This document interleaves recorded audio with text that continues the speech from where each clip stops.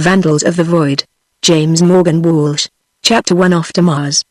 The message that was to change the whole course of my life came through on the general communicator about 10 p.m., Earth time, while we were still within the planet's atmospheric envelope.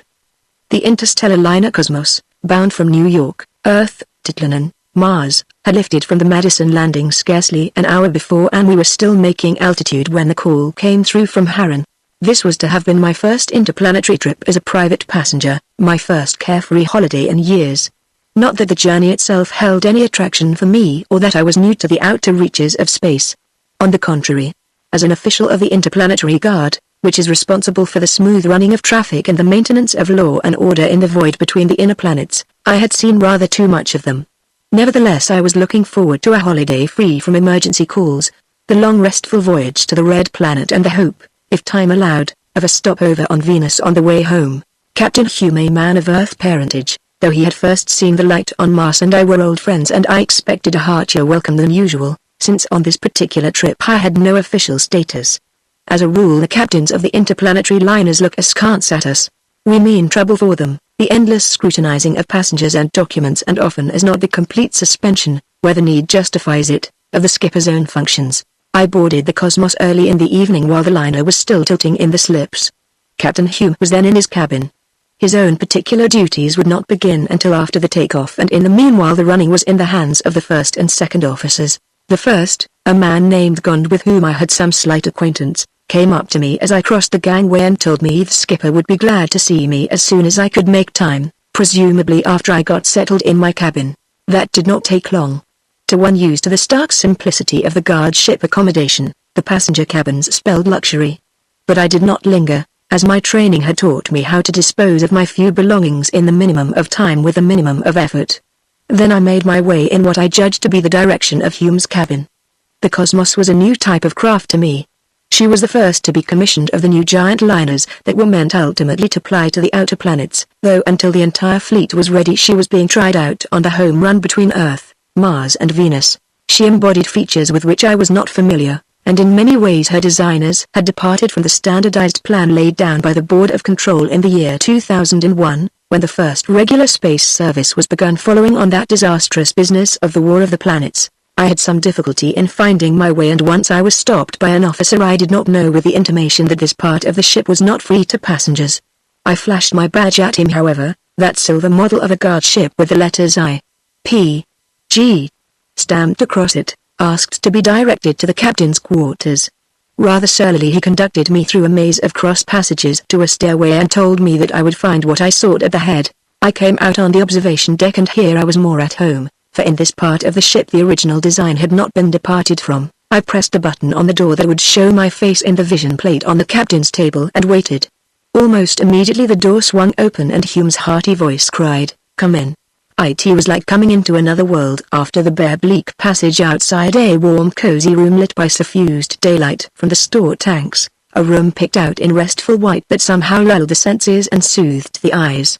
In most respects it was like any other skipper's cabin, with the televox, the ground screens of the television, the dial charts and the 1001 compact gadgets necessary to an interplanetary captain's hand at any hour of the day or night.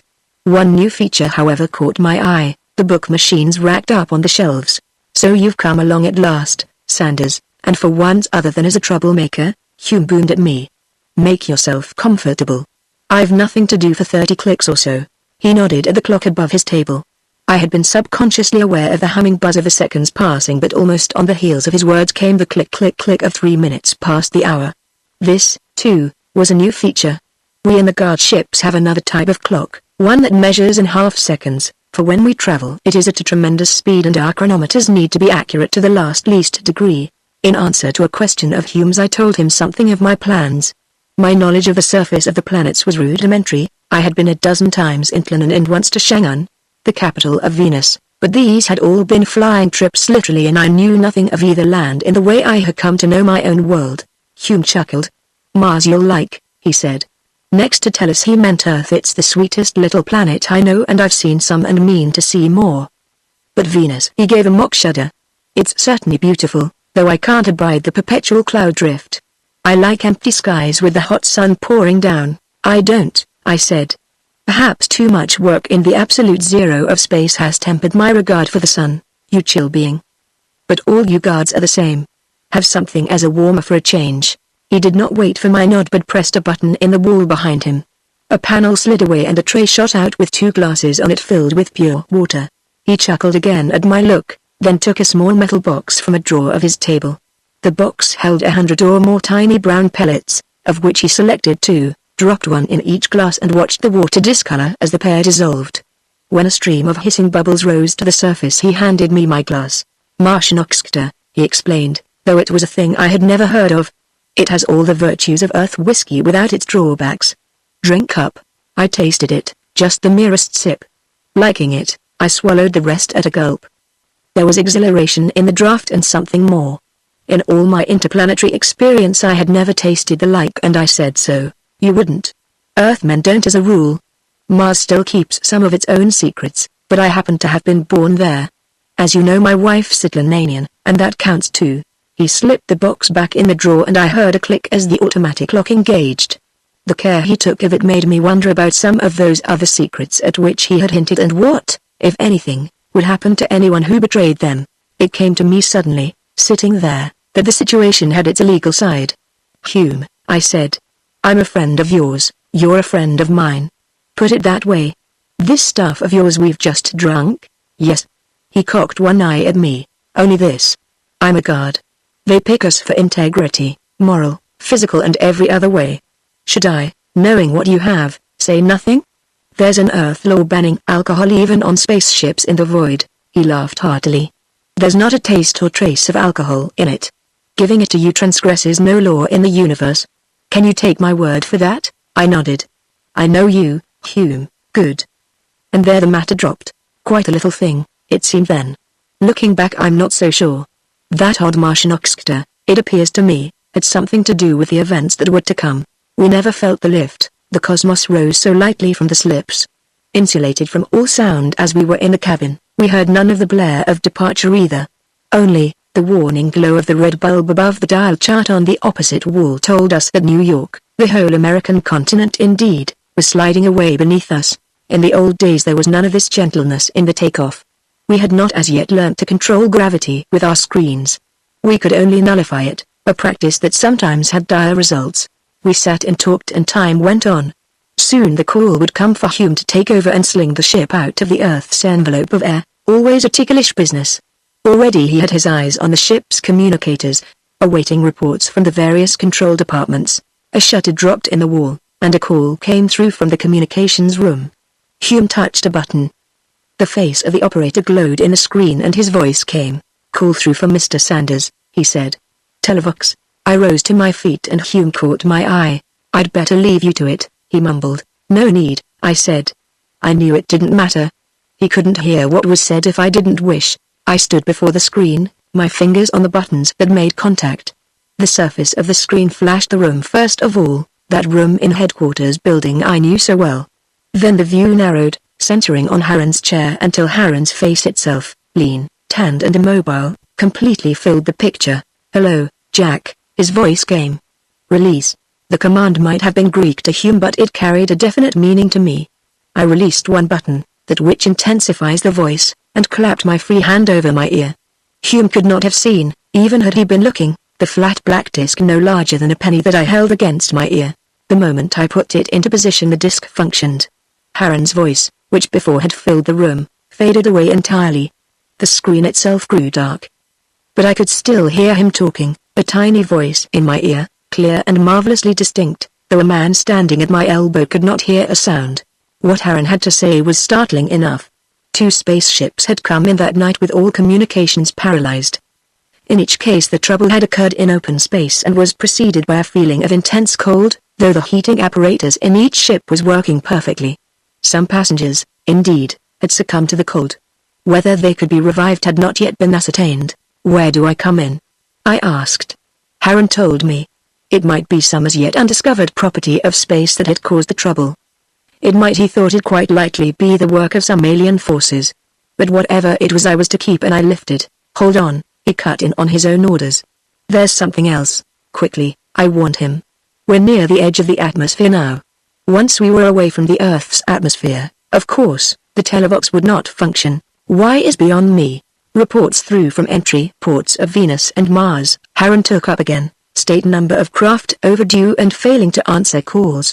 The guards are being notified at their stations, but to be on the safe side we're tuning in on all who, like yourself, are space traveling. Use your own discretion but solve your end of the mystery if you can. Is that all? I asked. The screen flashed up again and I saw him nod. That's all, he answered. Good. He meant goodbye, but the last word came to me only as the thin ghost of a whisper. We had passed beyond the atmosphere and were now out in free space. I slipped the disc back into my pocket, and looked around. The cabin was empty. Chapter 2 Sanders Acts. Feeling free of the cabin I sat down to think the matter out. Some spaceships overdue to others reporting excessive cold though the heaters were working all right, that was all. Yet it was enough to galvanize Harren to activity, enough in his opinion to justify him calling me on duty. What did it mean? What was that odd hint of alien forces? One felt disposed to say nonsense. Nothing is nonsense nowadays. Less than a century ago mankind sighed because there was nothing left to explore. Today we have reached beyond the world. We have discovered other worlds or had them discover us, not quite the same as I may someday relate. At least we know that we have much to learn. We have set foot on 4 of the 9 planets, the other 5 are in the process of being explored and we are not without hopes that soon the galaxy may be penetrated by our space liners. Not much when one comes to think of it, idle speculation, of course, which took me nowhere. Hume, I must see and talk to. It was clearly a matter of which he should be informed. I got up in search of him but the moment I sealed the door behind me I turned the other way and went instead down to my own cabin. Everything was as I had left it. My baggage was still packed. My steward would have opened it and stowed my things away in the ordinary course had I not warned him to leave it alone. There were things in it I had no wish for anyone to see. I opened one grip, delved down to the bottom and sighed with relief as I felt my hand touch the cold metal of the box I had hidden there. It was sealed and locked but I broke the one and undid the other and drew out the ray tube from its nest of cotton wool. It was a queer little weapon, 6 inches long and no thicker than a lead pencil, but it could do deadly work up to 50 yards. I slipped the full magazine of 12 charges, no bigger than match heads, into the hollow butt and slid the catch over. A spare tube and the 2,000 extra charges that were still in the box made me hesitate. There was a little ledge over my bed, one of the supporting girders of the deck above rested on the partition separating my cabin from its neighbor, formed an angle and a dark shelf where the light did not penetrate. I slipped my little box in there, pushed it far back so that no abrupt motion of the ship would dislodge it. Then I went in search of Captain Hume. On the way up to the control room I slipped my silver badge out of my pocket and fastened it in my coat. A warning would not hurt him. He would guess the moment he saw it and not be altogether taken by surprise. A light metal ladder, had it been detached I could have carried it easily in one hand, led from the promenade deck to the control deck above. The upper end of it was closed by a bar set into place, charged, as I knew too well from experience, with a current that would give a nasty shock to any unauthorized person who attempted to force a passage. One of the crew stood guard beside it, a ray tube in hand. It was all more or less show, for not once in 100 trips does the need arise to use it. But routine is routine. The man flung the tube forward dramatically as my head appeared above the level of the deck flooring. I want to see Captain Hume, I said. It's important. The name is Sanders. As I spoke I kept my hand clutched over the left lapel of my coat. It looked like a purely nervous gesture such as any man might make, but it was not. I did it of design, to hide the blaze of the badge pinned to my coat. I had no mind to broadcast my service before the appropriate moment. The fellow stared doubtfully at me. Stay there, he said harshly. I could see him plainer now, as he could see me. A touch of the Martian in him, I thought, though I could not be sure. The scrutiny no doubt satisfied him of my lack of evil intent, for he touched a button on the rail beside him and the bar lifted, giving me passage. The pressure of the button, too, must have set a signal for Hume, for even as I reached the deck level a door opened and a face looked out. It was Hume himself. He looked by no means pleased to see me. Perhaps from what had gone before he already guessed at the possibilities of disturbance behind me. You wanted to see me? He said. What is the trouble now, Jack? I slanted an eye towards the control room. You're not alone? I said. Something for my privateer? He said with a frown. Well, you can say it just as well out here. There are 4 pairs of ears in there, you know. I dropped my hand from my lapel, and the flash of the badge caught his eye. His face went nearly purple at the sight. By the planets! He exploded. This is intolerable. No man's command is his own these days. Steady, I hushed him. It's not as bad as that. I've no wish to supersede you. What I want is cooperation. I'll tell you why. He cooled down at that and I gave him the gist of my communicator message. I don't like it, he said at the end. There may be nothing in it, on the other hand there may be a lot. What am I to do? What I'd like you to do, if you don't mind, I said mildly, is this. Call me the moment you sight or find your instruments recording anything out of the ordinary. I'd like a chat with any other spaceship we pass. And, of course, if we meet a guards patrol, may the guards fuse. He snapped. No, I didn't mean that, Jack. But no skipper likes to think that at any click of the clock he may cease to be master in his own ship. You know that, I know. I'd prefer not to take command. I've never done it yet where I could find a skipper willing to work in conjunction with me. I held out my hand. For a moment he hesitated, then gripped it. There will be no trouble between us, that I'll warrant you, he assured. I'll see you're kept posted and whoever is on watch will have instructions to call you at any hour of the 24 if anything appears. He stopped. His eyes lingered on my badge. I slipped the badge into my pocket. There's no need, I said, to advertise trouble before it comes. He looked relieved. I'm having you put at my table, he remarked. I'll see you the first meal I'm free. By the way, do you want to scan the ship's papers? I said and hesitated. He met me halfway. Perhaps it would be better if you did. I'll have the purser warned. He's a discreet soul. You'd better confide in him. He walked back with me to the bar at the head of the stairs and spoke to the man on guard. Mr. Sanders is to be admitted whenever he wishes, he said, and the man saluted. I fancied he looked at me more curiously than ever and I wondered if he suspected my official status. Perry, the purser, was still in the throes of documentation when I appeared, but he took my intrusion in good part. I've seen you before, he said. What's it now? Something broken loose? I hope not, I returned. I'm coming to you in confidence though. I told him much of what I had told Hume. I thought he was a little shaken by the revelation, but he tried to make light of it. You fellows are always alarmists, he said, particularly the shore end. It was odd how the old sea jargon still lingered in speech.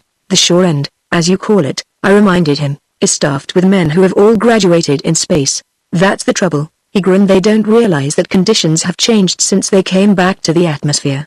However, here's the passenger list, Shaw compiled, so any errors aren't mine. You'll mark that. I took it the crew list too. Nothing startling in either an average ship's company, an average passenger list. Earthmen preponderantly, the minority of Martians and Venusians about equally balanced. One name caught my eye as I ran down the list. Nomakel? I said, puzzled. Queer name, that. It isn't of Earth origin, Perry smiled. Nor Mars nor Venus either, I'll be bound. Like to see his prints? He meant the duplicate identification papers and photographs that are always handed in for checking at the office when an interplanetary passage is booked. Strictly speaking, Perry had no right to offer me the documents. They are supposed to be confidential, and even had I demanded sight of them he should have surrendered them only under protest. But I think he realized that in my case the more I knew the less harm was likely to come to anyone. The details were not illuminating. They ran to the effect that Nomakel was a Martian citizen, qualification the statutory one of 20 years residence. The spaces that should have contained his birthplace, parentage and so on were bracketed by the one word unknown. Queer, I commented. Queerer still, said Perry as he handed me the photo. Look at this and see why. I held the thing up to the light and looked it over.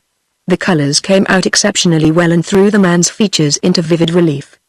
The scale at the side of the picture showed that he stood between 7 and 8 feet in height, a giant of his kind. His eyes were an odd kind of purple. Even in that color print they seemed extraordinarily alive. His skin, face, ears and hands, was an odd red that gave the suggestion of having been boiled. But the queerest thing of all about him was the shape of his head. I had never seen anything like it before. It was crested.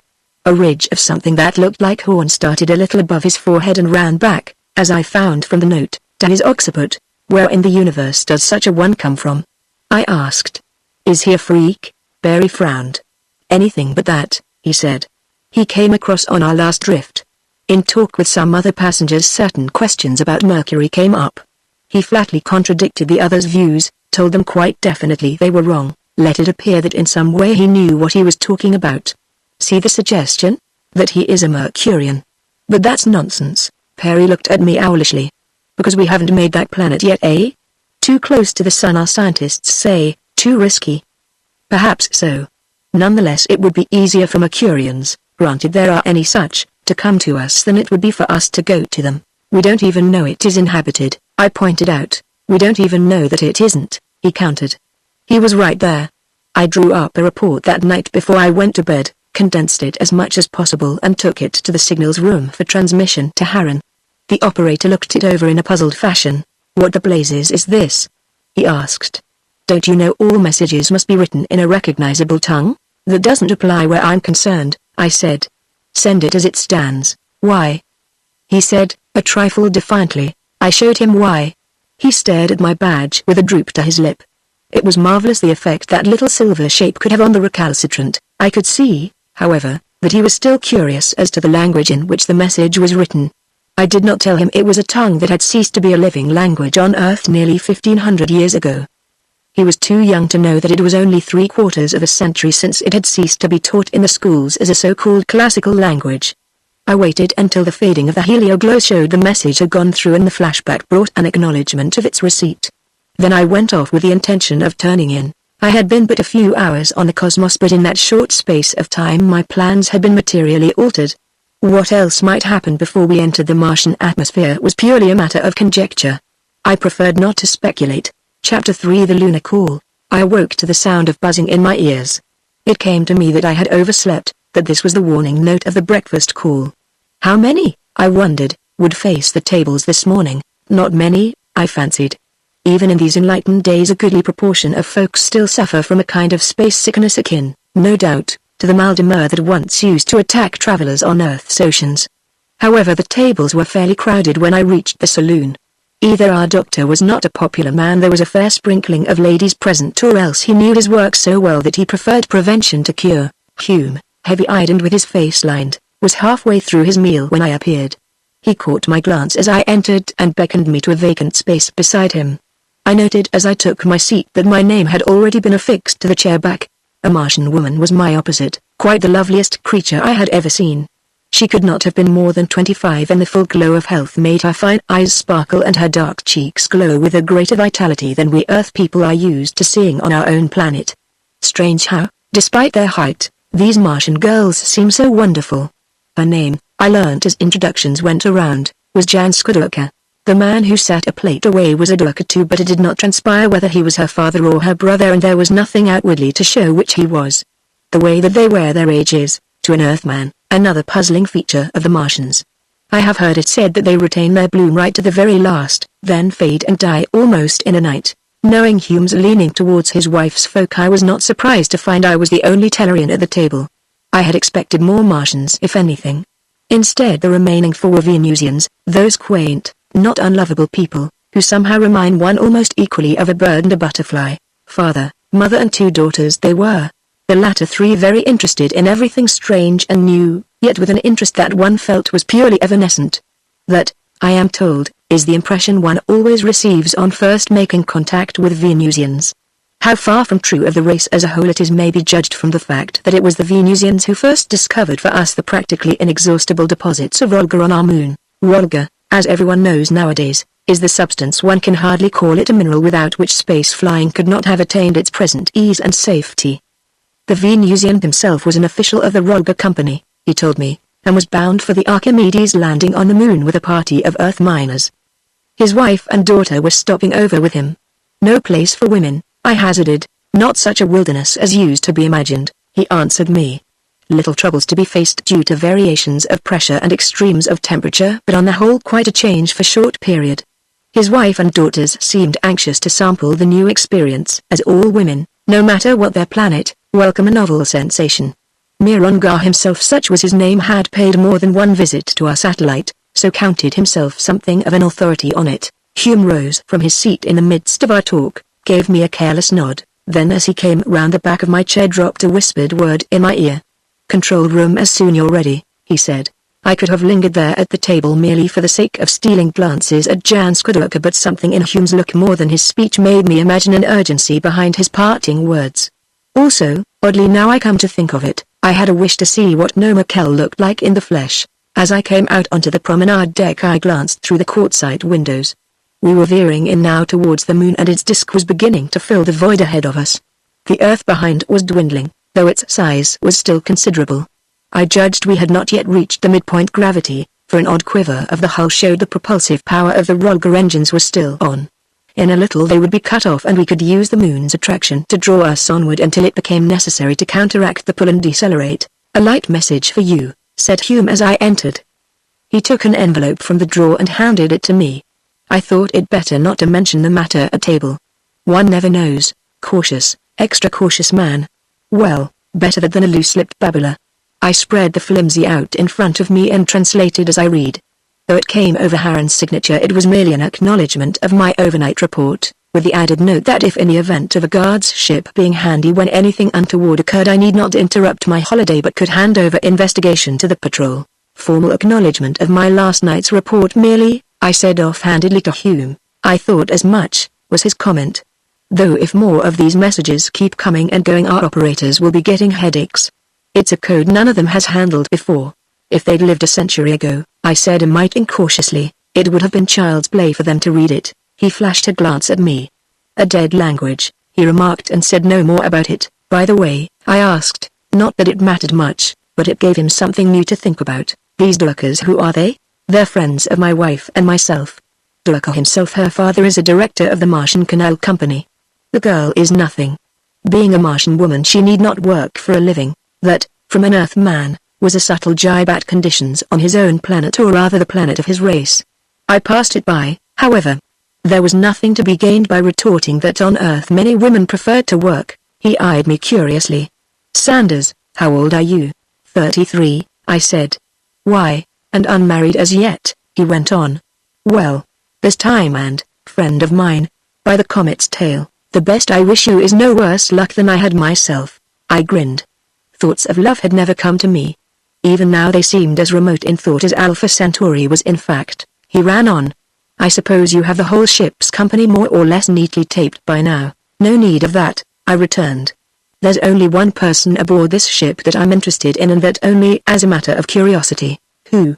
he said with a lift of the eyebrows. "I had no idea we were harboring any interesting personages from your point of view this trip." "Nomakel," I said. He drew his eyebrows together at that, as through the name seemed familiar, yet he could not quite place it. Briefly I described the fellow to him. "Queer," he remarked. "It strikes something in my memory, something I wish I could recall clearly," he explained. "I can't, though. Some legend of my wife's people. Perhaps the other Martians on board?" I hazarded. He shook his head.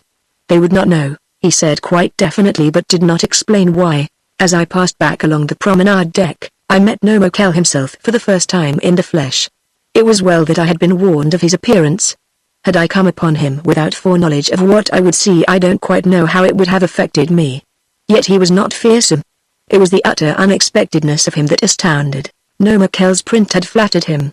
Leave out the flaring purple of his magnetic eyes, the crested abnormality of his head, the size of his body apart, and there was little to differentiate him from the ordinary planetarian. But seen now, walking within a few paces of me, I sensed something else. A force, perhaps a radiation. I could not tell. He gave me a fleeting incurious glance and passed by. I might have stood there staring after him but for a voice in my ear and the touch of a hand on my arm. "You find him interesting, Mr. Sanders?" It was Jan Skudurka at my elbow. I reddened. I had been caught in an act of rudeness, no light matter when one is likely to tramp on touchy interplanetary conventions. "And a little more, Mr. Urker," I said, using the Earth style of address. I have never quite accustomed myself to the long string of phrases, flowery and complimentary, which these Martians employ. "I thought you would," she said gravely. "You have noticed his steps?" I had not. I hardly gave them a glance until she drew my attention to them. Now I saw that he walked with a peculiar mincing gait, a sort of gingerliness, as though each movement was carefully timed and measured. "He seems," I said slowly as it dawned on me, "to be deliberately shortening his steps, walking with extra care as we would on the moon's surface." "Exactly. The cosmos is adjusted Earth gravity. We traveled Martians and Venusians have become so accustomed to its variations from our planets that our reaction is automatic, but he..." She flung out her hands with a curiously expressive gesture. I caught the flash of the idea in mind. It looks almost, I said, still a trifle doubtfully, as though he was used to a larger planet than we. It looks like that, she mimicked. I might even suggest it would be well not to let such an idea or its opposite lie dormant in the back of your mind. With that and a tingling glance she turned and was gone, leaving me wondering. What did she see or know I could or did not? What indeed made her suggest anything of the sort to me? No hint of my office, I could swear, escaped Hume. I could only think I somehow, uncannily, she may have guessed. Our engines shuddered, a shiver ran through our whole framework, then died away. We had passed the midpoint of gravity, and with our motors off were utilizing the moon's pull to draw us rapidly towards her. Chapter 4: The Wreck in the Void. I have spoken of the moon as airless, yet that is not strictly correct. Habit, however, is a hard thing to cast aside, and one clings stubbornly to old beliefs even in the face of the newer facts. Our satellite, as we have known for centuries, lacks atmosphere such as we possess, and its day and night, each of 14 Earth days in duration, swing from torrid heat in the one to the extremes of perishing cold in the other. But in the rifts and hollows and the abysmal depths of the craters, air still lingers, tenuous and all but unbreathable to us, but air nevertheless. Such life as there exists on the moon lives mostly underground, or did until the advent of the Rolga mines. To counteract the extremes of heat and cold, and secure a constant supply of air at earth pressure, huge buildings have been erected. Each mine is practically an enclosed city, entered through airlocks. It was on one of these airlocks that the Cosmos had come to rest. One of her ports was jointed to a port in the airlock, forming a sort of enclosed gangway, through which passengers ascended and descended. Apart from the mechanical ingenuity that aided the embarkation, there was nothing to see of any interest. Give me a landing in the free air every time. From where I stood I could see through the courtside side of the promenade deck above and beyond the airlock, while I was able at the same time to run a speculative eye over the passengers leaving and driving. Those taking off were mostly Earth miners, rough, rugged fellows, with an odd Earth official with them, and, of course, my acquaintances the Venerian family of Mironga. There were not so many coming on board. Mostly Venerians. A couple of those ubiquitous planet-trotting Martians with them to add 11 to the dish. We took on no Earthmen. When one comes to think of it, it is a curious thing that the moon should hold least attraction for those who are closest to it. If it had not been for the Venerians and their discovery of Rolga, I believe we would have been content forever to sheer past it into space. As it is, the moon, or rather its Rolga mines, gives us the means of holding the balance of peace in the universe. The sinews of interplanetary war are to a great extent ours, and none can fight should we decide to cut off supplies. Our stay on the moon was only of short duration. An airport inspector or two donned oxygen helmets and made a thorough examination of our landing gear and gravity screen apparatus before passing us out. As soon as that was done and our clearance has been issued, our port was sealed and disconnected from that of the airlock, the signal given, and the lift begun. Beneath us Archimedes dropped away until the black circle of its crater was no more than a shriveled ring. Mars flared up redly ahead, though presently we shifted our course a little as though we meant to leave it to our left. This, however, was due merely to the fact that we were in a sense, circle sailing. It must not be forgotten that if we were traveling in space, so too was the planet of our destination. Our course was set exactly for that point in the void, where, according to our astronomical charts, our orbit, if one can use the expression, and that of Mars should intersect. A ticklish job, you must understand, is this of space navigation, requiring a remarkable intricacy of calculation and cross-calculation. So the days passed. Once we sighted a meteor heading, it seemed, directly for us, but our repeller ray sent it rocketing off on a new path. A finger touching me lightly on the shoulder brought me with a jerk out of the depths of sleep. I touched a button at the wall side of my bunk and the light tube above my head glowed brightly. I blinked. Gond, the first officer, was standing beside me. Seeing that I was awake. Quickly, Mr. Sanders, he said in a half-whisper. The skipper wants you. What is it? I queried. I don't know. Something I sighted out in the void of space. It was my control hour. I called him. He sent me to call you. I'm coming. I slid out of my bunk. I'll be the control room, I suppose, ? As soon as I can dress. Quickly, quickly. He breathed again. He knew not what it was he had sighted, some wandering mystery of space, no doubt, but that the urgent need of my presence had been impressed on him deeply enough it was plain to see. I won't waste a minute, I said. You can go back. I'll follow almost on your heels. Indeed, I was half-dressed before the door shut on him. A guard sleeps often in his clothes. When he does not, he can get into them with a minimum loss of time. It wanted 2 seconds to the minute I had allowed myself when I slipped through the door in my turn, fastening buttons as I went. At that hour no one save the officers and crew was likely to be about. I need not fear that, half-clad, I would run into any of the passengers. Hume himself awaited me, dressed only in tunic and shorts. The control room was warm enough to make up for any deficiencies of costume. "What is it?" I asked the moment I stood beside him. He did not reply but motioned me to the screen that communicated with our lookout ties. The screen darkened momentarily, then flashed into light as the beam from our searchlight shot out and picked up the object that had occasioned the alarm. For some seconds I was not quite sure what it was. Possibly because it was drifting towards us end on, I thought for a moment that it was a meteor, but the slowness of its approach should have warned me from the start that it was not that at all. Then as we swung round and I could see it broadside on, it looked more like a space flyer. That indeed was what I would have felt satisfied it was but for the absence of lights on board. A long cigar-shaped object, tapering to a point at one end, made blunt and warty at the other by the discharge tubes that clustered there. "Can you get her name?" Hume whispered to me. I could not. But I made sundry adjustments to the scale knobs at the side of the screen and the projection of the space flyer seemed suddenly to leap forward and become closer. With some little difficulty I at last picked out her name. ME75A, B. I read from the line painted near her prow, Mars Earth, Hume amplified. Carrying on B-class traffic, passengers and freight. This is your job, Sanders, I think. I wonder what's gone dead in her, that's yet to learn. How did you pick her up? Our locator positioned her long before we were able to see her. We gonned, that is thought it was another meteorite. But you see it isn't. He paused and looked at me. Sanders, he said abruptly, I am in your hands. What am I to do? I'd like a look at her, a closer one, if I may. Can we lie alongside? We can board her if you wish, I'd better. I wish you'd give the orders. He threw me a smile at that.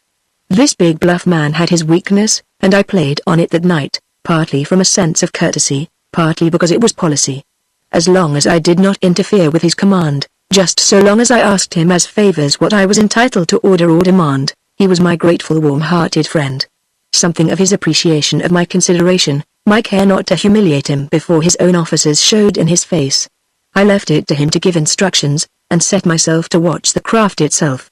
We had veered a little, our speed was slackening, yet we would have to move round in a wide circle before, perhaps in another half hour, we could come back and sheer in beside the stranger craft. Our engines, which had for a while been silent for in free space once a certain paces reached impetus and freedom from friction carry us onward, took up an odd pulsation, just enough to steady us. Momentarily I lost sight of the derelict, picked her up again and again from all sorts of odd angles as the movable I mounted on our prow swung round as we altered our course. Then abruptly I saw the length of the derelict looming large beside us, a black bulk that almost filled the vision screen. Came there a slight jar and I realized that our attractors had caught and held her. Word came up from the port control that we were connecting and that our airtight extension had been sealed against the derelict's nearest port. As I turned away from the vision screen, Hume caught my arm. "Can I come?" he whispered in my ear. "I'm interested," I nodded. "Certainly. I'd like a witness, and someone to check my own observations. What I heard tests." He spoke into a tube, then turned to me. "Normal interior air pressure," he reported. "Temperature 28 degrees Fahrenheit." I whistled. 4 degrees below freezing point. Something queer there. Either she should have dropped to absolute zero, or else maintained the normal interior temperature. What in the name of the universe was holding her constant? I took down one of the emergency coats from a hook, a heavy fur-lined fabric that covered me from chin to ankle, slipped my feet into the insulated boots one of our helpers held towards me, and drew them thigh-high. With the coat drawn in and its bifurcations buttoned tightly round each leg, I was insulated against cold. I could even feel the warmth of the heater wires in the fabric as the current from the battery fixed to the back thrilled through them. I drew on my gloves and someone clamped on my air helmet, sealing it temperature tight onto the metal collar at the neck of my coat. Each helmet contained a radio attachment that provided means of communication with each other and with the ship if necessary. I tried mine. It sparked, and a fraction of a second later I heard Hume's voice purring in the receiver at my ear. Sealed against air and temperature variations, we could yet converse as we chose. "Ready, Sanders?" he said, and when I answered in the affirmative he led the way down the direct ladder to the connecting port. The connecting port, really a long metal tube that could collapse in on itself telescope fashion, has been extended to the wall of the derelict and clamped there. The door the latter's port had been opened mechanically, but the blasts of normally heated air the fans were sending through our craft pulsed along the connecting tube and kept the temperature there from diminishing perceptibly. The moment we stepped through the open port of the stranger vessel, however, we sensed the change. Despite our heated emergency kit, the cold air lapped round us, clutching our limbs with icy fingers. For the moment the grip of it, no less than the inky blackness of the ship's interior, halted us. I had a feeling that the cold was not so much the absence of heat as a sentient thing in itself. Hume touched the button of the portable light at his belt and I followed suit. The white beam sprang out, filling the place with a light akin to natural daylight. There was nothing to see there, but then neither of us expected that there would be anything. It was up in the control departments and the living quarters that we hoped or feared. Neither of us was quite sure which to make our discoveries. The direct ladder that led straight to the upper control department seemed clear, and with my place as an interplanetary guard to sustain I took the lead. The trapdoor was closed, but it opened at a touch and I climbed into the compartment, then turned to give a hand to my colleague. A moment later we stood together, staring round the cabin. It was nothing like as modern as its equivalent on the Cosmos. From some of the devices, it seemed the craft was at least 10 years old. I made for the logbook. Search brought it to light in the drawer of the captain's table, and a comparison of dates showed that it had been written up within 24 hours. Therefore whatever had happened to render the craft derelict had occurred within a measure of one Earth day. Both of us have naturally expected to find some trace of humanity in the control room, bodies, if not living creatures. But there was no sign of anyone and no sign of a struggle.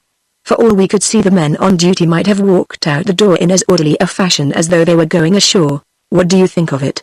I asked Hume. His voice buzzed with a perturbed note in my ear. I don't know what to think, he said. It's weird, uncanny. It's whatever else he was going to say.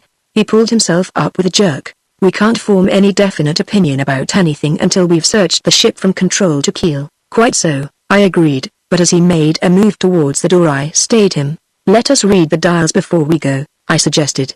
He moved towards me again, and we studied the indicators. The engine dials showed an ample supply of fuel, and the stud had been pushed over to stop. No question about that then. The engines had not run down or been brought up automatically. Human agency or something akin to it had been at work here. Mindful of what Harren had told me, I turned to the heating machinery indicator. It showed that the apparatus was still running. Yet here we were in an atmosphere at present a few degrees below freezing point, whereas the thermometer should actually have registered something between 60 and 70 degrees Fahrenheit. Curious on this point I turned to the wall thermometer. The glass was shattered, the mercury had vanished. From the way in which the glass had broken it was impossible to say whether the damage was deliberate or due to excessive cold. If it was the latter, the control cabin itself must have at one period endured a temperature of at least 44 degrees below zero. Hume clutched my arm convulsively. What is it? I asked, starting. I thought. I felt. He spoke in a strained voice, as though someone, or something, had just come in. I swung round sharply. The door, which a moment or so before had been closed, was now open a space. Even as I stared the gap seemed perceptibly to widen. Chapter 5 The Sleepers. As a man I am no braver than the rest. I know there are more things in the universe than we have as yet managed to tabulate. Forms of life, abodes of intelligence, that may appear monstrous to us, just as perhaps we appear monstrous to them. But as against this I believe, and experience has yet to prove me wrong, that everything there is must face dissolution sooner or later, that it can indeed be killed suddenly and violently, provided only that one can reach a vital spot. My courage was oozing from the tips of my insulated boots as I turned towards the door, and I was already aware of an uncomfortable, prickly sensation about the region of my backbone. Nevertheless the fact of another's presence gave me comfort, so, taking my ray tube in my free hand, I swung the door wide open with the other, and sent the beam of my lamp searching down the dark passage outside. I saw nothing. No visible entity appeared. My audiphones, which would have recorded the sound of any movement, however faint, remained stubbornly silent. Only a wave of cold that threatened to bite through the warmth of my emergency coat seemed to flow in on us like a living thing. Nothing there, I said in a tone meant to be reassuring. Nothing, Hume repeated, and I could have sworn to a faint note of relief in his voice. I'll tell you what, Jack, he ran on, it's the uncanniness of this place that's giving us the creeps, that's what it is. The sooner we pry into every nook and corner the better. We're losing time as it is and letting our nerves get the better of us. There was sound good sense in that, but oh, how I wished we had brought some others with us. I would have given much then to have had a couple of my own sturdy, hard-headed guards beside me. Something of what I was thinking must have impinged on Hume's consciousness. "It's a pity we didn't bring a man or two with us," he grumbled in his helmet. "And have them take a risk we don't care to face?" I countered. "Oh, well, there's that to it," he answered. "Let's get ahead before we start thinking over things." He tried to push past me, no doubt in the hope that in action he would find a spur to his own courage, but I stayed him. These space captains may rate themselves as highly as they please, but when it comes to facing the dangers of the unknown, it is the guard's privilege to lead. I think he guessed my motive, for he flung me a whimsical smile, plain to see through the glass front of his helmet. I shut the door carefully behind us. I was more or less sure now that some unnoticed motion of the vessel had sent it stealing open, but I had no mind in case I was mistaken that I should be taken unawares. If that door should open again, I would know of a certainty that there was an intelligent agency at work. As we traversed the passage to the promenade deck, my mind played round what was to me the most significant feature we had so far come across, the utter emptiness of the control room. I could not imagine any officer of the Interplanetary Service leaving his post unless there was good reason for it. And everything pointed to the supposition that the desertion, if such it could be called, had included everyone on duty in its scope. Our beams wavered down the line of the promenade deck, fell on the chairs spread about the space, and simultaneously we stopped dead, and looked fearfully at each other. "Did you see it?" Hume whispered. "See what?" I asked, for I wanted corroboration of the reliability of my own eyesight. The people sitting in their chairs. Still. Lifeless, so I was not dreaming. Hume had seen what I had seen. "Hume," I said abruptly, "we haven't thought of it before. We've taken certain things for granted. But there should be buttons about the wall here. Lights. Better than our own portable lamps. Perhaps after all they may be working." He swung the beam of his own lamp round, then his mittened hand closed over a stud and drew it down. Instantly the length of the promenade deck sprang into light. I shuddered. Row on row of chairs, most with occupants, met our eyes. They sat as stiff and still as figures carved from wood.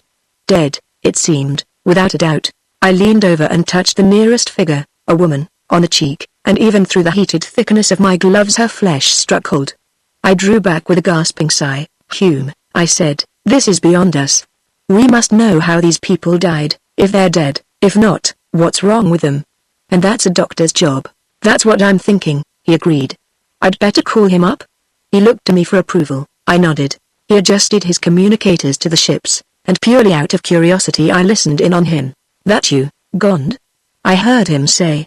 "Good. It's Hume speaking. Send Dr. Spence over at once." "What's he to bring?" "I'm sure I can't say." "Oh, yes," I'd whispered to him, "say it may be suspended animation, or cold exposure. That's data enough for him. And, yes, better send 2 men with him. The most reliable. And give them a ray tube each. They can reach us through the control room." "No, nothing yet. Of any importance." I liked that. He was not giving anything away, forgetful, no doubt, that with the stranger ship's lights on and the 2 craft riding side by side the deck we were on would be plainly visible. Thanks be it was during the sleep hours, else we would have had eager, excited, curious, perhaps fearful passengers peering at us across the gap from the quartzite windows. I thought of that, thought too what might happen if some sleepless individual began to wander along the deck, saw, gaped, and went off to wake his friends. "Tell Gond," I cut in a quick whisper, "to close his shutters on the promenade deck. Else we may be watched. What we have to do may be better done without curious onlookers." He put it through, and I heard the click as he cut out. "We'd better wait," I said in answer to Hume's unspoken question. "More may turn on what Spence can tell us than we think." Nevertheless, I put in some of the time of waiting by looking about me. It seemed that everyone had been frozen into immobility as he or she sat. The thing itself had come upon them suddenly, for there was nothing either of surprise or horror in any face. The doctor came with his attendants, stared at the still figures, made such tests as he could, then straightened up and faced us. In the white light of the vessel's deck I could see his face show blank through the glass front of his helmet. His hand went up to make some adjustment of his audiphone before he spoke. "Frankly," he said in answer to my question, "I can't tell you what it is. They've been frozen, that's what it amounts to. But several of the characteristic signs are absent." I guessed what he meant. I'd looked closely for the blue and purple splotches, the other signs of a man frozen to death, and had failed to find them. Frozen they were in a sense, yet perhaps turned to stone more nearly described them. A little bead of perspiration trickled from my forehead down my nose. The glass front of my helmet seemed to be clouding a little. There was a feeling of warmth that I had not noticed before beginning to permeate my body under the emergency coat. Of a sudden the meaning of it came to me. Hume, Spence, I called through the audiophone, it's getting warmer. Can't you feel it, both of you? Something akin to a blank consternation showed for the moment in Hume's face. The doctor looked interested, albeit a trifle puzzled. Don't you see, I ran on, this cold's disappearing? The heaters are beginning to make themselves felt. All the time they've been warming up the air, not perceptibly until now. But it's a big lift from 44 degrees below zero up to the 28 it was when he came on board. That means that from the time this happened, whatever it was, until the moment we stepped aboard, the heaters had raised the temperature a matter of 72 degrees, from minus to plus, a tremendous lift. What's more, they're still doing it. It must be getting back to normal now, but why, said Hume, puzzled, didn't the heaters freeze out too when this happened? He made a clumsy gesture of his mittened hand to include the figures on the chairs. The answer to that hit me almost the instant he asked the question. Simple, I explained. The heater plant runs in a vacuum. External cold couldn't affect it, of course. His voice was tingling. I should have thought of that before. I didn't until just now. I put my hands up clumsily and caught at the fastenings at the back of my helmet. Steady, man, what are you doing? Hume said agitatedly. I'm beginning to roast. Perhaps we can take our kit off now. At least I'll be the first to try. But the air, Hume's voice was vibrant with warning. We got a normal pressure, but there may be something in it, something inimical to life. I'll take the risk, I answered. I had seen something out of the corner of my eye, something that looked a mite uncanny. I preferred not say what it was yet. But it made me think that the air was safe, breathable at any rate. I fumbled at the fastenings myself, for Hume mumbled he did not want what might happen on his conscience if anything went wrong, and in the circumstances I was not inclined to press him to help me.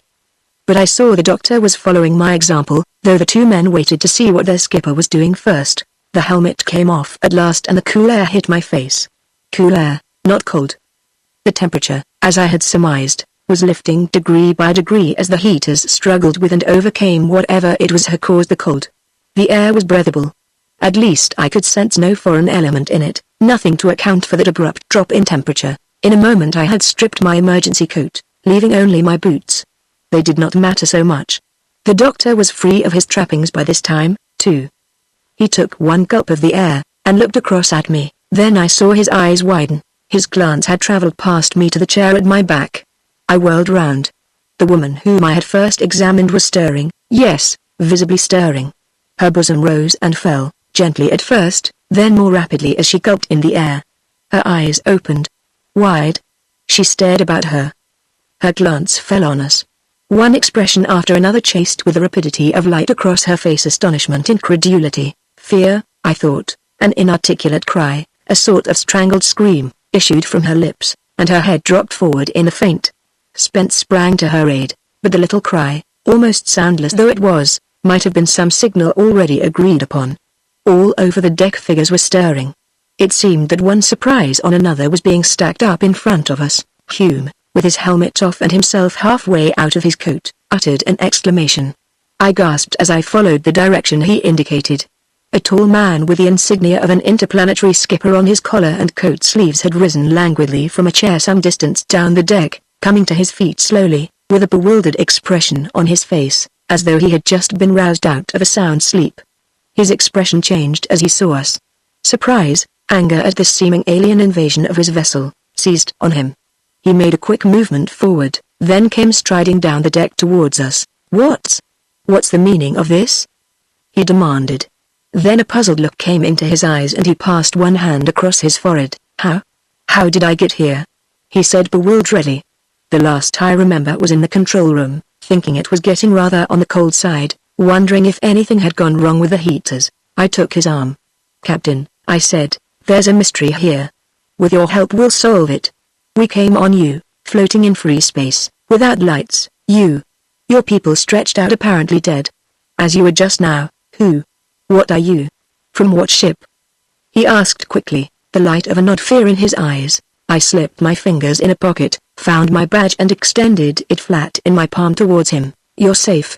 In good hands, I said. Whatever you have to tell, you can say without fear. For the moment he hesitated, staring away from us through the quartzite windows of his ship at the black shadow of the shattered bulk of the cosmos floating a few yards away. My officers. The men who were with me. He said a trifle incoherently, running his eyes down the long lines of chairs. The passengers were stirring now, coming back to life, all a little bewildered if one could judge from their expressions.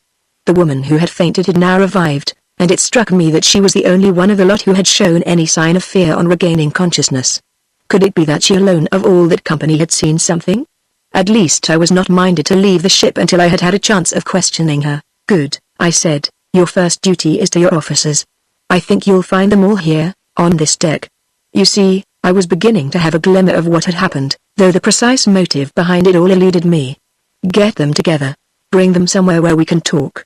All that were on duty when whatever it was happened. I dropped my voice an octave, came a little closer to him. Captain, I said, don't look around. But tell me quick, who is that woman just behind us? He turned slowly as though looking down the run of the deck. I could have sworn his eyes did not so much as touch the woman in passing, but... A Mrs. Gallon, he whispered back. An Earth woman, she says, though I take leave to doubt it. Why, we'll want her, I told him. After we've talked with you. But see, she doesn't move away. I'd rather she had no opportunity to speak with the others in the interval. As you wish, he said deferentially. There was magic in that little badge of mine, a magic that made me proud to belong to the service it represented.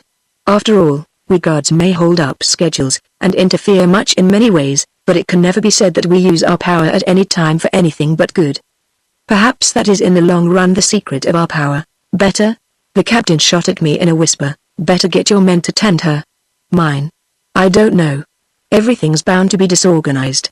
I gave the cue to Hume, and he passed the word to his two men. I gathered they were to cut Mrs. Gillon out a moment after we left, shepherd her after us, and keep her waiting in the outer room until we were ready for her. As it was, while the skipper was rousing the watch on duty, the others of us unobtrusively slid between her and the rest of the passengers. I don't think she noticed it, or if she did she gave no sign. Her interest seemed centered on Spence, perhaps because there was the first of our company with whom she had come in contact. The only one at any rate who had paid any sort of attention to her. That it had been purely medical attention did not, I felt certain, matter in the least. A moment it seemed and the spaceship's captain came striding back to us, behind him a little straggle of his men. I'm ready now, gentlemen, he said, if you will follow me. He led the way along the deck, but it struck me in the instant's glimpse I had caught of his face as he passed that he seemed of a sudden to have grown worried and a little afraid. The captain of the ME-75 pushed open the door we had so recently shut, switched on the light and stood aside for us to enter. We went in followed by the duty man, the second in command and the captain himself. When the door was shut, my name is James Benson, I am captain of this ship, he said. We are homeward bound from Innan, Mars, to London, Earth. Crew, 16 all told. Passengers, 43 adults, 2 children. Cargo, Martianite in bulk.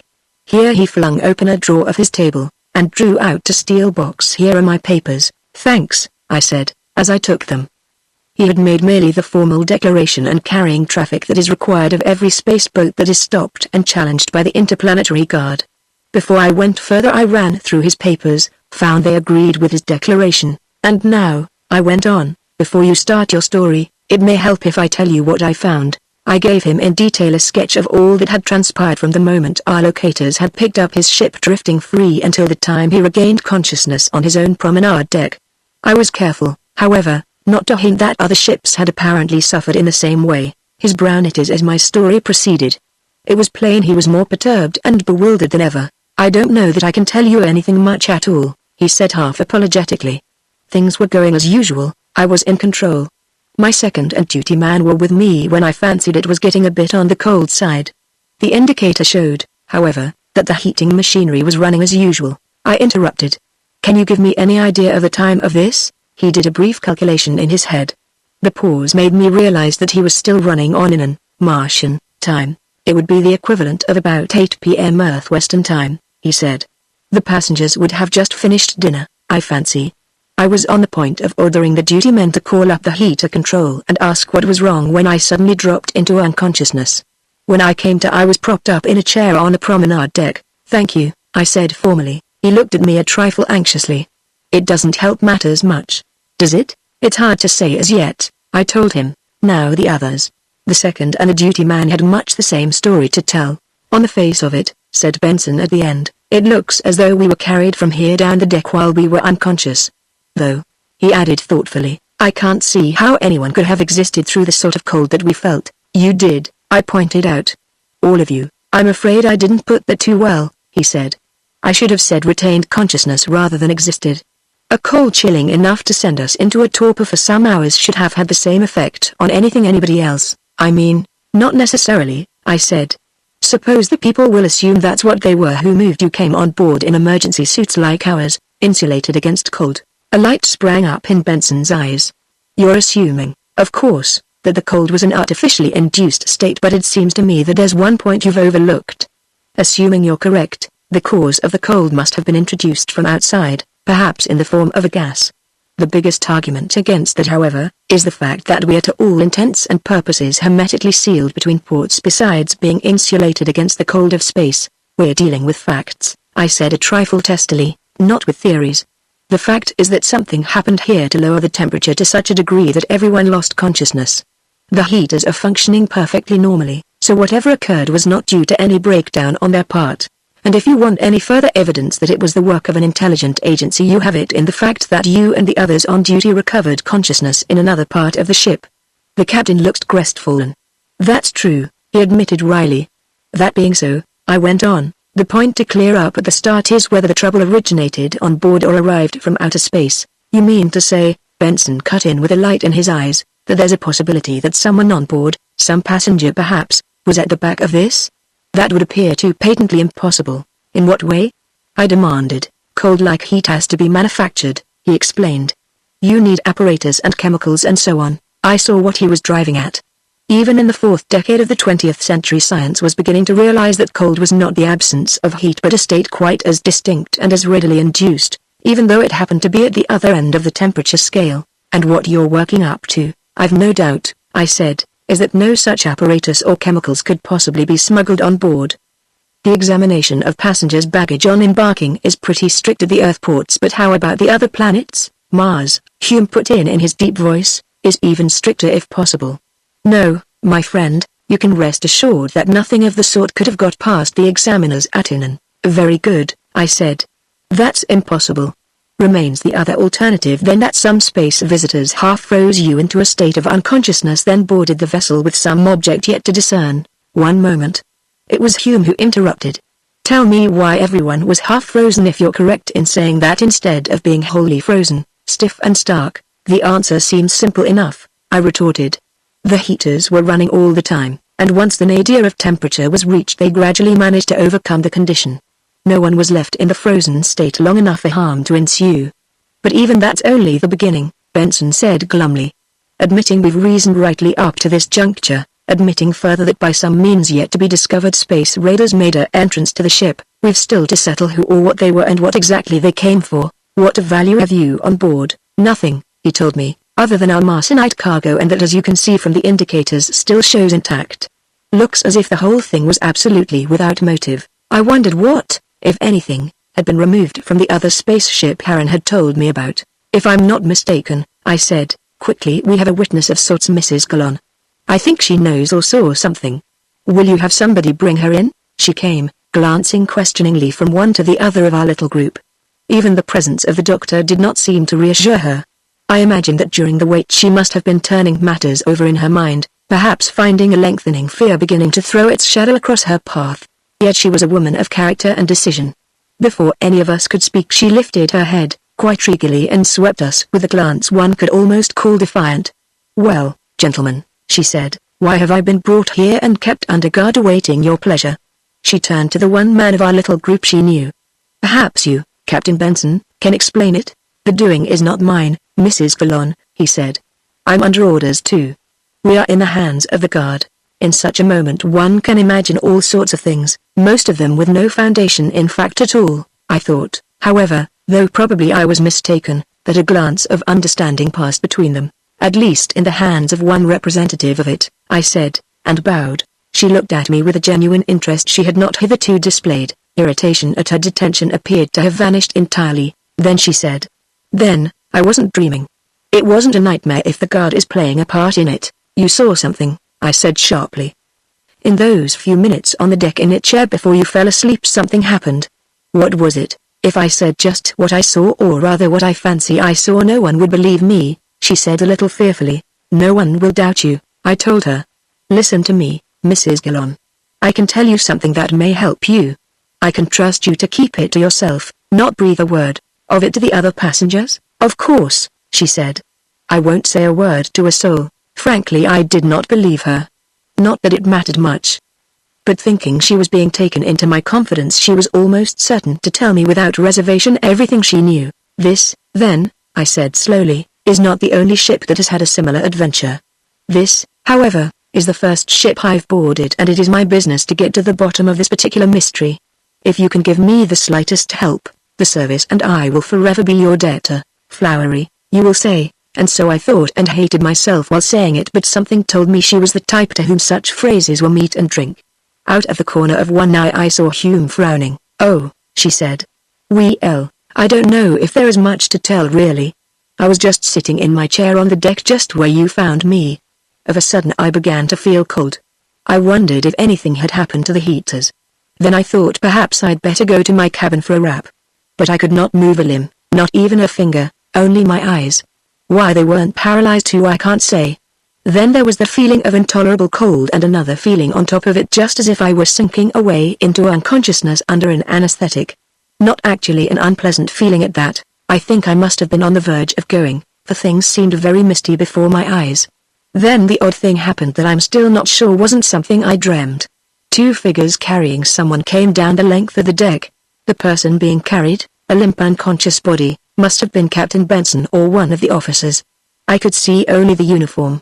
But it was the people, things, whatever you care to call them, that were carrying the body that made me think I was dreaming. Figures perhaps 8 or 9 feet high, higher than any Martian. They weren't real, not tangible, they seemed just like mist, but the most horrifying thing about them was that I could see clean through them. As they passed I could see the side of the deck and the quartzite windows and even a star or two in the black void beyond, just as if they were transparent, made of glass themselves. It was horrible. Well, after that I don't quite know what happened. Either I fainted right off or the lights went out, I don't know which. All I can say is that everything seemed to go dark. The next I remember is seeing you good folk around me. Chapter 6. The guard ship. She finished and looked expectantly from one to the other as though she fancied we would treat her tale with derision. Yet there was nothing in it to laugh at. Can you describe the figures more closely? I asked, but she shook her head. I'm afraid I can't. I saw only the vaguest outlines and they seemed to flicker, as though a faint light were playing on them. I suggested. Yes, that's just what it looked like, she said quickly. How do you know? I don't, I said smiling. I merely guess right, it seems. Truth to tell, all the while she had been speaking, one idea after another had been tumbling through my mind. Something about light and its refractive qualities, something about things being made invisible through the light beams being bent. I had a book in my luggage on the cosmos, one of the old print books that dealt with problems of the kind. I'd better take her discs and prints, I said when she had gone. The radio operator, who had been with us all the time and whose business it was to attend to such matters, turned to the little wall machine. A compact piece of mechanism that recorded every word that had been uttered and every gesture made in the room since the moment Mrs. Gillon entered. It was so cleverly hidden that I doubt if any outsider would have suspected its existence. The operator pushed a button placed in an inconspicuous part of the machine and a little panel slid back, revealing the cavity from which he took a roll of still dripping film, and 3 or 4 discs. The spoken word was recorded at the side of the film, of course. But since it was not always possible to run the film through when one wanted to consult it, the sound was also recorded on the discs rather after the style of old gramophone records. Be careful of that film, the operator said as he handed it over. It's not quite dry yet. Perhaps I'd better dry it out for you. Go ahead, I answered. I could spare 5 minutes. I saw Hume shift from one foot to the other, then glance nervously at watch. It was evident he was getting impatient and wondering how much longer he was going to be held up. I tried to hurry things as much as possible. Captain Benson, I said, you've been boarded in mid-space and subjected to a deal of inconvenience and annoyance. On the other hand, your cargo shown by your indicators is intact and nothing has been touched here in this cabin. Is that a fair summing up? More or less, Benson agreed. except that you'd better record that there's nothing to show who our visitors were or even that we hid any at all. Only Mrs. Galland's statement, I cut in. Barely visible entities. He said, I imagine, I said mildly, that it would be hard to explain what has happened in any other way. I think, said Benson with almost my own intonation, that you will find it hard to explain matters in that way. What more he might have said can only guess, for at that moment came the low whine of the locator, a shutter on the wall of the cabin dropped and a red bulb glowed to life. The operator sprang to the television screen, connected the communicator, and with the receivers to his ears took the call. Interplanetary Guard Ship E-22 calling, he said. Want to know what the trouble is? The E-22 ! My own guard ship. For the moment no one moved in the little control room. What shall I reply, sir? The operator asked abruptly. It was significant that he looked not at me but at his own captain. Benson flashed me a look. It's for Mr. Saunders to say, he said dryly. If I may, I said, I'd like to answer that call. Go ahead, said Benson gruffly. To the operator he added, Mr. Saunders will tell you what to reply. Do you mind, I said silkily, if send the message myself? He did not answer but stepped aside with what I thought an ill grace. There is a certain close communion between these service operators that leads them to resent the intrusion of an outsider, more particularly when the latter has the power to ride roughshod over them. The changeover did not occupy more a quarter of a minute, nevertheless it was long enough for the man on the E-22 to show impatience. Even as I fixed earphones over my head the crackle of his signaled questions sounded in my ears. Don't be impatient, I signaled back as fast as I could work the button with my finger. Then, without giving the E-22's people time to think up something snappy in return, I changed over to the guard ship code. The vision screen beside me was now showing up their control room, just as ours must have becoming visible to them. A man was standing near the operator watching the screen that reflected the interior of our control room. It was Glenn Vance, my relief. Recognition came to him almost at the moment it came to me. I gave Vance an outline of the situation, told him why I was here and waited for the suggestion I hoped he would make. It came without hesitation. Pity to interrupt your holiday. The reply clicked in my ear. I'll take over if you wish, I signaled delighted agreement. Coming over at once, he signaled back. We'll clamp onto your vacant opposite side to the cosmos. The screen went blank and the crackle died in my ears. I turned to Benson. The E-22 is coming over, I told him. She'll probably escort you to the atmosphere's edge, if you wish. Benson nodded. Anything that will get us safely and quickly to our destination sounds good to me now. But you? I'm going back to the cosmos as soon as I've handed over, I said. I'm no more anxious for delay than you are. Also I have Captain Hume's feelings to consider. I've upset his schedule enough as it is. Oh, don't worry about me, said Hume. We're all in the hands of the guard nowadays. I scented an undertone of smoldering sarcasm that might yet burst into flame.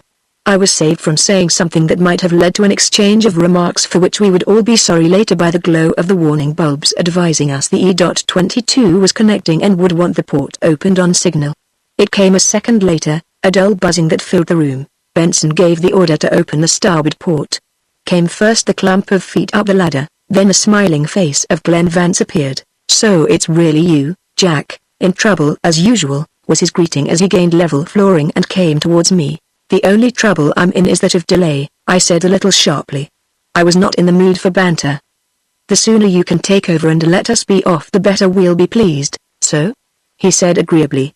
Well, tell me what it's all about and you can hand over at once. He had already had my resume over the power beam and it only needed filling in. He seemed to find the matter vastly interesting and did not appear altogether surprised. As I learned presently, Harren had sent him a flash, an all-ships call, setting out the situation in outline. Thereafter we speeded things up as much as possible, and in a little less than 10 minutes from the time Vance had arrived, Hume and I and our people were making our way back to the cosmos. As I turned to go, I put my hand in my pocket and drew out the compact little packet of film and discs. You'd better take these, I said to my colleague. Mrs. Galland's statement, good. They'll do as a check. Well, goodbye and a good journey. I wouldn't change with you anyway. I'm in the thick of it here, trying to unravel this mystery, while I said, am out of it, leading a calm and placid existence, vegetating for the duration. He laughed.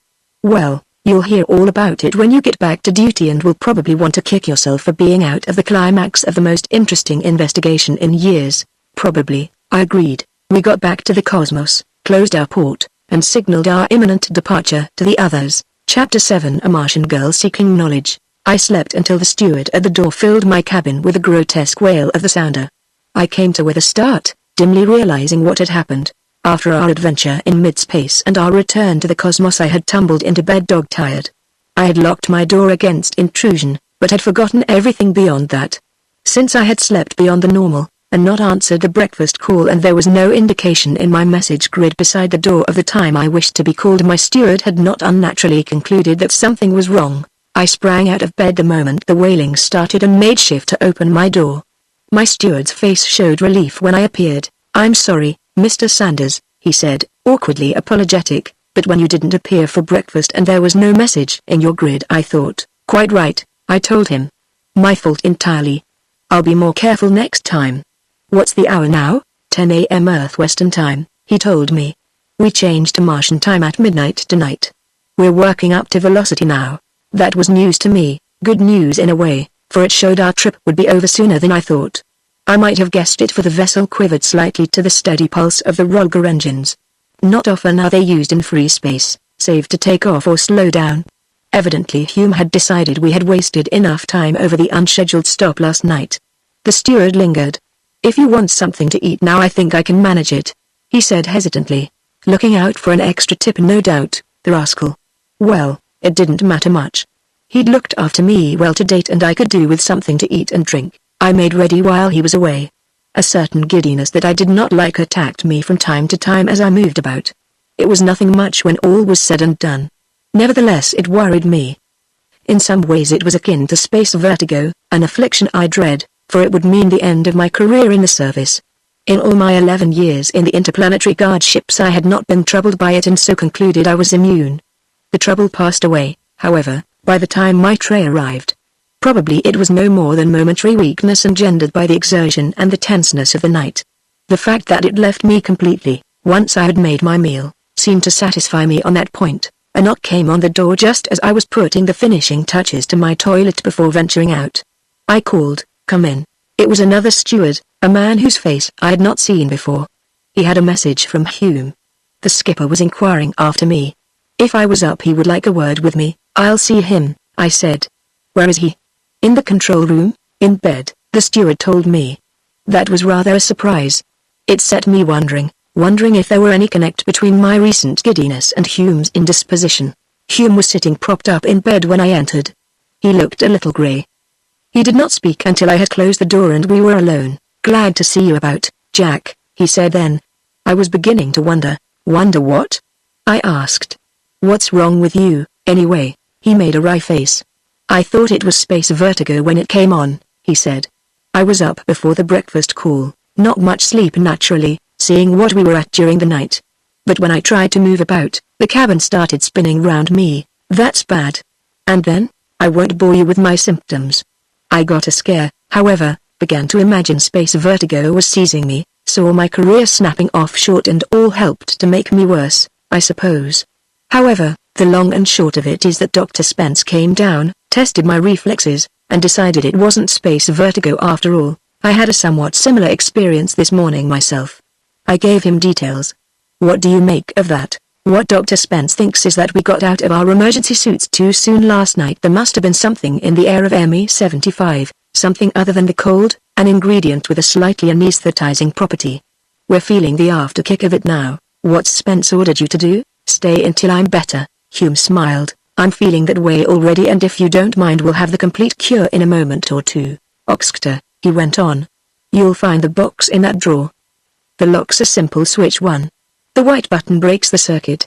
The red one opens it. I did as he told me, drew out the little box I had seen my first evening on board and handed it to him. Now the water, Hume said, when I handed him the glass. I'm glad you were able to come, he said. I wouldn't risk getting out for things myself, and I've no mind to let others into my secrets. I needed that, he said as he swallowed the last of the draft.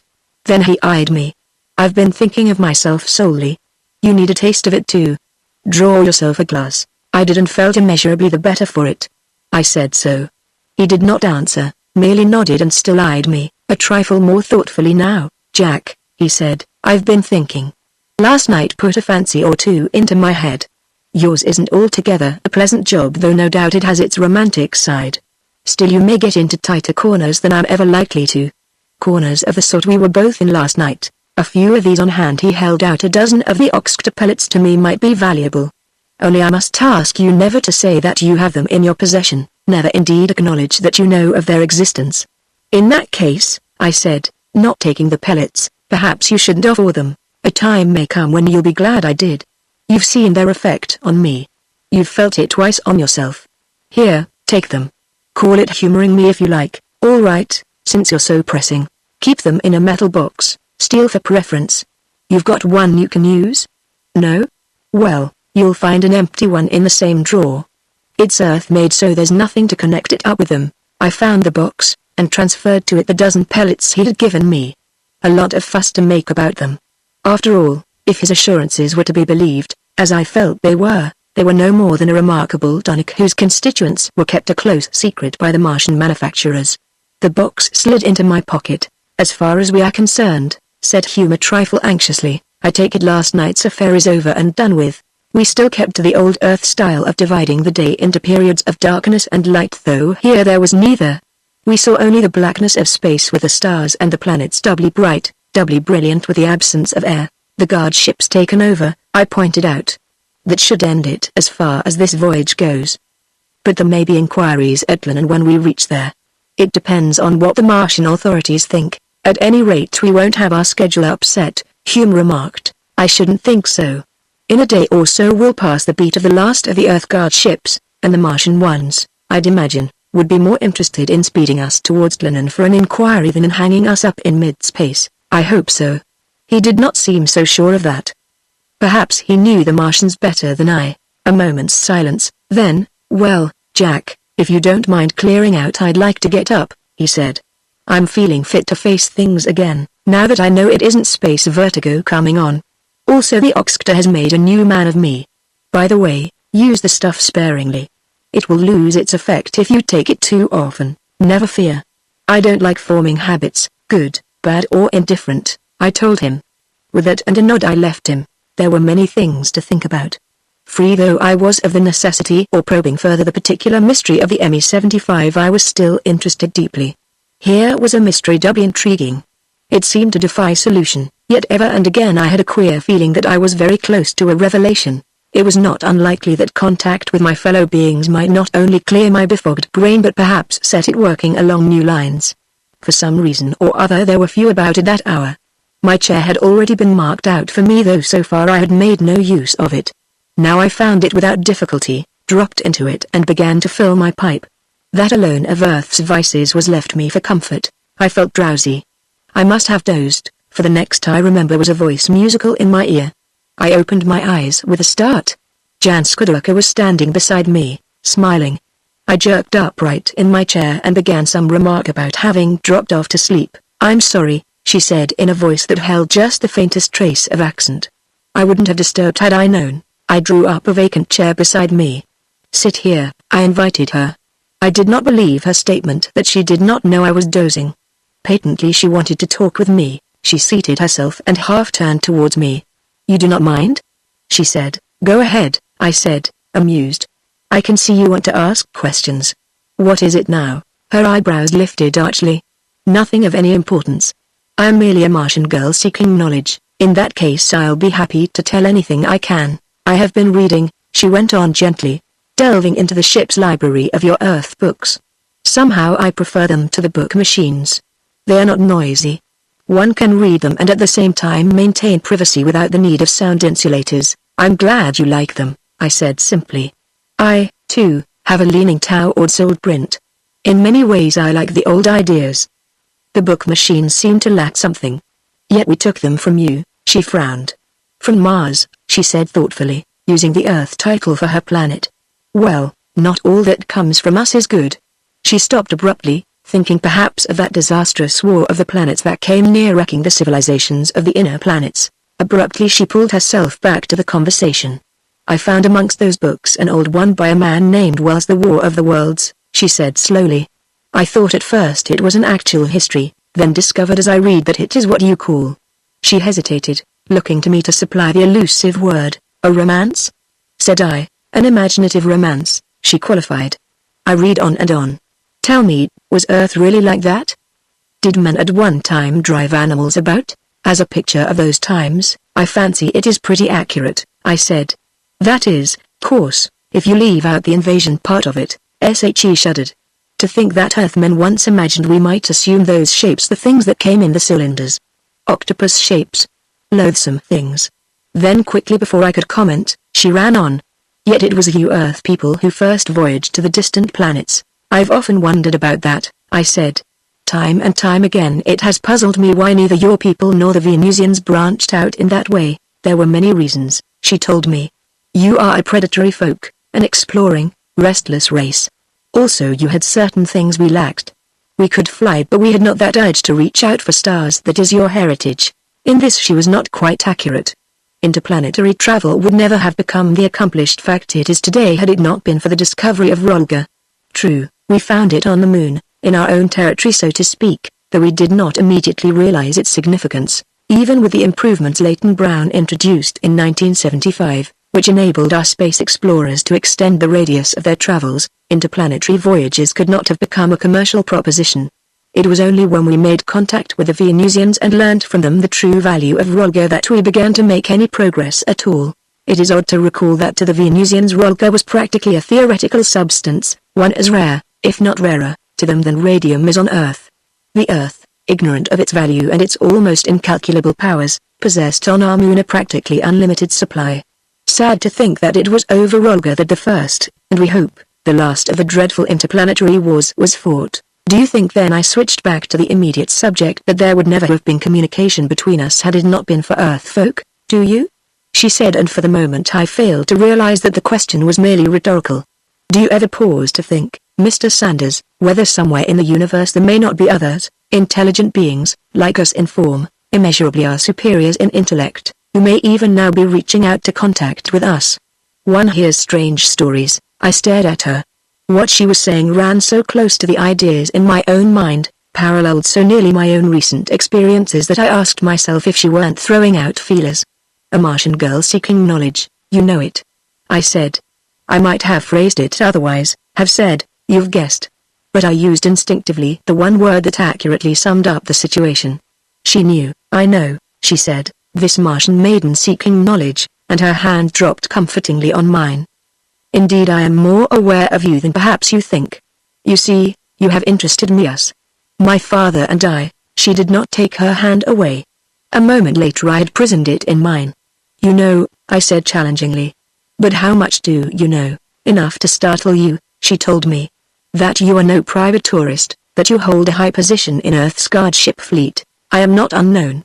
It is quite possible that many travelers on the space liners should have seen me in an official capacity, and have remembered. That is so, she agreed. But do not worry. If you wish to preserve your secret, it is safe with us. But as you say, that is a little thing, no sure test of the knowledge I boasted I possessed. She leaned a little closer to me, so close that I could have taken her in my arms without effort had I wished. Suppose her voice dropped to a whisper, suppose I were to tell you what else I know, of the things that have worried you and threatened to upset your holiday, of the events of last night, of the ship adrift in space, and the sleeping, half-frozen men you found there. There must have been a leak somewhere, I said. Someone has talked. You could explain it so, she agreed. But what you could not explain by that or any other form of reason is this, a thing known only to you and Captain Hume, that in this pocket, she tapped it lightly, you have a little steel box containing 12 pellets of Martian oxygen. Chapter 8. A friend, or perhaps a little more. I stared at her stupefied while the unrecoverable seconds ticked remorselessly away. I scarcely knew what to say or with what counter to meet this frank revelation. The fact that she knew something and no doubt guessed more of the mystery in which I had played my little part did not matter so much. It was the uncanny knowledge she displayed of something trifling in itself, yet about which no one but myself and the captain should know anything, that was so disconcerting. Tell me, I demanded, still in the same soft whisper she herself had used. Tell me how you know all this. It's... In my turn I halted for a word, and this time it was she who supplied the needed one. Uncanny, she suggested, and when I nodded, no, Mr. Sanders, it isn't. It's anything but that. To show you what I mean, I'll tell you something more. Wait a moment, please, She thrust her hand through the V-opening at the bosom of her dress, kept her hand there under the shadow of the material almost as though she held something in her palm, something at which she looked and frowned a little, with a drawing together of those fine eyebrows of hers. "Face me squarely," she commanded. "Ah, that's it. Now under the left lapel of your coat, where you can show it in a moment if necessary, is your interplanetary badge, a silver badge in the shape of a spaceship with the letters I, P, G, spread along its length." "Go on," I said with interest. So much she could have told me from memory if she had ever, as no doubt she had seen a guard's badge before. "You're still a little doubtful," she whispered. "Well, on the back of the badge is a number 725. Beneath the number are the two letters S. C." She could not have known without having seen my badge, which I swear she had never done, could not possibly have known that I was number 725 of the Interplanetary Guard and that my rank was Space Captain. She went on calmly, "In your right-hand coat pocket you have an envelope, buff in color. It contains a space radio form.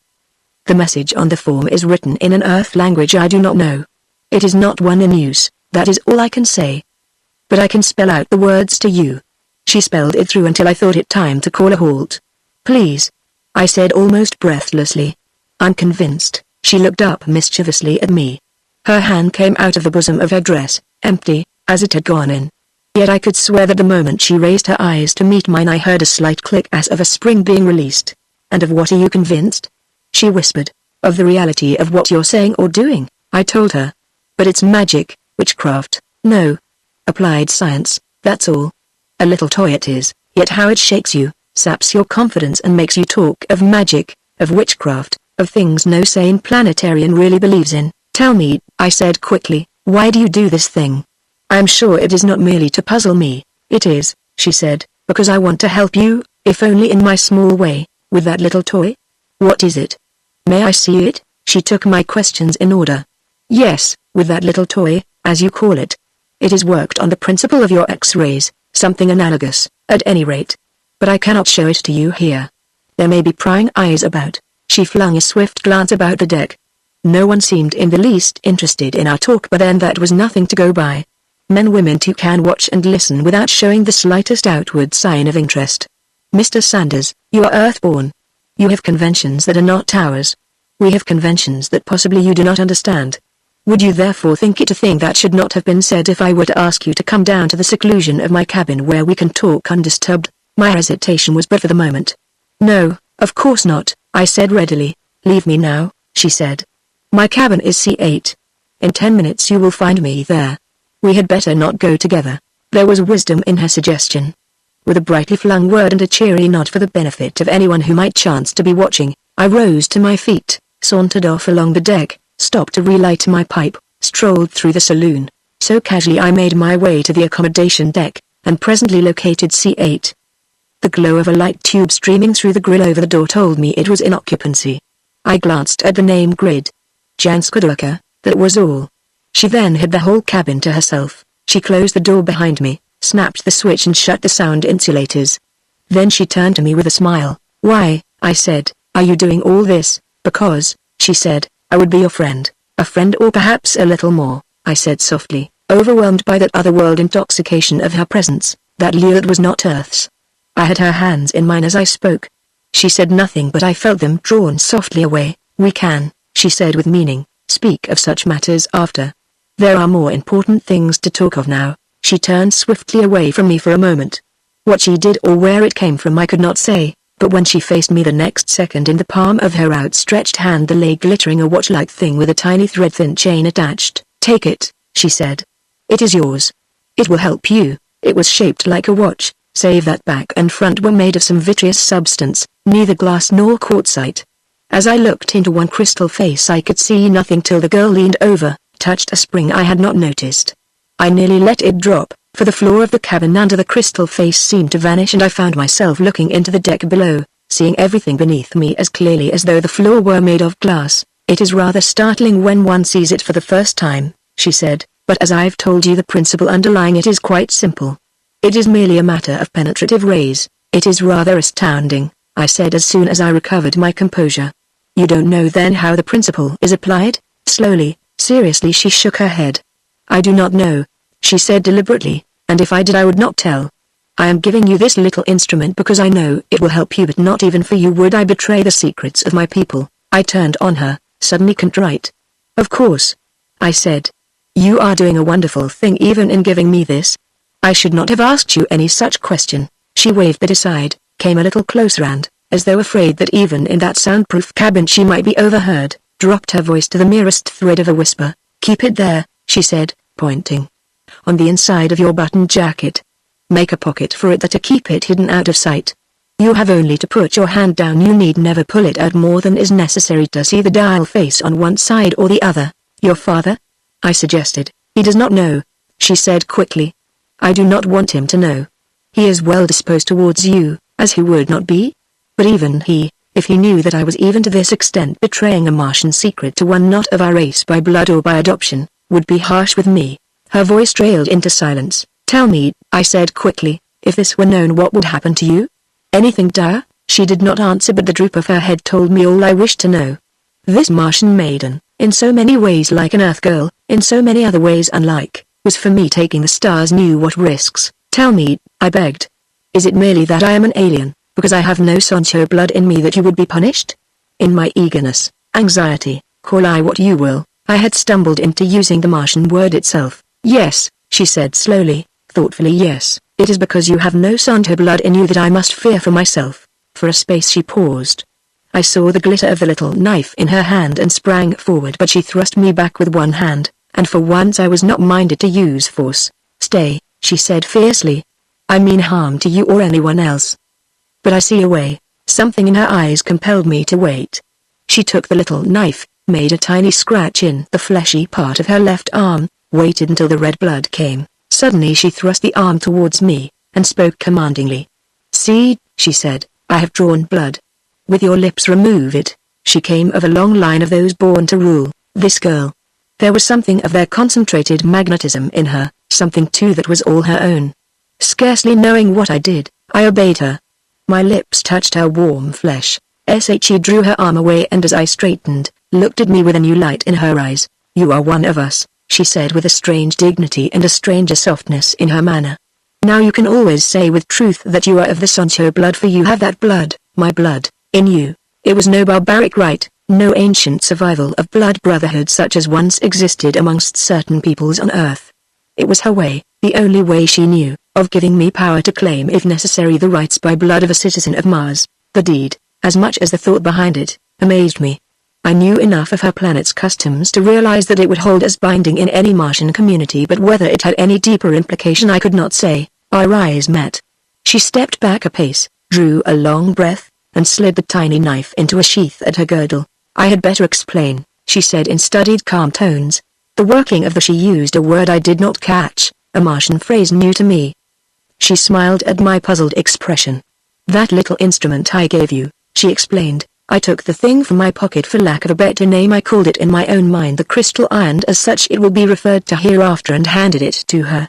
She showed me that the spring at the top was in reality a sort of screw. It could be adjusted to suit the distance in much the same way that one adjusts binoculars. Tell me one thing before I go, I said, for it was a thought that worried me. Do all Martians carry these? No, she said slowly, no. Only those of only a favored few carry them. I read in her eyes the meaning of that hesitation, could almost hear the words she had left unsaid. I knew without a doubt that she had meant to say only those of the blood, and had pulled herself up just in time. Well, it seemed if suppressions and hesitations went for anything, that now it was a matter not to be referred to between us again. Blindly I made a step forward, fumbled, caught her in my arms. I kissed the lips that for the moment feigned resistance, then clung passionately to mine. Chapter 9. I take over. Throughout most of that day the ether must have been superheated with the messages between worlds. In the administrative centers of the 3 confederated planets, men must have been working feverishly, preparing to deal with a menace whose actual purpose, whose identity even, had not yet become manifest. To us sealed up in our spaceship hurtling through the void to our destination, nothing of this was known. It was not until the dinner hour that night that the first repercussions of the trouble became apparent. Supremely happy in my newfound love, I had taken my seat at the table to meet the ardent glance from Janska's glowing eyes and the approving look from her father, whom I had already seen and talked with. I noticed as a thing of little moment that Hume's place was unoccupied. Janska leaned across the table and said something to me. I was about to make some light answer to Janska's remark, when a finger touched me on the shoulder and I heard my name spoken. It was one of the officers. "Captain Hume would like to see you at once, Mr. Sanders," he said. "Oh, well." I shrugged my shoulders. "I suppose I'll have to go." I faced Janska when she leaned across to catch my words. "My dear," I said, "I'm afraid I'm wanted." "Apparently urgently." "Go," she said swiftly. "Don't wait." "I think I understand." Her hand, reaching across the table, caught mine and gave it a gentle pressure. I met her eyes. There was something in them that startled me. Agony, fear, anxiety all somehow mixed together. Then I rose to my feet and swung off behind the man who had summoned me. Hume sat before a desk littered with papers. He raised a grave face as I was ushered in. "Sit down there, Jack," was his greeting. Then to the officer who had conducted me, "Insulate us against all outside interference." "Man, what is it?" I cried, his brow furrowed into lines. "Jack," he said earnestly, "I'd give a lot to be able to answer that question. But perhaps this may tell you something." He pushed a message form to me. It was written in plain English and it had been sent out from New York headquarters of the Earth Division of the Interplanetary Board of Control not 2 hours before. I stared at it, for it began with the triple call of urgency, that call we seldom get more than once in a generation. The gist of it can be given in a sentence. It was a general call to all spaceships to rendezvous at the nearest guard ship base as quickly as possible and wait for escort before proceeding to their destinations. "Well, what do you make of it?" I asked. For answer he passed me another wad of sheets. The top one was a similar message, sent from London. It was timed a few minutes later. I turned to the others. One was from Shanghai, the Venusian capital, in that planet's international language. The third message, also indecipherable, was, I guessed, from the Office of Dispatch in Plananian, the language of 2/3 of the Martian peoples. "There's no doubt about the urgency of the matter," I said slowly. "The fact that the Venusian and Martian messages have been broadcast in their own tongues shows that to my mind. They couldn't afford to waste the time to translate them into international code, or meant them solely for their own ships, knowing Earth messages would reach liners like us," Hume said with a puckering of the forehead. "But what's behind it all? The space visitors, the things people that were responsible for the trouble on ME-75. Perhaps I'm wrong. I hope I am. It looks as though something has happened. Some new development that menaces the safety of every space liner from the 3 planets en route at the moment. Such a thing has never been heard of since space traveling became an accomplished fact. But what are you going to do? Is this the crisis your instructions cover? It's hard to say. Looks to me like a matter for individual judgment. But at present, providing there are no further developments, I can make no move in any direction. You have already got your orders. I think in the circumstances you will be wise to abide by them. I've changed course already." He pointed to the dial chart, where the quivering pointer showed us edging off at an angle from the red line that had hitherto marked our route to intercept the orbit of Mars. "Also, our locators are sounding space to pick up the nearest guard ship. It will probably be a Martian one now. We're so far advanced on our way. Whatever it is does not matter as long as it is a guard ship," I said wearily. A heaviness had come over me, a weight on my heart. Hume shot a glance at me from under his tired drooping lids. "Sick of it, already," he said. Well, you've no responsibilities." "No, you're wrong," I cut in before he could go further. "I have responsibilities, one big one at least aboard this ship, aboard the Cosmos," he exclaimed. "What? Who is it?" "Janska," I said. "Janska, you mean that, Jack? Is it fact or merely a hope?" "A fact accomplished. We agreed only this morning that our paths lay together. Her father knows and has approved." For one long second he looked at me, then across the table his hand reached out and gripped mine heartily. "I understand," he said at last. "Of course our safety means more to you perhaps even than it does to me." Then, almost under his breath, "But Adoka," I caught the word. "Why Adoka?" I demanded. "What is strange in that? Your luck. Call it that. The Adokas are the nearest to a race of kings Mars has had in 1,000 years. But, Jack, coming back to immediate urgencies, what are we to do? Follow instructions. We can't make any other preparations, for we don't know what we may have to face. Our armament," he suggested tentatively. "What have you in that way?" "The 2 rays heat and the repeller rays. The former won't function too well free space, I should imagine." "Why not?" "It doesn't need an atmosphere. It will go where light goes." "Well, rather I hope we won't have the need to see." There came a warning crackle, thrice repeated, From a sounder at his elbow, "More messages," he said wearily. "Manners, take them." My conductor made the sundry adjustments that allowed the door to be opened. It was a messenger from the transmitting room. The Cosmos was big enough to have a separate one of her own with a sealed envelope in his hand. "For Mr. Sanders," he said. "I was told he was here." Manners passed it to me. The messenger sped away and the insulating barrage went up again. As I thought, it was from Harren. Have reason to suppose that concerted attack is to be made on all spaceships. Possible invasion of 3 planets projected. Confirm general rendezvous order. All guards are to hold in readiness for immediate duty. All emergency regulations to be put into operation forthwith. No private messages to be transmitted from spaceships or if received aboard to be delivered to addressees, except under direction and at discretion of guard until further orders. Emergency regulations enforced from moment of receipt of this message. Signed, Harren Ellis, Tambard Mars, Clinigo Venus. I thrust the translation over to Hume. "You had better read this," I said. Slowly he read it through and as he read his face blanched. At the end he handed it back to me. "It means," he said, "that you are now in command." "It means that," I agreed. "But it means more that you and I and all the rest of us must work together for the safety of our ship and passengers. Yet," he said heavily, "there is so little we can do." I nodded.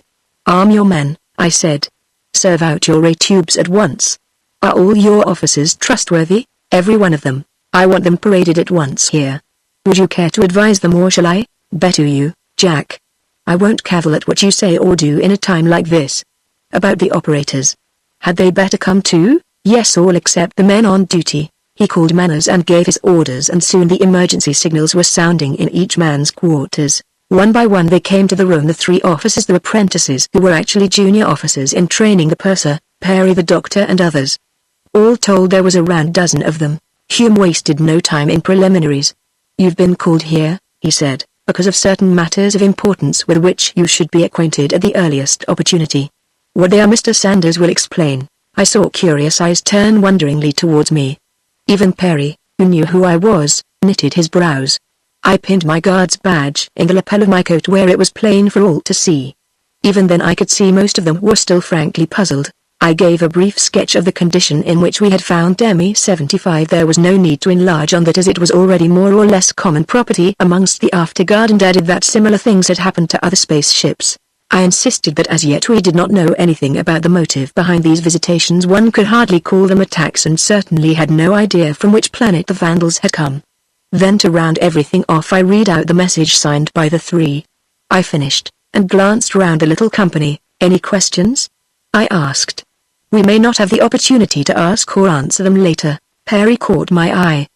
"Does this mean, Mr. Sanders," he said, "that you are in absolute command here?" "It means," I said deliberately, "that I am responsible to the Interplanetary Board of Control for the safety of this ship and her complement.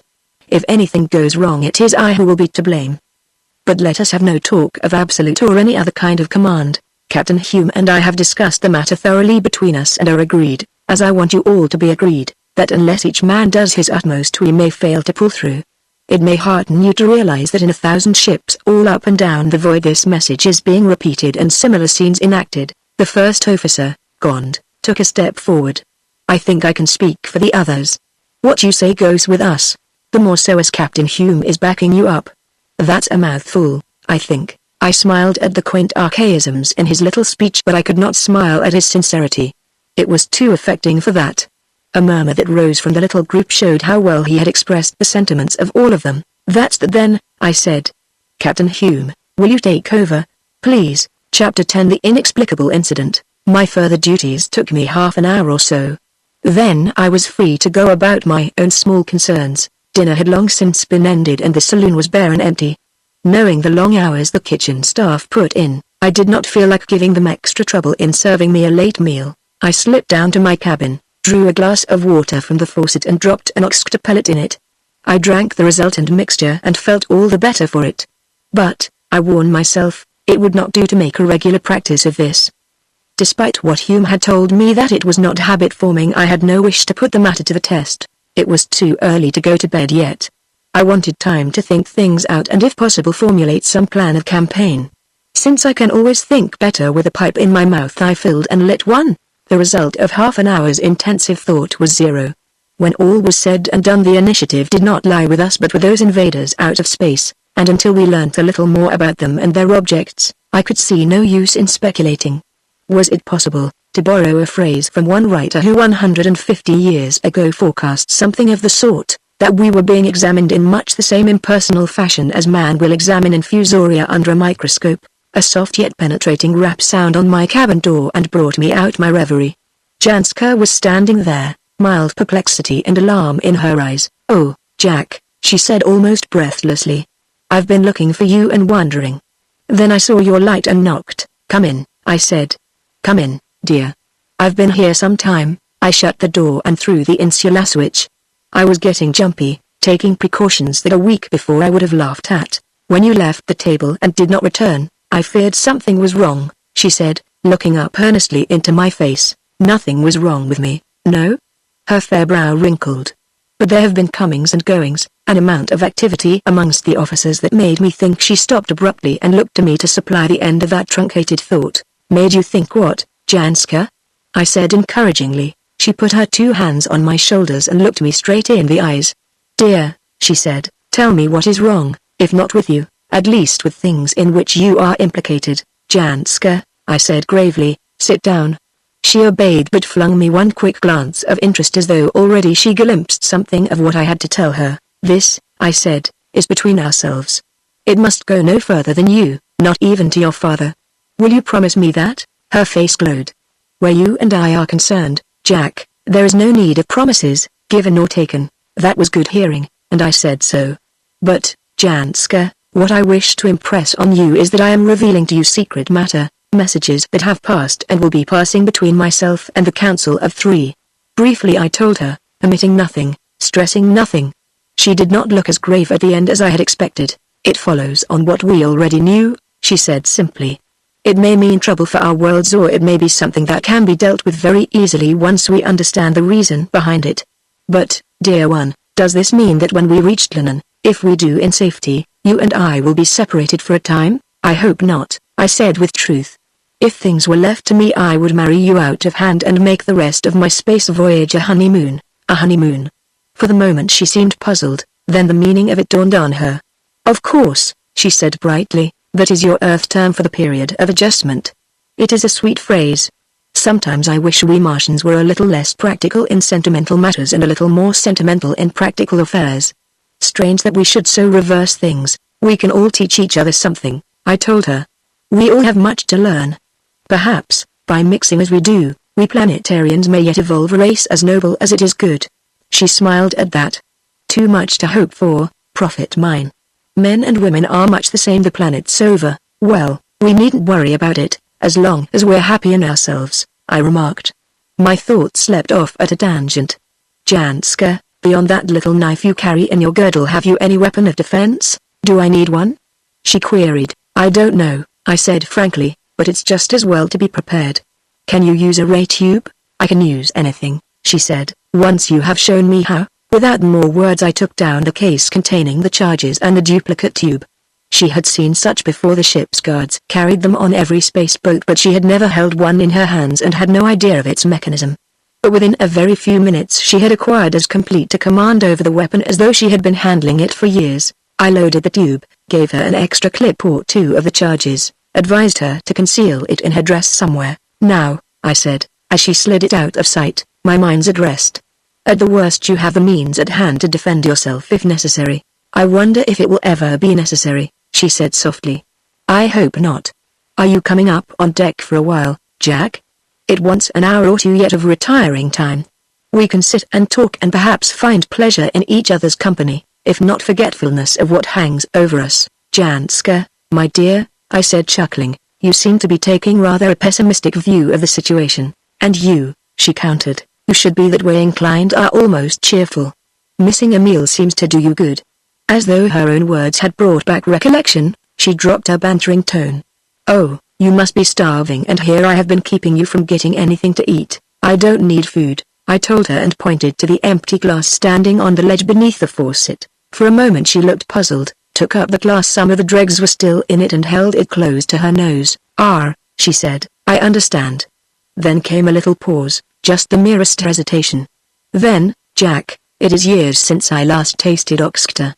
Do you think tonight, seeing this is a special occasion, that a little, one sip even would be allowed me? Of course, I said without thinking. 5 minutes later we made our way up deck. Heads turned and eyes followed us, for I think the news of our impending mating had somehow got about on board, and interested people in us. I do not know what Janska and I talked about. We chatted idly as lovers will. We deliberately avoided all talk of the future that was likely to impinge on that dubious thing that menaced the universe if we were to believe the warning of the council. A man came mincing down the deck, one seemingly wrapped in his own thoughts. It was the carefully selected steps that made me think it was Nomokel, though for the moment I did recognize the man. He wore some quaint kind of headgear, rather like a cap with a visor and ear flaps, that I do not remember having seen before. Though the ship's heaters kept the temperature normal, he was muffled to the chin in a coat of light shiny material. Nomokel must be feeling cold, I remarked to Janska. See how he is wrapped up. She did not answer in words, but her hand, we were very close together, tightened warningly on mine. Of course it was no more than coincidence that he should glance up at that exact moment and shoot a deliberately searching look towards us. Yet Janska's warning grip coming at the same instant, sent a stir of uneasiness through me. I waited till he was out of sight. Janska, I said, do you think he could have heard me? She gave the tiniest shrug of her shoulders. Who knows? She said absently. At least I thought it wise to stop you before you said more, I objected. There is no way he could have heard. Audiphones, she reminded me. That cap he wore could easily have concealed a pair. I did not quite agree with her. The audiphones, after all, were attuned to special receivers. I was on the point of explaining this when of a sudden it struck me that the heater must have developed a defect, that some of the cold of space was trickling through our shell. Perhaps Nomokel with a greater sensitiveness has become aware of this before we had. I think, I said softly, that our friend knew what he was about. Janska, it strikes me it is getting cold. She did not answer, and I turned my head to see why. Her hand had suddenly gone chill in mine.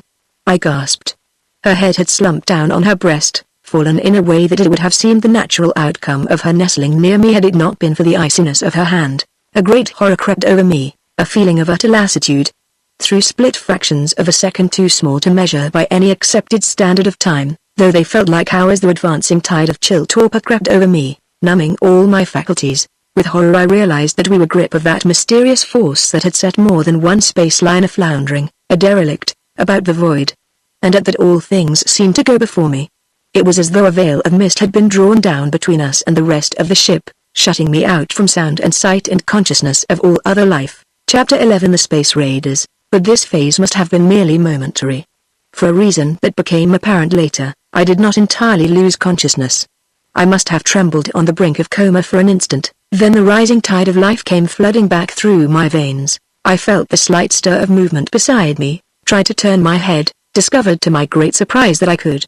I found myself looking into Janska's wide expressive eyes. Darling, are you all right? I exclaimed. Yes, she said quickly. But what has happened? Can't you guess? I said. Oh. There was an odd catch in her breath. Her face hardened as she flung a glance about here, saw all the others on that deck slumped down in their chairs. The Space Raiders, she breathed. We're in their hands. But I thought they could. So did I, Janska, but for some reason we've managed to fight it off apparently. It's a puzzle. I made a movement as though to rise, but she caught me by the arm, dragged me back. We must remain as we are, pretending to be asleep, unconscious like the others. If we move we may blunder into something, gain nothing, lose everything. There was wisdom in her suggestion even though the forced inaction irked me. She caught my arm again, so tightly that I gasped. What? I said. What is it? Can't you see it? She pointed to the quartzite windows that gave us a view of empty space and the stars beyond. Only now it was not empty. Something that might have been a wisp of smoke or the drift of thin rain seemed to be blocking the windows. Then I saw that it had blotted out the stars.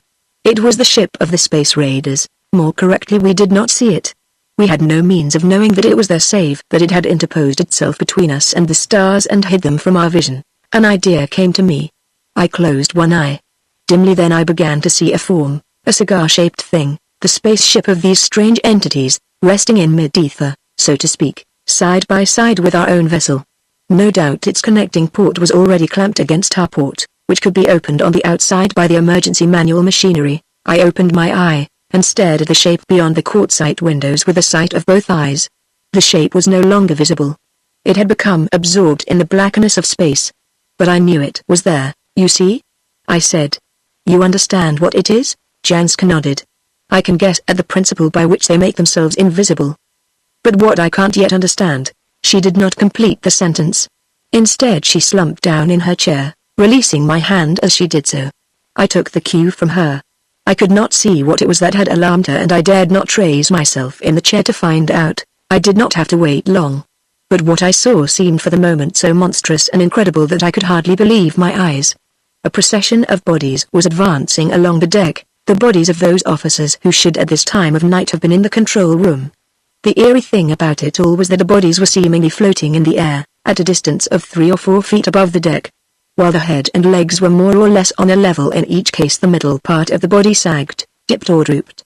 For a split second I stared, forgetting that I was supposed to be unconscious. Then quickly the meaning of it all came flooding back to me, and with it the memory of that queer tale which I had half disbelieved at the time, told to us by Mrs. Gillon on board the ME-75. The unconscious figures of the officers were being carried by those invisible entities, whom, for want of a better phrase, we called the Space Raiders. The procession came closer, drew level. At the head and shoulders of each of our men I could see now a vague misty outline, a thing that flickered uncannily in the glare from the stored sunlight tubes that lit the deck. Neither Janska nor I made a movement. We saw the unconscious men deposited in vacant chairs. There was a moment's wait, then came the passing in front of our eyes of those fluid misty things. There were 8 of them. Janska made a slight movement. She had a tiny handbag in her lap, a thing of light and glittering metal, and as she stirred it slipped to the floor with a tinkling clatter. Foolishly she bent to pick it up before I could stop her. It was as though several columns of mists opposite us stood still for an instant, then began to advance towards us. A chair was in the way of the oncoming entities. I know that because I saw it pushed to one side. I think I must have lost my head. I sprang to my feet, drawing my ray tube as I did so, and leveled it at the nearest mist-like figure. In my agitation I loosed the full charge. There came a spurt of light and I staggered back, half blinded. But where the mist had been a moment before there was a tumbled heap on deck, something whose outlines were rapidly thickening and taking shape. As though a body were being molded there under our eyes. Janska must have sprung to her feet a moment after me, for almost on the heels of my discharge came another spurt of light from beside me, an almost inaudible click of the ray tube mechanism. I did not look to see what damage she had done, but tried to keep my eyes on the other mist wraiths. The very vagueness of their outline endowed them with a kind of will-o'-the-wisp quality that was in itself disquieting. A moment I waited, expecting I knew not what diabolical force loosed on us in reprisal. But nothing happened, and then abruptly the swirls of mist were vanishing up the deck in the direction of the control room quarters. Ray tube in hand I started in pursuit, Janska panting along beside me. And as I ran I flicked the button of my weapon. We did not wait to see what became of the things that fell at our feet, but kept on, for I did not know what damage the others might do if we did not keep them in sight. The door of the control room opened and closed uncannily as we came abreast of it. It opened again the very next instant and something came hissing out. What it was I could not see either, because it too was invisible, or else it moved too swiftly, but it passed between us and crashed against the opposite wall of the deck. A huge wet splash appeared on the Mars-night surface, as though someone had cast a bucket of water there, and the air seemed of a sudden to have turned icy. I breathed. Janska, stay here. You mustn't take the risk. That's for me to say, she gasped with a sob in her voice. There was no time to argue with her.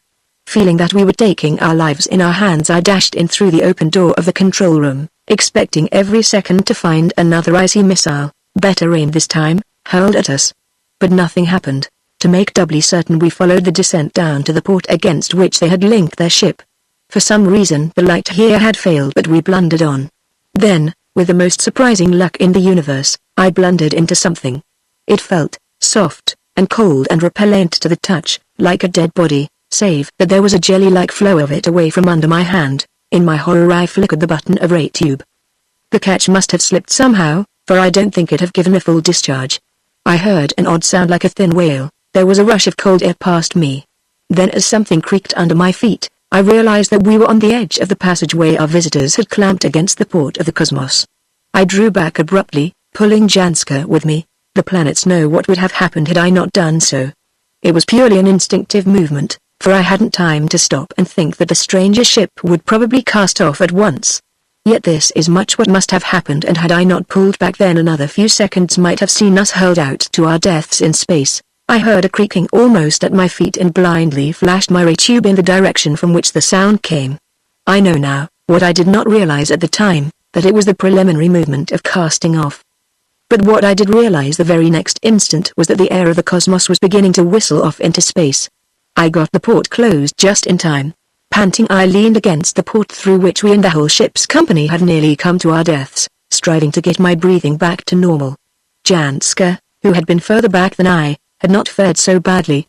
Her cry of horror roused me. "What is it?" I gasped. A quartzite window had been let into the port and the slide had been drawn back, giving us an outlook on empty space. At the moment it framed a picture that I shall remember to my dying day. A huge spaceship, larger than anything I had ever seen, was slowly taking form before my eyes. It was a glistening monster that would have made 6 of the cosmos, latest product of the interplanetary genius though she was. But the most appalling part of what we saw was that a strange vessel seemed to be breaking in halves. A great gap showed in the quarter nearest to us, a red-rimmed outline, that spread as we watched. To this day I am not quite sure just exactly what had occurred, though I feel that last flicker of my ray tube must have set my opponent afire instead of killing him outright. How or why the blaze spread, I cannot say. The only thing of which I really can be certain is that they must have had a store of explosives of unknown potency on board. For even as we watched the huge ship stretched out like an overfilled balloon and burst into a myriad fragments that whirled and glowed, that faded and passed at last in flickering extinction out into the uncharted depths of space. The cosmos bounced like a kicked football, and the vibrations of the explosion, soundless though they were, reached out and buffeted us 1,000 miles or more out of our course. Janska and I were thrown against each other and dropped, battered, bruised and breathless, on the dark floor of the passage. Fumbling for her hand I found it, and helped her upright. For the moment we both gasped in the rarefied air. It was that which reminded me how narrowly we had escaped a terrible death. The little air left in the passage where we were was thin enough in all conscience, and its effect on us was momentarily becoming more pronounced. I felt dizzy, and something was wrong apparently with both my lungs and heart. Janska, used to a thinner atmosphere, was not so distressed. Nevertheless, the sooner we got back to a normal pressure the better for us both. I did not waste words and air in telling her what I wanted, but drew her back to the center of the ship. She came staggering, as I most certainly did myself, until a few yards brought us up against the valve door that had fallen into place behind our backs. After some ineffectual fumbling I found a switch, and a tube overhead glowed brightly enough to show me the mechanism that opened the door. I turned the graduated scale, letting the air fill in by degrees. Janska still clung to me. Now that the worst was over, the reaction had come, and it was hard to recognize her as the daring Amazon who had taken a stand beside me and driven the strange invaders from our ship. I made at once for the control room, for I had no idea how the vessel was drifting. It took a few minutes' intricate calculation before I learned what I wished to know. That done, it was a simple matter to correct the error, bring and the cosmos back to the space lane she had been following, locking the gears so that we could not slew off again. I turned away to find Janska regarding me. "Well, my dear," she said, "is it all right now?" "I think everything's right as far as this end of it is concerned," I told her, "but there's still quite a lot for us to do." I took her in my arms and kissed her. "That," I said, "is for the help you've given me. Come on now, my dear, better not waste any more time. I'm not sure, you see, whether we killed or merely paralyzed those folk we dropped, so keep your ray-tube handy in case of trouble." Our fears were groundless, however. None of the raiders was left alive. Janska and I, by some species of lucky accident, had killed all those we struck. There were 7 of them, scattered at intervals along the route from the control floor to the spot on the promenade deck where we had first encountered them. Whatever the invisible process, its effects evidently were neutralized by the discharge from our ray tubes. We did not linger to examine them, however. Either we had not been treated to as big a dose of the anesthetic as the ME-75, or else something had happened to neutralize it very quickly, for there were signs as we made our way down to the deck that some of the company were already stirring. Hume had slid down from the chair on they had placed him and was lolling on the deck in a sitting position. I caught him by the shoulder and shook him. He opened his eyes, blinking stupidly, then lurched sideways as though he were going off into a faint. I caught him. "Steady on," I said. "Wake up." As I shook him again, this time he opened his eyes to the full, stared from Janska to me in a puzzled fashion. "Ah, Sanders," he said slowly. He held out his hand to me, and with an effort I hauled him to his feet. He stood there an instant swaying, Then with what must have been a powerful exercising of will he got himself under control. "Go on, Jack," he said urgently. "I think I'm all right now.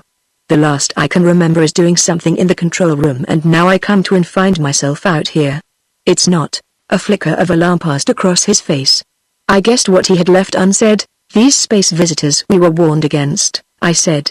"Yes, we had a raid from them, though this time have been casualties." "Casualties? Gods? Any of us killed?" "No, the raiders. Janska and I." But how his brow wrinkled. "How in the stars did you escape?" "I've my own ideas, but they can wait for explanation until later. Meanwhile, you feel better now?" "Much." He brushed a hand across his brow and involuntarily squared his shoulders. "This stuff seems to wear off quickly, once one opens one's eyes. But, the ship, I've set her on her course. The automatic control will carry on. I would suggest, however, that we wake up the rest of your fellows." He made a movement as though to go off and do it at once. I caught his sleeve. "Stay," I said. "Janska will attend to that. You and I have other things to do. We've killed some of the space raiders. Their bodies, yes," he said quickly, "had better be taken from here. Perhaps you and I between us can get them onto the control deck. Then we may have the worst of it over before the bulk of the passengers are awake enough to realize what we're doing. The details of our task can well be spared, but it was over and done with, and our space visitors removed to the control deck in less time than we had anticipated. Janska too had done her work well. When at last we paused for breath and looked about us, it was to find that the officers had trickled back to their places, looking sick and bewildered. The passengers too were stirring, all aware that something bizarre had occurred while they were unconscious. The guard bar at the entrance to the control deck was set, however, and a junior officer stationed there to prevent any invasion of our privacy. I gave Hume an outline of what had transpired. I could see that he was not quite sure whether to be most impressed by our luck, he called it, daring in clearing the ship between us, or puzzled because the general coma seemed to have passed us by.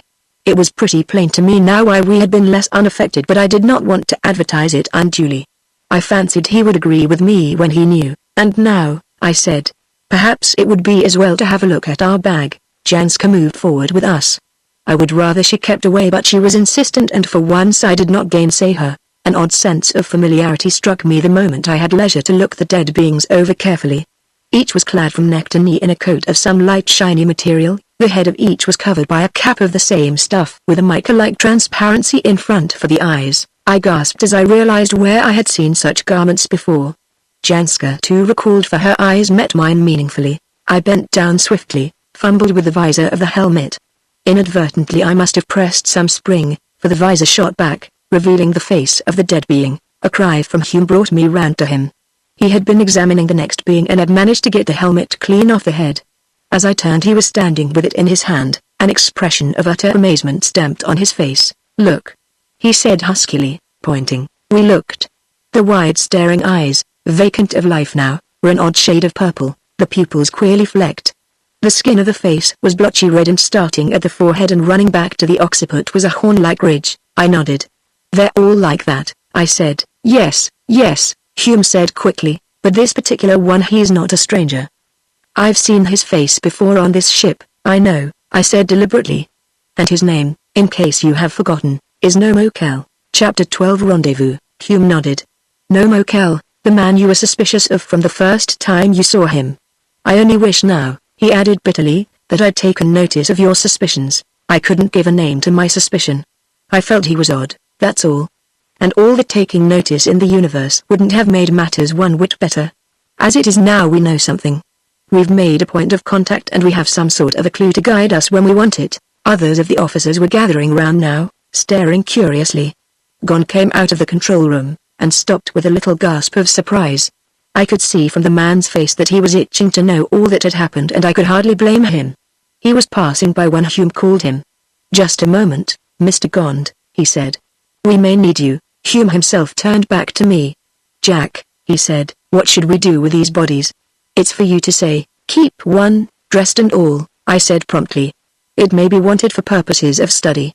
The others we'd better bury in space. Strip their cloaks and helmets first. They'll certainly be wanted for examination." "Good," he said. He gave the first officer instructions, satisfied his curiosity in part, and came back to us. On his arm were the cloak and helmet he had stripped from Nomokel. "Jack," he said, "you and Mr. Aka may wish to have a talk with me." I know I want to talk with you. My cabin's the most private place on this ship. I looked at Janska and she nodded. All right, I said to Hume.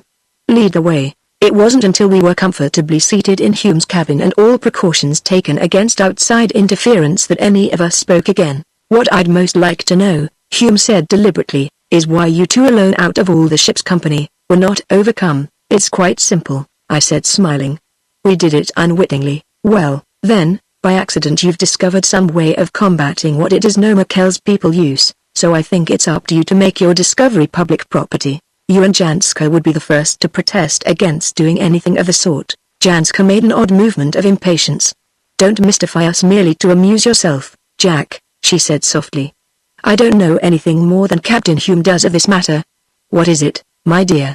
Can't you see we're impatient? For answer I put my hand in my pocket, drew out the little steel box and placed it on the table between us. That, I said. Hume half started to his feet. Oxcta, he exclaimed. Janska nodded. I arrived at the conclusion by a process of elimination. Jack missed his dinner.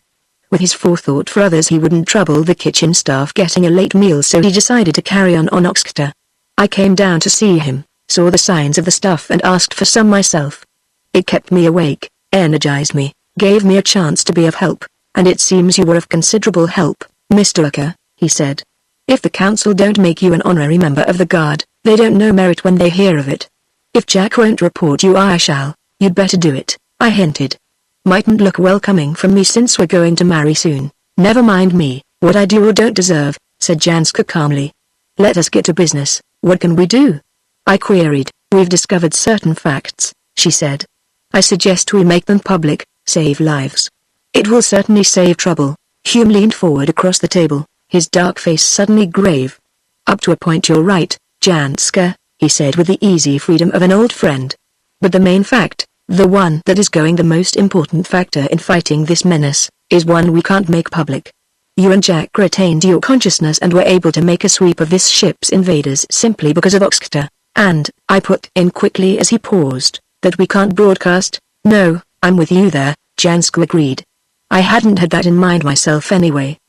But before we leave that particular item, let me tell you there is a method of getting over that difficulty. I'm Martian-born, Captain Hume is Martian by adoption, and Jack here is. For the moment I thought, shuddering, that she was going to say of Sancho blood, but she ran on going to marry a Martian. It's a bond of a sort. When we reach Lennon, if you'll allow it, I'll see the council, tell them what Oxcta did for us and suggest a plan. Tambard will listen to me, that I know. We can make a solution of it, no need to divulge the secret of its preparation and supply it to the fighting forces of all the planets. Not a bad idea at all, said Hume. But we've yet to reach Lennon. Go on, I think you've more to say. She flung us a glance of scorn. You with your superior intellects. Didn't your experience on the ME-75 show you anything, the two of you? The emergency suits? I cried. That's it, she agreed. It means wearing them day and night, but they're built to stand the absolute zero of space at a pinch. And the one thing we know about this anesthetizing cold is that no matter how it is produced, it doesn't remain constant. Perhaps it could be kept constant. Point 1 then is the constant wearing of space suits. I'm taking this, of course, as applying only to the fighting forces. Probably all passenger and freight vessels will be laid up if this menace develops to any extent. Have you any point 2? I asked. And 3 and perhaps 4 too, she said. Taking them down, Jack? Good. Well, log it this way. The space visitors can be killed. You and I have killed them with the ray tubes. Death, accident or injury renders them visible again. Their ships can be made visible by the same means. One moment, I interrupted her. Hume, that helmet and cloak. Hand them over. Please, he did so. There was absolute silence in the cabin while I examined first the cloak, and then the helmet. I had begun by thinking that invisibility was induced by the substance with which the two articles were painted, but consideration showed me that in one case at least this could not be so. I had seen Nomokel walking the deck with the self-same cloak on him, and the queer headgear that had then attracted my attention had been the helmet with the visor and ear flaps drawn up. Obviously then this invisibility was not a permanent feature. In view of that, the problem narrowed down to a question of vibrations, and this presupposed a battery of some sort. Presently I found one, a tremendously light battery of the new Dirac type, small enough to be concealed under the left armpit of the cloak. Then by accident I discovered that one of the buttons on the cloak acted as a switch by which the current inducing the vibrations could be turned on and off. I found this out by the simple process of turning it idly. To my astonishment the button pivoted round in a half-turn and the cloak incontinently vanished. I could still feel its weight and substance in my hand, you see. I cried. Janska appeared to take the discovery for granted, and as for Hume, well, I fully believe that by then he was past being astonished by anything. I've never seen the principle applied before, he remarked, but it's been more or less common knowledge for years. Curved light, that's what it is, curved so that it flows round the object instead of being reflected back from it.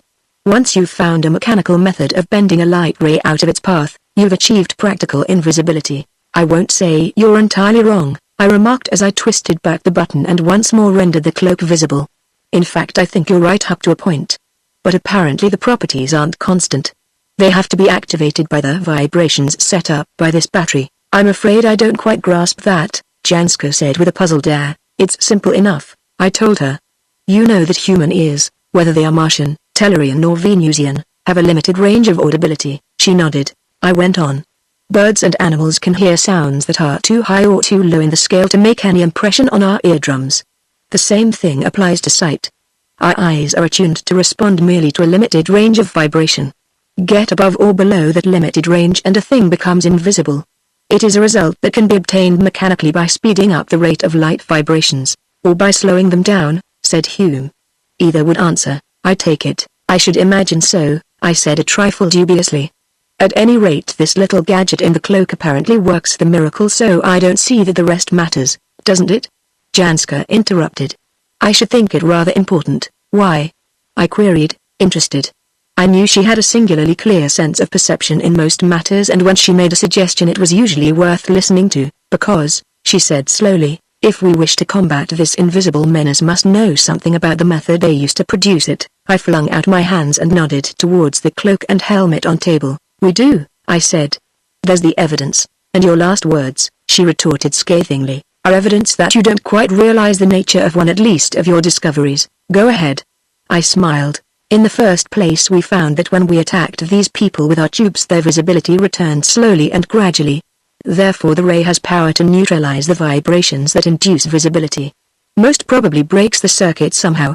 Is that plain enough? Of course, I said, springing to my feet. I see what you're driving at. Our ray becomes effective by using a high-scale vibration. It is so high in fact it can also speed up the vital processes of a human being to the very point of dissolution. Exactly, said Janska. So the vibrations we are seeking must be below, not above, the range of the human perception. And now, I said, the sooner we make our discoveries known in the proper quarters the better for the three worlds. None of us are scientists and our deductions may have to be checked for errors, but the main point is our ray not only renders our antagonists visible but will also kill them. It is not necessary to kill them. I think they can be deprived of their invisibility by a non-lethal ray of the same vibratory pitch. How's that? An epoch-making discovery, I should imagine, said Janska with a slightly sarcastic note in her voice. Jack, suppose you code this information. You guards have a code of your own, I believe, and beam it to the representatives of the council. I drew my pad towards me, scribbled quickly for some minutes while the other sat silent, awaiting my pleasure.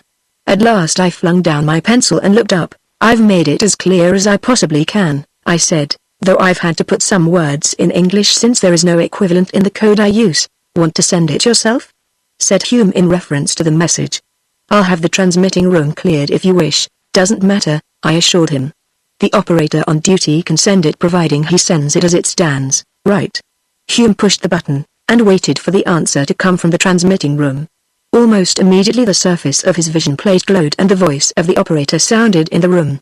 Hume had left his communicator open so that we could hear every word that was said. Operator? Captain Hume here. Message to be sent at once. Yes, general call to guard ships. Is your vision plate clear? Good. Here's the message then. He took the first sheet on which I had written my report, special sheets prepared for the purpose, and cut to size and placed it in a clamp that held it steady against the vision plate. A few seconds passed, then came the operator's voice through the communicator. Next sheet, please, Captain. The process was repeated until the sheets were exhausted, then again came the calm, unhurried voice of the operator. Message completed, Captain. I'll call through when I get an answer. The light in the vision plate's surface died, and Hume handed me back the sheets. "You know how best to deal with these," he said meaningly. I wadded them up, dropped them in a basin under the water faucet, and allowed a trickle to play on them. The sheets spread out, dissolved into liquid and passed down the flush pipe into the depths of space. I was turning back from my work of destruction when the communicator sounded again. "Message for Interplanetary Guard Officer Sanders, aboard space liner Cosmos," came in the operator's metallic tones. Message begins. Space liner Cosmos required to report immediately at Martian rendezvous base. Signature Tambard. Message ends. I whistled softly. I had met Tambard once or twice in the course of my work. A singularly dynamic personality when roused to action, yet one whom it took much to stir. That he should be directing investigations in person away from his own planet suggested that matters might already have reached a stage of greater seriousness than we had imagined possible. Chapter 13 The Gordian Base. Exactly 23.5 hours after receiving the message we arrived at Gordian. On board the Cosmos things had already reached the stage where it was manifestly impossible to keep the real state of affairs hidden any longer from the passengers. Rather than have wild rumors racing round the ship, I prepared a digest of the situation and had it posted on the various notice boards. There was no sense in pretending there was no occasion for alarm. Instead, I called on all to give every possible help to the staff to enable them to maintain smooth running. My appeal, I fancy, justified the terms in which it was cast by the result it achieved. There was no panic, no sign of alarm anywhere. A touch of anxiety and apprehension I did notice, and Janska reported that she had literally been besieged by questioners. She handled them all with her good-humored Martian tactfulness, feeling from the first that we required someone who, while still one of the passengers, could speak with a certain authority. I had appointed her to the position.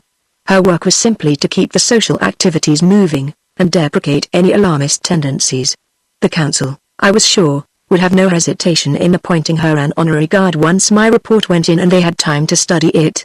Both she and her father would certainly value the silver comet's tail that is the symbol of that honor far more than they would the Interplanetary Guardsman's own badge. After all, not one civilian in a million ever qualifies for that honorary award. To come to Gordian. Long before we made contact, that huge structure of glittering metal, a veritable city in the void, was visible against the background of interstellar space. In the early days of interplanetary travel, it became increasingly obvious that the guard ships must have some base in the void to obviate the necessity of having to run for their home planets for repairs and fuel. We Earthlings were fortunate in that in our own moon we had already made base 250,000 miles away. So on the side of our satellite that is invisible from Earth, our refueling and repair depot was established. Mars, less fortunate, had to construct such a base in space.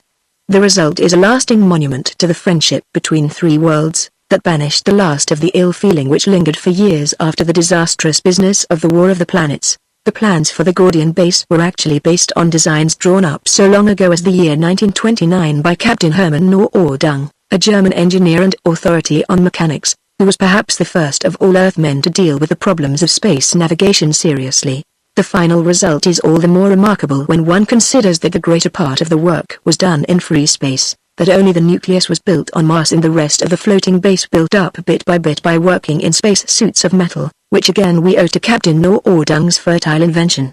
These space suits were necessary at the beginning, since the men had work in an airless, heatless void under remarkably trying conditions. But once Gordian so the base was named after the Martian engineer who played the greatest part in its construction was completed, the scientists immediately set to work to provide it with an atmosphere of its own. The huge city in space, for such it was alive with lights so confusing that only the guards' captains actually know the meaning of them all. Ordinary space liners usually are content to give the place a wide berth, and when they do not it is because either they are in trouble or in charge of a guard. As the clamps closed over our hull and drew it down softly into the nest prepared for it, a gangway was run up against our main entrance port, and the moment it was opened 6 Martian officials strode through. I was there at the entrance to meet them and I recognized the foremost as the redoubtable Tambard himself. To my surprise I saw just behind the dapper bird-like figure of little Clinigo, the Venusian member of council. I had not expected him and the latest news had been that he was on his home planet. Tambard was tall even for a Martian, but he was built so perfectly in proportion that only when one saw him sitting beside an Earthman did his height become apparent. He towered over me and there was a frown on his face that I liked but ill. However, his first words set me at my ease. "Ah, Clinigo," he he said to his confrere with that easy disregard of all titles that marked the council as men apart. Here is Sanders himself. Clinigo, your good fortune to meet in the one of the smartest space captains in the interplanetary service. Tellus has the honor of producing him. Long before I had become acquainted properly with Tambard, I always fancied there was an undercurrent of sarcasm in words such as these, but now I knew him well enough to realize he meant exactly what he said. He was pleased with me, pleased with my poor way of handling things, and he said so in the Martian fashion, extravagantly. Clinigo stepped forward at the introduction with his right hand on his heart in the formal fashion of the Venusian, and I brought my hand up smartly to the salute. I was no longer in mufti but had donned my uniform, the sky blue of the guards with the silver guard ship on each wing of the collar and the silver lace design of the planetary system, the badge of my rank on my left sleeve. The two stood a little apart after that, ignoring me for the moment as was the custom, while the port chief or his deputy examined Hume's papers. The port authority moved back. Hume handed the initialed papers to the purser. There was a pause, then Tambard crooked his little finger at me. Sanders, he said, we must talk things over. No, not here on the ship, but on Gordian. I think you have much to tell us that was hinted at in your report. You mentioned others whose words would support your conclusions. Is Hume one? He is one, I agreed, and the other? She? He made the slightest motion of his head in Janska's direction, and I could swear that a smile curved the corners of his mouth. She, I said, striving to hold my voice so that it would not betray me. She, sir, is the other. Who is she? The question was rapped out. One Janska Durka, the daughter of a director of the Canal Company of Mars, I answered. She also, I added, and this, sir, is the more important in my eyes, is my affianced and my invaluable assistant. His eyes twinkling, Tambard turned to Clinigo. There seems some magic in these Earthmen, Clinigo, he said, that in a few short days one of them can not only win a Martian maiden but can fire her with his own spirit, so that she can qualify for an honorary membership of the Guard. Clinigo smiled a little. I think he was not very interested in us save insofar as the information we had to give concerned him and his office. An apartment helpmeet, I should think, he said. Tambard shrugged. I often wondered in the days that followed if there was any possibility of friction between the pair, but luckily for the planets it never came to that. Well, said Tambard. This conference now. He touched me lightly on the arm, beckoned Hume and Janska to come with us. Tambard apparently was using with Clinigo the room of an officer in command as an office. At least I saw there, when he came to it, many gadgets that were not usual, some of which bore traces of having been hurriedly affixed and quite recently. The Martian motioned us to seats, but surprisingly it was Hume who first broke the silence. My ship and the passengers, sir? He queried. A safe, said Tambard. The passengers will not get into mischief, for they will not be allowed to land. It is scarcely worthwhile. All of you will be on your way to Tlanon again before 30 of your Earth minutes have passed. Good news, I thought. Then a sudden doubt assailed me. Was Tambard including me in what he said? I would dearly have liked to have asked him and cleared the matter up at once, but I did not dare. He addressed himself first to me. Start from the moment of sailing, he said, and tell us all that has the slightest bearing on the case. I told him everything, suppressing only those matters of purely private concern which had transpired between Janska and myself. And, of course, seeing Clinigo was present, I mentioned nothing of that purely Martian secret. The Oxcta pellets. Both members of the council listened attentively to the end. When Clinigo spoke for the first time. An admirable exposition, he remarked. Even more admirable is the fact that despite its condensation you have been able to add little of material value to your message. Tambard sat silent and thoughtfully, his fingers drumming noiselessly on the tabletop in front of him. An odd situation, he said at last.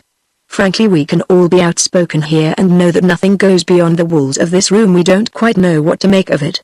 If an attack had been made on any of our ships, we would know what to expect. But so far nothing of the kind has occurred.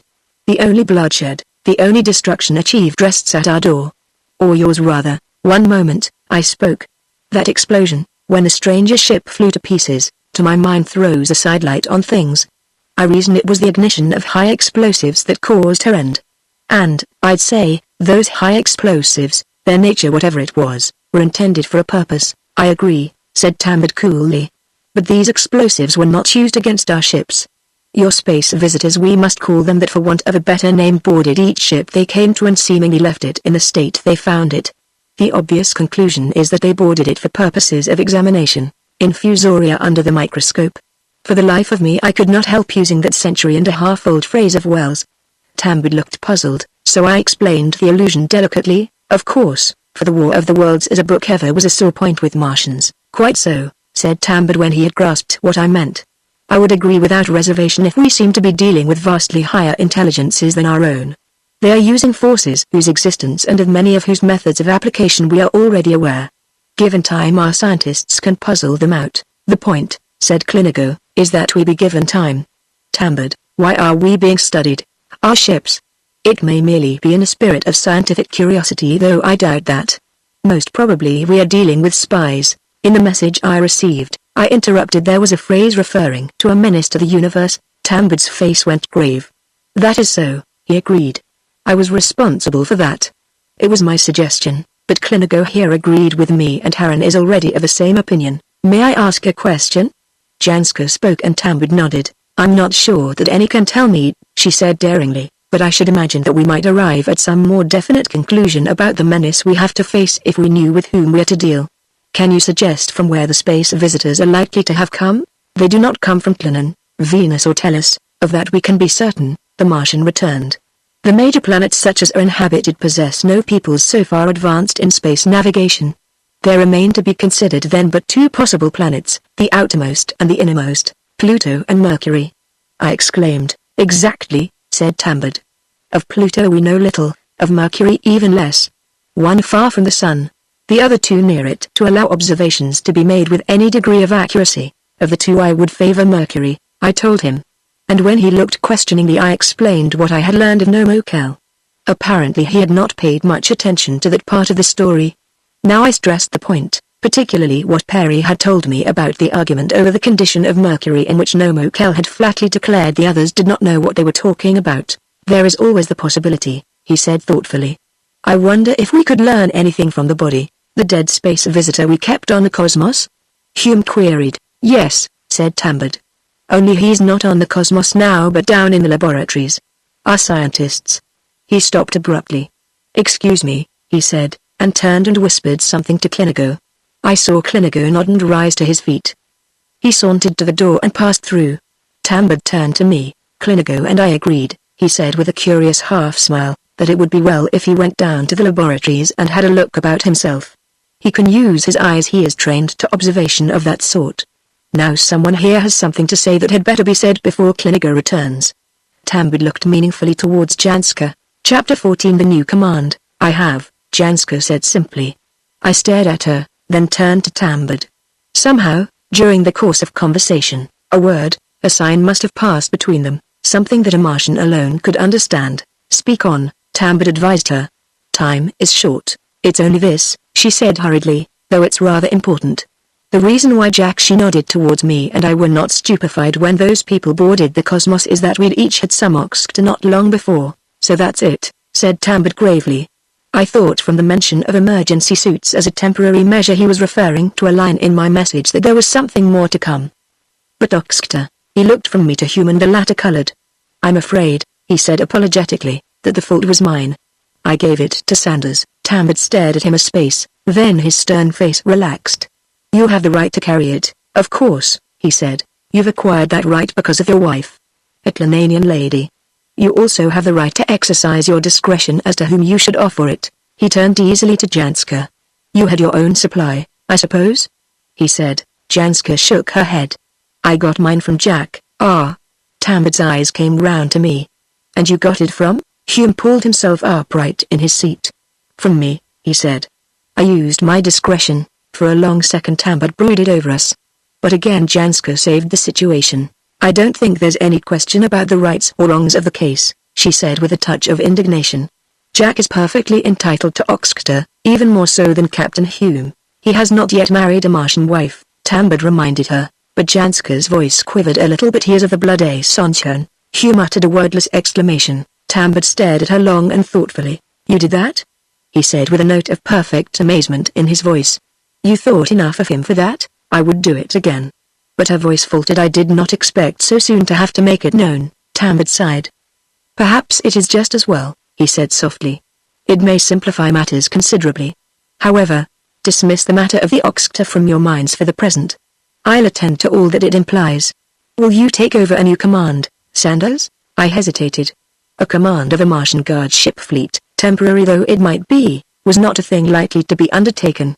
Even had I been a free agent I would have debated before accepting. As it was, even though on vacation I was still attached to the Earth service. There's nothing I'd like better, I said at last, but I can't decide of myself without Harren's permission. Harren has already given it, said Tambard patiently. I think I must have looked some of the chagrin I felt. Duty tugged me one way.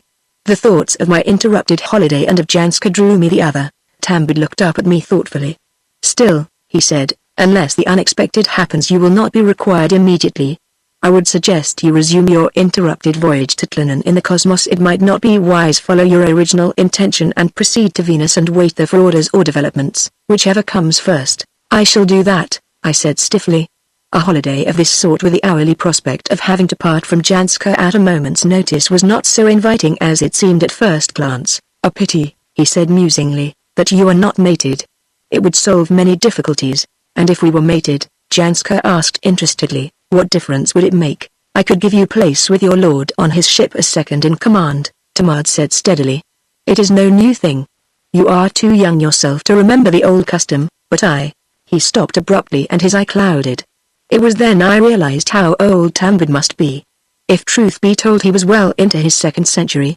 Then he would remember, might even have participated in those wars that 20 or 30 years before the coming of the Earthmen to the Red Planet had welded the Martians into one nation. Wasn't there some story dimly recalled of his having lost his wife in that conflict? I will take that place then, Janska announced with decision. That is abruptly she remembered that I had not been consulted and she dropped her eyes. If my lord is willing, Janska, I said, I'm an Earthman and not so conversant with your ways as I might be, so that must be my excuse if I say anything you think I should not say. You're a dear to make such a suggestion and I'd jump at it if it wasn't for the risk. What risk? She asked. The risk you would run if you came with me. The risk you would run yourself? That is different. The difference, she said slowly, is that with you I would be sharing in your danger. But if I did not come I should have to remain not at home, for it not be home without you at Tlinan and eat out my heart with anxiety. I placed my hand on her shoulder and gently pressed her back into her seat. Tambard Mitaka, I said formally, Janska Durka will, as my mate, take command. Tambard inclined his head in assent. It is carved in stone, using the phrase that to a Martian is a decree that is unalterable. Janska gave me one look, caught my hand, pressed it in her own. Sensible man, came in a rumble from Hume. Accident or chance, call it what you will, had timed it all that nicely. Another second or so and the door opened and Klingo entered. I took it from his expression that he had not been as successful as he had hoped. I looked, I saw, he said, and I confess that I am baffled. He is like no man of any of the planets I have ever seen. A ridge of horny substance across the head, and purple eyes. No one has ever seen such a being alive. No Mokel, I said quickly. I told you of him, Klingo nodded. So you did, said Tambard. Yet no Mokel was posing as a Martian, of 20 years residence, I reminded him. About the time we were getting used to you Earthmen and your strange divergences of racial types, Tambard said thoughtfully. We were astounded at the types that were coming from Earth to visit us. It would have been comparatively easy then for such a man as No Mokel to have taken our precedence and qualified for citizenship. But perhaps if we get his prints and see where they were issued we may be able to trace back. Someone must have sponsored him. If we can trace that person we may get at some solution. He stood up. Klingo, he said, I think we may be needed more on our respective planets than here. I, for my part, will repair to Mars by the cosmos. I do not want to detail a guard ship to take me back. It may be wanted here yet. And you? Klingo smiled, a little sadly I thought. Your suggestion is good, he said. I, too, will come on the cosmos. It is to make Shanghai on its return trip and should get me home without undue delay. But one thing I would suggest. While the cosmos is stopping over at Tlinan it should take on extra armament purely as a precautionary measure. I thought, I said, perhaps unwisely, that it was intended to call in all spaceships. It was, Tambard answered. But we have reconsidered that since receiving your report. You have shown us a method of combating them, where before we had none. Also we have decided that there is nothing to be gained by calling all ships in and starting a panic. Still it is for every captain to say for himself whether he will take the risk. He turned to Hume. The latter smiled wryly. You needn't worry about me, he answered. Chapter 15 The Red Planet. Mars glowed ahead in the void, and grew rapidly. Those of us to whom it meant the end of the voyage sighed with relief. What those others who had yet to make Chang'an in Venus thought of matters, I cannot say. Hume himself assured me he was not worrying. I fancy he had a hope that perhaps, before it was time for him to resume his voyage, things would have advanced so far that all commercial vessels would be warned out of space and only the fighting machines allowed to take off. Meanwhile the cosmos has become to all intents and purposes a guard ship. Tambid and Kliniger with my assistants had taken over control and one or another of us three was constantly in the transmission room. Messages were coming over thick and fast, and Harren was beginning to warm up the ether with his suggestions. If Mercury were the abode of these intelligences we had encountered, Venus and Earth, being nearer the Sun, were likely to be attacked in that order. Mars would come last of the three. The main Martian space observatory on Chimes, one of the many asteroids or minor planets in the belt between Mars and Jupiter, had received orders to concentrate all observations on Pluto, the outermost of the planets. No reports had yet come in, but somehow we all felt that nothing would be discovered in that direction. It was the business of the Venusian astronomers to keep Mercury under observation. Not that we hoped for anything startling or even decisive. Mercury has always been an elusive planet as far as observation is concerned. Its nearness to the Sun has rendered study of its surface by telescope a matter of considerable difficulty, and no spaceship captain has yet been found venturesome enough to conduct an expedition in person. Our landing at Lennon took place early in the morning, though already the heat in the thin Martian atmosphere, thin compared with Earth, was beginning to be almost overpowering. Yet when all is said and done it is a dry enough heat, easier to stand than the humidity of Venus. To prevent regrettable accidents we were all passed through airlocks and gradually accustomed to the differences in atmospheric pressure, and it was quite an hour from the time of our landing before we set foot on Martian soil. Lennon I had seen many times before, and always there is something new about the city to charm the eye. Built beside one of the main canals of the planet's system, it has been constructed and toned that it seems part of the landscape, a landscape that in many ways is reminiscent of Earth scenery in Egypt.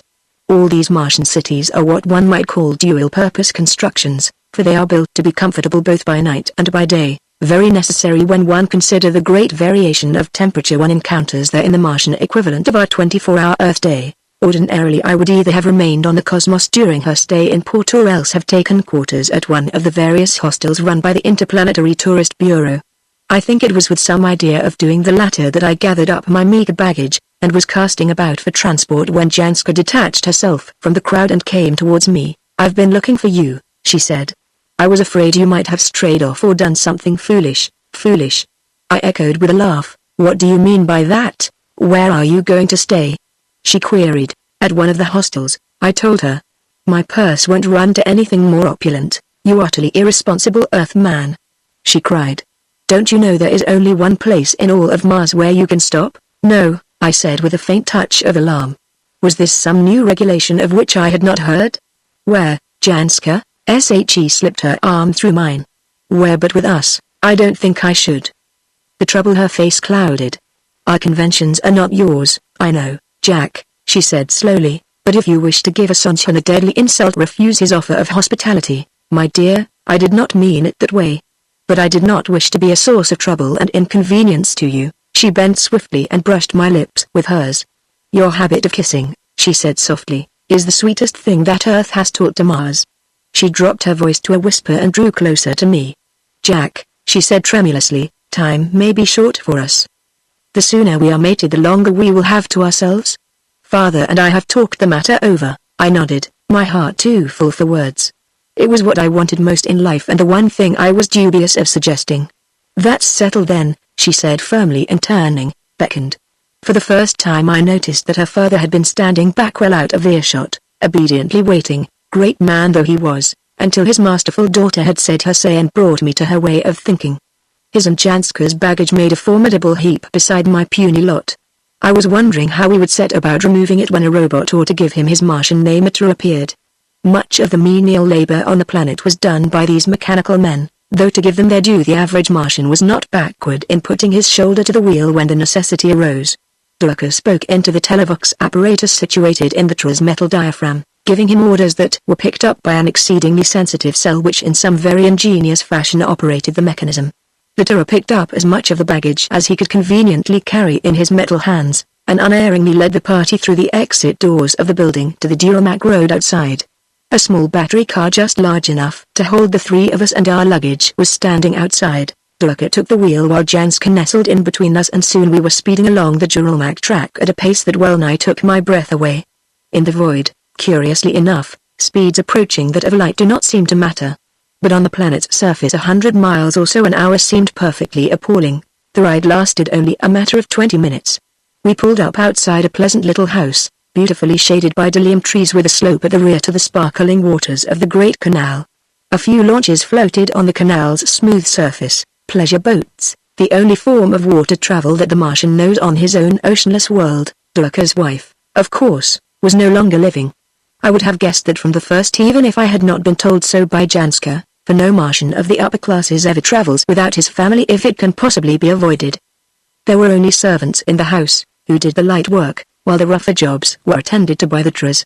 It was a Tra who met us at the entrance and brought in our luggage, and another Tra, of a more highly specialized type, took the car round to some sort of garage. Janska disappeared as soon as we entered the house with the intimation that she would see me at Nondal, the local equivalent of our lunch, leaving it to her father to conduct me to my rooms.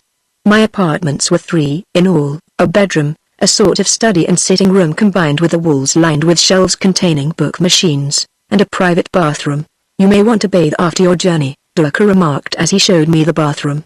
"You may use it as much as you wish, you understand, providing you do not draw the water from the canal. That is kept solely for culinary purposes." "Where then?" I said. "Do you get enough to be so lavish in your bathrooms?" "Here," he said, pointing to 2 cylinders which stood side by side over the bath. "You will find there all the water you need." They looked curiously like gas cylinders to me, and I bent forward to look at the wording on the plate of each. It was in Martian characters, however, which I have never learned to read. "You do not know our language?" Dulka asked. "No? Well, this," he pointed to one cylinder, "is hydrogen and that is oxygen. They are recombined to form water and the process is automatically regulated." I enjoyed the bath, the first that I had been able to have since leaving Earth. The artificial water, however, seemed to lack something I was used to. Say what we will, no synthetic product, no matter how chemically correct in its method of manufacture, can quite equal the work of nature. Nevertheless, there was a freshening quality in the bath that made me feel rest was out of the question. For want of something to do, I strolled into the study and sitting room and began to examine the book machines. In reality, they were reels of fine wire which, when run through a machine specially made for the purpose, told the story with voices suitable to the characters. One could too, if one wished, by pressing a button on one side of the machine, set a series of synchronized pictures moving that added to the verisimilitude of the story. I may be a little old-fashioned in some ways, but I have never taken altogether to the book machines. A story, after all, is not all dialogue, nor is it all acting, and one misses that literary touch that flares up so often in the old print books. I was feeling more or less at a loose end and wondering whether I should light my pipe, when someone knocked on the door. I opened it to find Janska waiting there for me. Chapter 16. The Calm Before the Storm. For the moment I fancied she was the bearer of evil tidings, but one look at her smiling face drove the idea from my mind. "I hope," she said, almost breathlessly, "that you don't mind my coming see you?" "You weren't resting?" "I wasn't," I declared. "I was wondering how I was going to pass the time." She entered, shut the door behind her and ran her eye around the room. "So you've been looking at the book machines," she said. "You won't find much there." "What a pity you don't know our language." "I do in a way," I told her. "I can understand what's being said to me, but read it I cannot. The characters puzzle me." "Of course." She nodded. "All communications are made in a sort of common language, aren't they?" "That's so," I agreed, smiling. I had an idea what was coming. "What is it?" "What is it called?" asked. "That, Janska mine, is a secret I cannot tell even you. Some day soon, when you receive your appointment, I can make it plain to you, but not till then." She looked at me with grave eyes. "I'd be the last to try and persuade you be false to your bond," she said soberly. "Yet it was not mere idle curiosity that prompted me. It was the wish to share in all your knowledge, in the hope that I might be able to take some of the work off your shoulders." "I know," I said gently. A thought struck me. "Has further word of any sort come through on the news machines?" "None as yet," she said in a strained voice. "But I fear that this is merely calm before the storm. Our time grows short. We must make the most of it." "When?" I was beginning, then stopped, for I was not quite sure how to phrase my question. She must have read my thoughts. "When can we be mated?" she said. "Yes, Janska. The sooner the sweeter to my way of thinking, though I have no wish to rush you. Rush me? She looked prettily puzzled for the moment, then the meaning of it dawned on her. You mean hurry me? You could never do that in this matter. I am too unmaidenly anxious. I caught her in my arms and drew to me. I think you are adorable, I said. But you have not answered the question. A day then, perhaps two, she said. My father must be judge of that, and I would not run counter to his wishes. But no day can be too soon. Who knows but that the destiny of the universe may be knit up with the course of our love.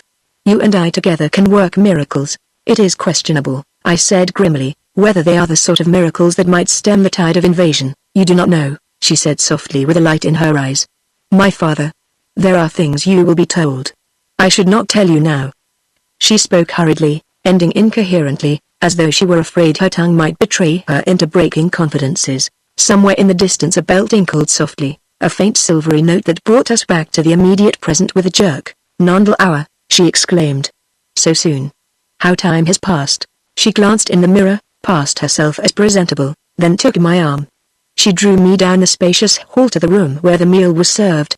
Durka was waiting for us, and his face lit up with smiles as he saw us coming, our arms linked, our faces afire with happiness. The Martian meal lingers in my memory, will linger perhaps long after most other things have faded. It was the setting and the company that made it memorable, though the course of it for the greater part followed the prescribed ritual. Our conversation came round by insensible degrees to the matter uppermost in the minds of us all, the possibility of invasion. A little to my surprise, Durka was not inclined to accept the idea. He merely remarked that it had happened and would doubtless happen again, but that he knew of no recorded case where the invaders, even with superior science at their disposal, had managed to establish themselves for any length of time in the conquered country. What planet are you talking about?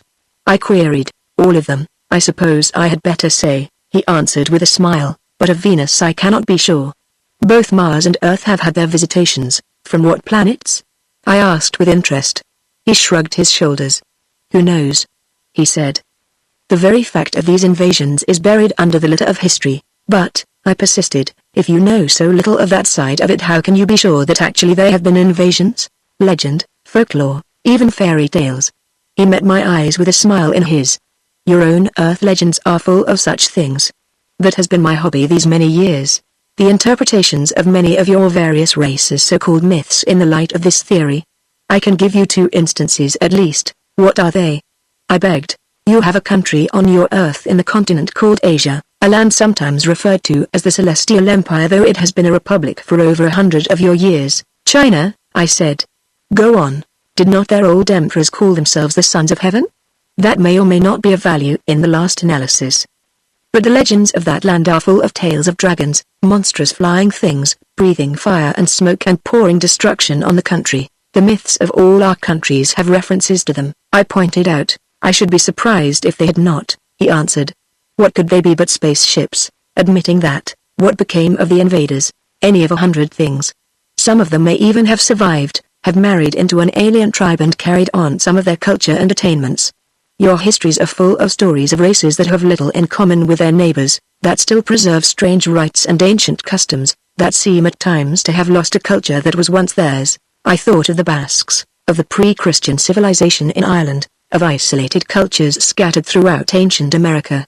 I had to admit that what he said was quite feasible. Again, he went on, scarcely a nation, scarcely a race in your planet but has mixed up in its folklore strange tales of bright lights in the sky, of visitations impossible to explain by the ordinary laws of nature as known to these peoples. So much for Earth, I said. And Mars? Our recorded history goes further back than yours, but we have only legends. But it is odd that so many of our legends should agree with yours as though they had a common origin. It was a fascinating subject. As a matter of pure speculation we could have talked about it all day.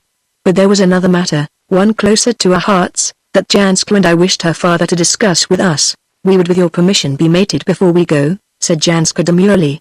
And, father mine, it is well to bear in mind that the call may come any day at any hour of the day. I have thought of that, he said. I see no ground for delay, since delay would bring happiness to no one. The hour is yours to choose. She rose from her seat, came to her father, put her arm about his neck and kissed him passionately. He looked startled for the moment, then smiled. An Earth custom, he said softly, but a pleasing one. We might have said more, but almost at that moment, while we were still feeling our way through a rather awkward pause, the communicator wailed. Dlucker took up the audiphones and clapped them to his ears, for this was a private set, where conversation and reply could both be kept secret if need be. He listened in silence for a moment before turning to us with consternation on his face. "It is Tambard," he said oddly. "He wishes to come right over as he has a matter of extreme urgency to discuss. We are at his absolute disposal," I said with a queer tightening of the heart. Chapter 17. The storm breaks. 5 minutes later Tambard arrived. I was surprised at the change in him. He had seemed sprightly when I parted from him some hours before. Now he looked as though he had spent a sleepless night and a day of care and worry to follow. He took the seat to which Dlucker invited him, but declined all offer of food or drink. "All communication with Venus ceased 2 hours ago," he said deliberately. "Out of courtesy to me, it may be recorded, he used Earth terms whenever possible right throughout our conversation. We have been unable to get a message through, and none of the regular calls from there have reached us. I have been in touch with Harren.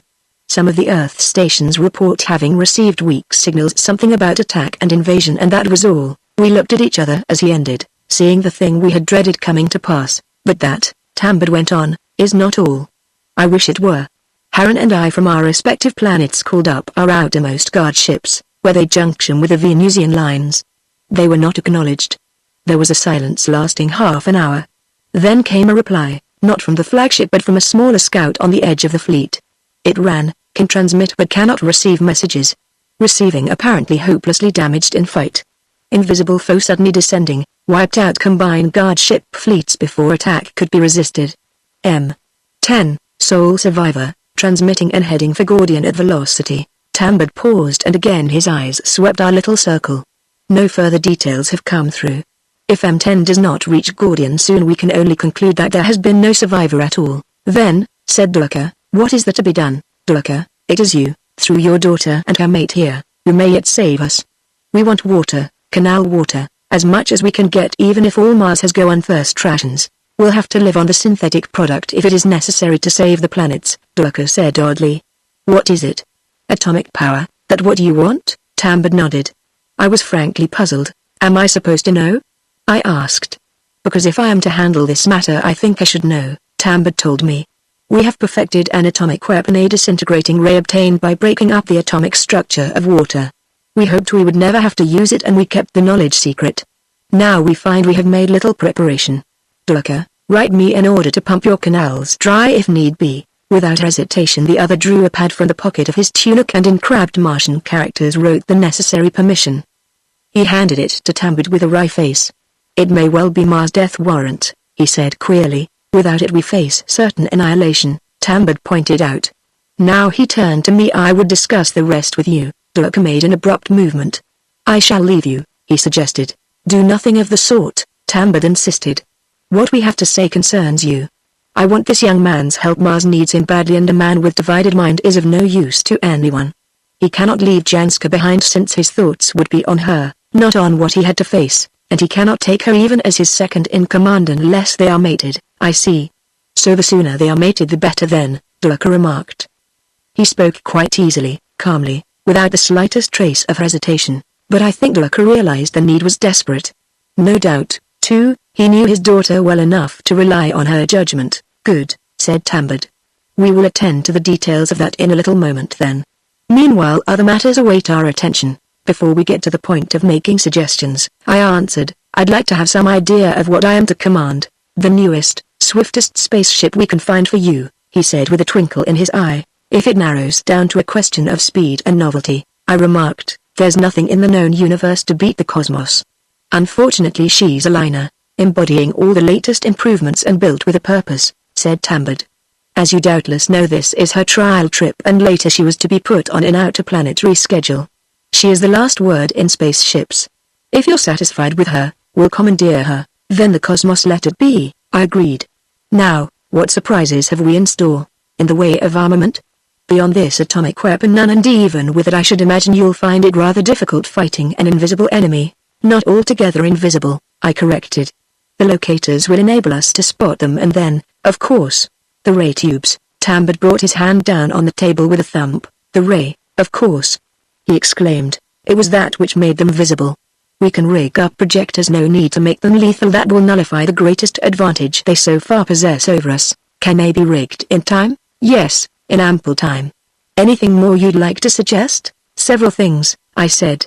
Can these projectors be rigged to give higher vibratory rate than is necessary to counteract these invisibility waves? It should not be impossible, said Tambard. He made a note on a pad beside him. What else? A question of diplomacy, I said smiling. I'll have to have a crew of Martians because Oxcta will play an important part in the campaign. I wonder if there will be any friction due to an Earthman's being in command. No, there will be no difficulty over that, particularly since you will have a Martian mate. Your crew will all be picked men. Can I make one suggestion then? There's one man of the present complement I'd sooner have with me as navigator than any other. That's Hume. Her present commander. Tambard nodded. It can be arranged, he said affably. He rose to go. Drucker, he said, walk a little way with me to the door. I would discuss these young people and how best to help them in the short time at their disposal. Together they went out, leaving us to ourselves and our troubled thoughts. I looked moodily across the table to my love. Janska, I said, there is yet time if you wish to change your mind. A look of blank horror showed in her eyes, then she got up and came round to me. Is it, she asked with a quaver in her voice, that you no longer love me? I say it, Janska, I said unsteadily, however much it hurts me, because I love you now more than ever. That, she said softly, is all the answer I require. I made the only reply possible in such circumstances. Chapter 18. The extra passengers. Our mating took place in the late afternoon of that same day. The ceremony was a quiet one, attended only by Drucker, Tambard himself and 2 official witnesses, one of each sex, though it followed the strict Martian ritual which had not been varied by word or phrase for centuries. We were then free to go about our own affairs until the cosmos was ready for us. The call came the next day. We loaded what little baggage we were taking into the back of the car and, with Drucker accompanying us, set out along the Juralmac road to headquarters. Tambard, Clinigo and a man I did not know were standing by the entrance to the covered gangway that led to Cosmos' main deck. As they saw us, the Martian chief started forward. Clinigo, I noticed, hung back. Hume was waiting for us on the control deck, his face a trifle paler than usual. So it has come to this, Jack? He murmured as we met. Well, in a way I'm not sorry. I'll do what you want. He stepped back as Tambard wished to speak to me. I've nothing much to add, the Martian said slowly. You'll head for Gordian first. They haven't all the necessary apparatus there, but you may find a few ships ready to accompany you. Take good care of your passengers. Passengers? I echoed in surprise. This is no pleasure trip, so I told them, said Tambard. They do not agree. Clinigo, I interrupted him, swinging on a Venusian. You mean you're coming with us, sir? I said. He nodded. What else is left for me to do? My planet is in greater danger than either Earth or Mars. You understand? His eyes met mine levelly. I sail with you under your orders. I understand, I said, and it is well. But the other passenger? Tambard motioned the other man forward. This, he said to me, is Aranak. Perhaps you may find a use for him. I looked Aranak over with interest. Of course, I had heard of him. Who had not? A scientist of no mean attainments, I had heard his name in connection with the atomic structure. I took a liking to Aranak from the first. His mother, born on Mars, had been the child of a Martian man and a Venusian woman. His father had been a native of Earth. An odd mixture of races, yet one that gave him a peculiar genius. Tambard had little more to say. The Martian shook hands all round, leaving me to the last. Go, he said, as he bade me farewell. Go, and the good wishes of the planet go with you. Janska, bring him back safe and sound, or I do not come myself, she said with dignity. That, you know, Tambard. Another moment and the shore party took its leave, and went off down the gangway. Once out in space and heading for Gordian, I could take things easier and hand over to Hume. The first thing I did, however, was to call Janska down from her observation post and in her company make a complete tour of the ship, for I wished to familiarize myself with all the alterations that had been made overnight. Aranak, however, knew all there was to be known about them, and he would see that his helpers were well enough acquainted with the use of each piece of machinery to be able to give a good account of themselves. He showed me an intricate piece of mechanism that he told me was the disintegrating ray. It consisted of a long tube with a smaller tube on top of it. The small tube was made of some iridescent substance that led down to a generating apparatus underneath the gun, for such the whole thing actually was. The larger tube ran back to a huge box-shaped arrangement that was connected to pipes leading from the water tanks. As I understood his explanation of the process, a fine stream of water was shot out from the larger tube, and at the same time the ray was projected from the smaller tube. The angles had been so calculated that ray and water jet gradually converged, meeting at a spot 25 yards ahead of the point of issue. The ray, acting on the stream of water, broke up its atomic structure and formed another ray of incalculable power that hurled itself with irresistible force against anything in its path. The radius beyond which the ray ceased to be effective had never actually been defined. I talked loosely about our prospective opponent's production of a temperature of absolute zero until Aranak corrected me.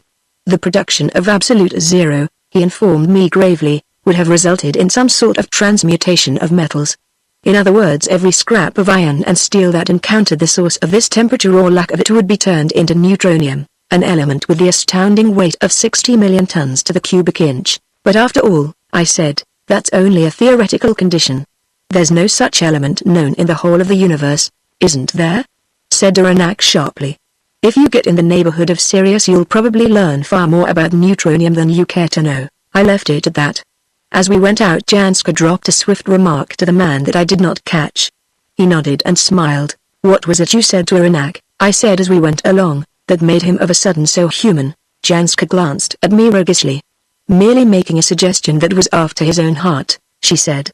And not all the coaxing in the world could induce her to say more. Messages kept coming and going all the time, but no further development seemingly had taken place. Venus was still isolated from its companion worlds as far as communication was concerned, and the missing guard fleet had been given up as a total loss. Janska made a curious request of me during a lull in the messages that up till then had been streaming ceaselessly through the void. My dear, she said, do you mind if I send a private code message to Tambud? I hesitated.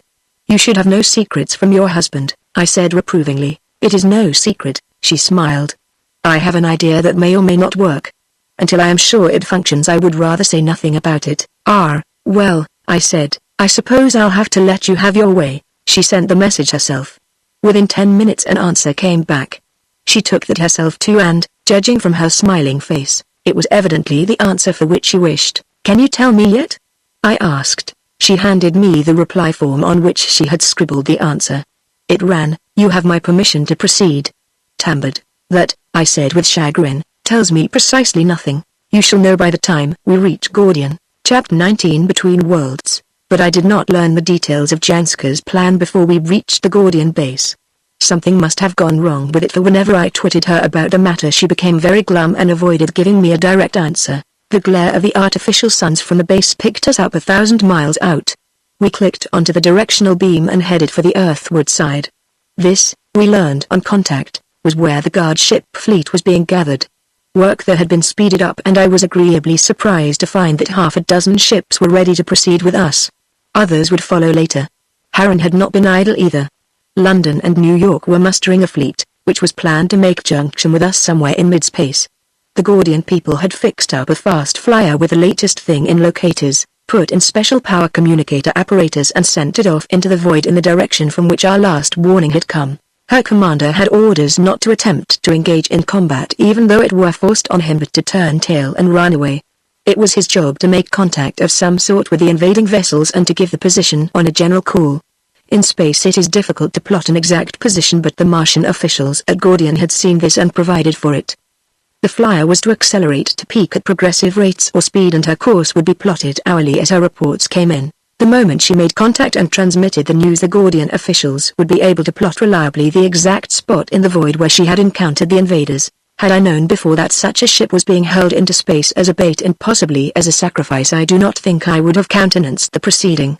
However, when I heard of it, it was too late to do anything. I got her angular flight, took a copy of the chart that showed her calculated position, and, seeing half a dozen supporting ships already awaiting my orders, decided to take off after her. The third day out, a faint message trickled through to us. The M2 had run into a nest of the invaders. So terrific was her speed that she had shot past them before they could recover from the surprise of her advent. Apparently they had been lounging along with their invisibility apparatus at rest, but the moment they mutually located each other the enemy ships disappeared. They immediately put up a power barrage that gradually overcame the strength of our craft's signals. I was stretching out my hand with the idea of operating the call once more when Janska caught me by the wrist. You mustn't, she said fiercely. Do you want them to get our position? They'll locate us quickly enough, I said wearily. I think not, she said steadily. Something in her eyes made me look at her a second time. Is this the secret then?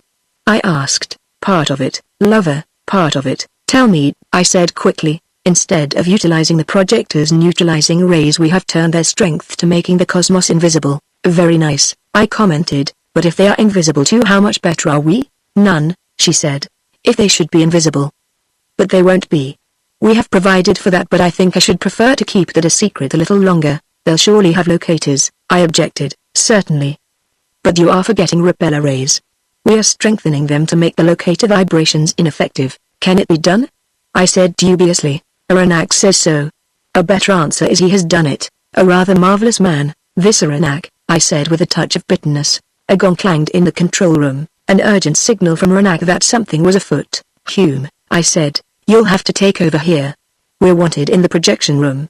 I don't know what it is, but you'd better be prepared to take orders from there. Is there any possibility of an engagement? He queried anxiously. Janska caught me by the arm and smiled at me. Perhaps after all this was the chance for which she and Aranak had been waiting. The scientist looked up alertly as we entered the room. He and his assistants were surrounded by all sorts of spinning and humming apparatus, machines whose very purpose was beyond me. We have something in sight, he snapped. I don't know what it is, but I'd suggest space suits be kept in readiness to don at a moment's notice. They're kept in readiness night and day, I told him. What is it you've sighted? He pointed to an ordinary view tube connected with the ship's eye. I bent down and looked at the vision plate on which the picture was reflected.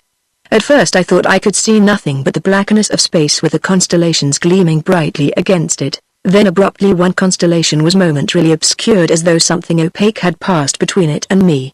Had I not been on the alert for some such thing, I would most certainly have missed it. Janska was staring over my shoulder. She gave an exclamation as the opacity moved across the stars, blotted out their light, passed and merged into the obscurity of space. You saw it? Said Aranak. Or rather, you saw its effect. An artificial eclipse, so to speak. But how could that happen? I queried. I thought the thing's spaceship, I suppose it is, was invisible. Invisible, not transparent. Also, you're not seeing the actual thing itself with your own two eyes.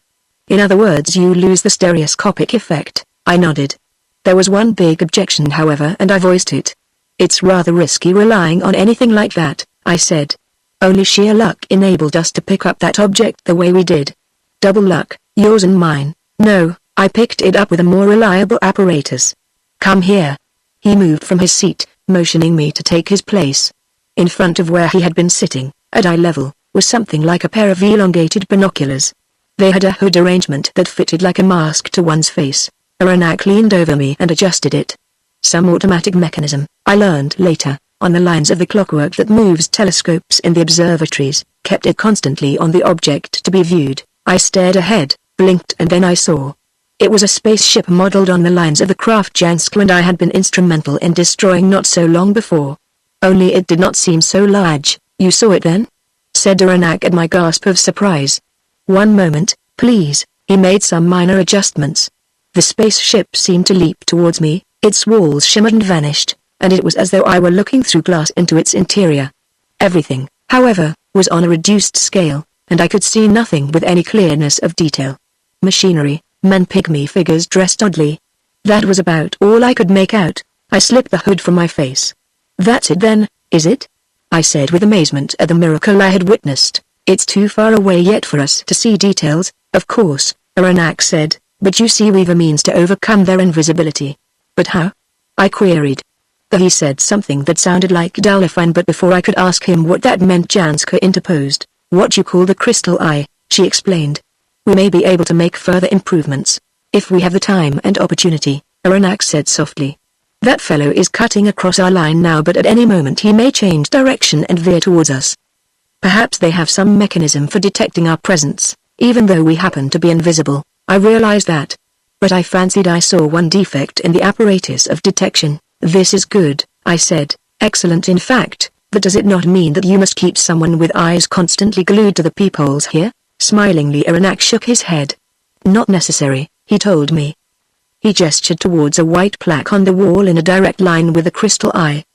He touched a button on the desk beside him, and as I watched, the milky surface of the plaque changed. It went black, the stars came out on it, and the tiny silver ship showed up quite clearly. As we stared, its appearance changed.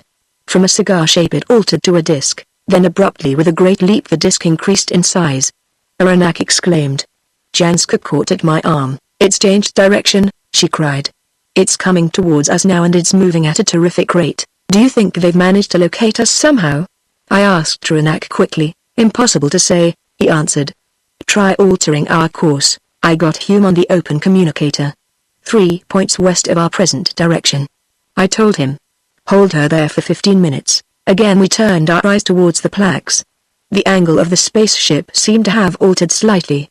It was no longer a disk, rather an ellipse. But even as we watched with bated breath it slowly swung back again into its former position. There was no doubt of it now. She was aware of our presence in space. Action stations, I ordered. Spacesuit rig and Oxcta solution for every man. Chapter 20 at grips. Our own spacesuits were kept readiness in the projecting room and beside them a ready solution of Oxcta put up in tiny files. We broke ours, drank the highly concentrated contents and proceeded to don the suits. On the belt of each suit hung a reaction pistol, a thing with a vast mouth like an old blunderbuss. Should the worst, the ship be destroyed and ourselves projected into the void, we possessed at least a fighting chance for life. The reaction pistols furnished a means of propulsion through space. A man might live in such a suit, moving about space, for a matter of 2 or 3 days. The suits had originally been designed to preserve the lives of passengers wrecked in space. No one had ever thought of the possibility of their being used to save survivors from a ship stricken in war far off the beaten track. War we fancied had long been banished from the planets. The remaining ships of the fleet were a couple of 1,000 miles to the rear and so safe for the time being. Their locators would no doubt have warned them of our altered course and in due time the same means would give them notice of the presence of a stranger ship. But since we had been discovered I did not think it wise to communicate with them. Their rate of progress would soon bring them close enough to distinguish the stranger, as she would become visible as soon as our neutralizing rays played on her. I swung over the little lever that set the power going. For a space nothing happened. Then suddenly against the background of the void there leapt to life a lovely golden shape, the spaceship shearing around to veer in at us. It looked as though her intentions were purely exploratory. An idea struck me. It was not altogether impossible they might have mistaken us for one of their own craft. I was just about to put the idea to when a call came through from the transmitting room. It was the duty operator speaking. A series of strange signals coming through for some minutes, he informed me. How's the recorder transcribing them? I asked. As a series of impulses, the operator told me.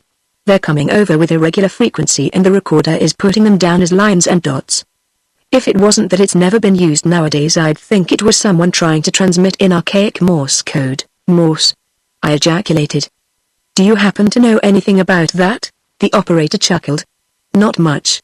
But enough to say that this isn't Morse.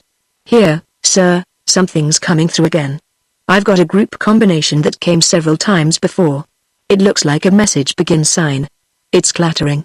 Throw your communicator open so I can hear what's going on, I commanded. The screen immediately lit up, showing me the interior of the transmitting room and the sounds of the instruments working came plainly to my ears. I listened to the clack of the machine as it worked. It was going at a fearful rate, a sort of urgent click click click, then a long click and so on. Something in the pace at which the signals came over made me think that the operator at the other end was fast losing patience. Now he's getting angry, I commented. The clicks came with a sharp rattle, a perfect hailstorm of them. There was a pause, possibly while the operator waited for a reply.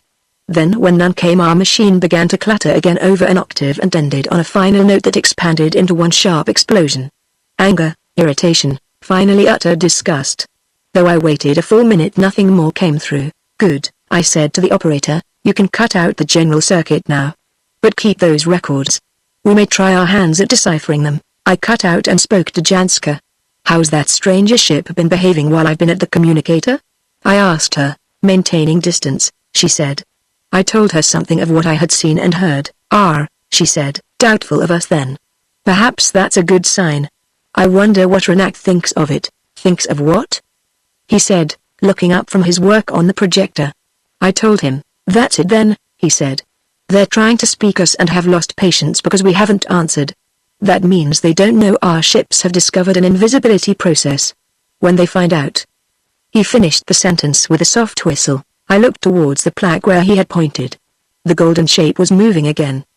The distance between us was lessening rapidly. It's coming, said Renak, stretching his hands towards the nearest tube. No, not yet. I cried. The ray projector.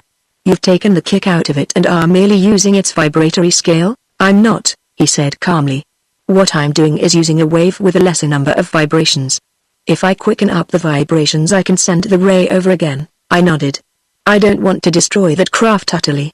But something has to be done. Eat him up a bit, will you? I'll try. Stand aside, all of you. There may be a flashback when I change over the flexible metal fingers that covered his own flesh and blood once he drew thick yet pliable rubber gloves, flung a glance at the plaque before him, adjusted a vernier scale screw on the edge of the tube and pulled a lever. We watched the growing bulk of the spaceship as it showed in the plaque. For a minute or so nothing happened. Then the golden shape seemed to dull a little.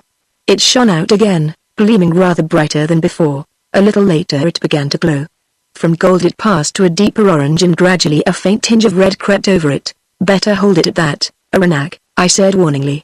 You've got the outer shell red hot. I don't want to roast them. I'd rather get them to surrender if I can. I'll notch it a shade higher, he said. That heat will radiate off quickly in space. Unless, of course, he added, they've got something to counteract it. I didn't think they had. I could have sworn we had them helpless. We held them so long. I was even beginning to think there was a chance of capturing the ship intact when the thing itself happened. The red-hot shell of a sudden began to lose its color. It wavered fitfully back to orange, but somehow Aranak managed to hold it at that, though I saw out of the corner of my eye that he had to apply an extra notch or so to do it. One force, it seemed, was struggling against the other, neither strong enough to win. They were locking in neutral. I have never made a bigger mistake. Of a sudden the orange dimmed down. I don't quite know what happened next. To this day I am not quite sure. Janska, however, perhaps fancifully says it looked as though someone had rolled up the edges of space and hurled it like a ball into nothingness between us. But what I do know was what happened in the projection room. There came a vivid sheet of blue light. The room seemed to grow chokingly cold as though one were breathing or trying to breathe liquid air. I can give no better description of it than that. Aranak made an abrupt movement and a startled oath fell from his lips. With his gloved hand he dragged over the lever that cut off the power. The air of the room cleared on the instant. The blue light vanished and I became aware of Aranak crouching over the machine as though he had been struck and thrown there. I caught him by the shoulder and at my touch he slipped to his knees. Janska, I called, and between the two of us we raised him to his feet. His assistants came to our aid. He opened his eyes, blinked, pushed the visor of helmet further back from his face. I'm all right now, he said. That was a near thing, though. If I hadn't cut off power when I did. I thought for the moment we were gone. So did I said grimly. Have you any idea what happened? A glimmer, he said. They've got something to beat our heat ray, some repelling force. But the nerve of it. They used our ray as a path for it, hurled it back on itself and into the machine. If I hadn't been wearing insulating gloves I wouldn't have been able to pull the lever over, and if I hadn't pulled the lever over the stars confound them exclamation mark we'd have gone out in a blue flare. Aranak jerked himself to his feet. Can't afford to take our senses off the jobs for a moment, he said warningly. That craft's notched the first score. Thinking he's taught us a lesson he may try to push it home. If he has any more samples of that sort, we'll be lucky to get out of it with our lives. If it's a case of lives, ours mustn't be lost, Janska declared. If we go the barriers are down and there'll be none to hold them. She turned to Aranak. That's your work, my friend, she said steadily. Keep us alive no matter who is destroyed. The cosmos must come through. I'll do my best, Janska, he said. If the chief gives me a free hand, I'll clean up the void. You can have that free hand, I said. Ah, he's swinging again. The gleaming spaceship had indeed swung around. It was rising at an angle too. I caught a glimpse of the underside of the ship and at once the meaning of the maneuver came to me. He's trying to get above us, I cried. We mustn't let that happen. I sprang to the control communicator and snapped quick orders. We could hardly rise on the course we were taking. The only thing left to do with any hope of success was to make the nearest thing possible to a right-angle turn and rise from that. The abrupt veering of the ship threw us off balance and flung us against each other. The contact of our spacesuits filling the room with clatter. The instant we recovered ourselves, I swung my eyes to the plaque on the wall. We seemed to be now at much the same altitude, circling like two hawks, each watching the chance to strike. Then abruptly the stranger veered. A dazzling white glow flickered about her nose and I waited for what terrible thing I knew not. But nothing happened to us. Why, I saw in the very next instant, one of our half-dozen supporting ships must have blundered somehow into our orbit and been located by the stranger. The white glow flickered about her nose. It spread, taking on her outlines. Then the ship dissolved into a myriad of fragments that went floating and drifting away. The atomic gun, Aranak, I said grimly. I do not think the stranger ship's people could have known what struck them. One instant they were there. The next they had been exploded into ultimate nothingness. Chapter 21 The Vandals of the Void. My next act was to call the transmission room to get in touch with the fleet, and presently the heartening news came back that only the ship we had seen destroyed had met with disaster. From now on, however, it behooved us to go warily. The most irritating feature of our two encounters was their utter conclusiveness. Because of that we were no nearer to learning the things we wished to know. After the strenuous time of the last hour or so we were all more or less exhausted, so I sent Aranak off to rest and told Janska I thought she had better turn in. She asked me what I intended doing, and when she found I meant to relieve human control she said, I think it's you who need a rest more than any of us. Don't be foolish, Janska, I said wearily, for I had no mind to argue. Actually I've done no more than stand by and watch while you and Aranak and his assistants did the work. Yours was the harder part then, she said. We had our work to keep us occupied. You, with your responsibilities. Enough, I said sharply. Janska, you've just reminded me that I'm in command.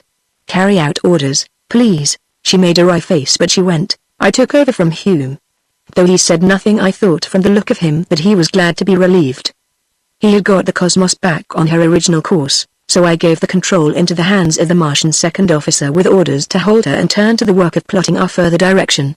The chart on which our evolutions had been automatically recorded was a mass of amazingly intricate geometrical figures, the mere sight of which set my brain in a whirl, but the work had to be done and I set to it at once. All the same it was some time before I managed to orient myself. Then with the planet chart in front of me I ruled the course I wished to take, plotted the figures and gave the altered direction to the Martian second. That will take us direct to Venus, he said. You're heading for Shanghai. I'm asking the company to take no risks that I don't take myself, I said steadily, for I understood only too well what was passing through his mind. If we have to make a sacrifice of ourselves it can't be helped. I know that, he said. He turned to put my instructions into operation but he left me thoughtful. Clinigo came in a moment later, an angry little man. He had been resting when the trouble began and had awakened to find himself virtually a prisoner in his own part of the ship, one where I believed he was least likely to come to harm. He stood and eyed me for a moment, his whole body quivering. It was you, he said with a harsh note in his voice, who ordered that I be kept to the rear of the ship. And when I nodded, why was that? Because, I said steadily, you were in what was the safest place. Even if we were blown up you would have had a fighting chance in your spacesuit. By what right did you give such order? He said bluntly, the right I acquired when you and Tambard sent me on this expedition. You may remember you came as a passenger. He smiled at that, the first faint flicker of a smile I had seen on his face that day. Do you think that for one moment I questioned the authority delegated to you? I deprecate the policy that considers my life of such value that special precautions should be taken to preserve it. He looked then at the space chart with a red line of our intended course pointing like a lance at the heart of Venus. Man, he said with a note of incredulity in his voice. Are you actually making for Venus? Yes, I informed him. Why not? But it's cut off from the rest of the worlds.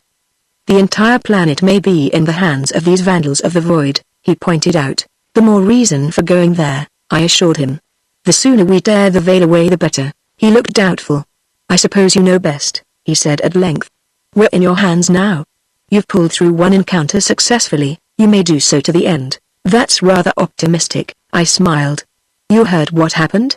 It was science that won the victory, not generalship, so I believe. What's your acceleration? I'm increasing velocity up to peak, I told him. We were already far out in space, far beyond the farthest point our scouting ships had penetrated when they were silenced, perhaps forever, by the strange spacecraft. Once again, with Venus far closer, our locators warned us of alien bodies and I ordered action stations at once. The stranger was coming right for us. He was not traveling invisibly. He was still too far off for us to see him save as a silver streak, moving athwart the blackness of space. But even I sensed a certain familiarity. Operator, I called through the communicator, stand by to transmit. I heard his startled gasp, gave him a plain call in the international code. Leave the general communicator on, I said when he took it. I want to see and hear what transpires. He did so. Back in a very few seconds came a startled, who the planets are you? Where are you anyway? Give them our call signal, I told the operator. Not our name. get his name. However, it was slow work, this questioning and answering in the code. It always is. Got yours, came the answer. M10 here.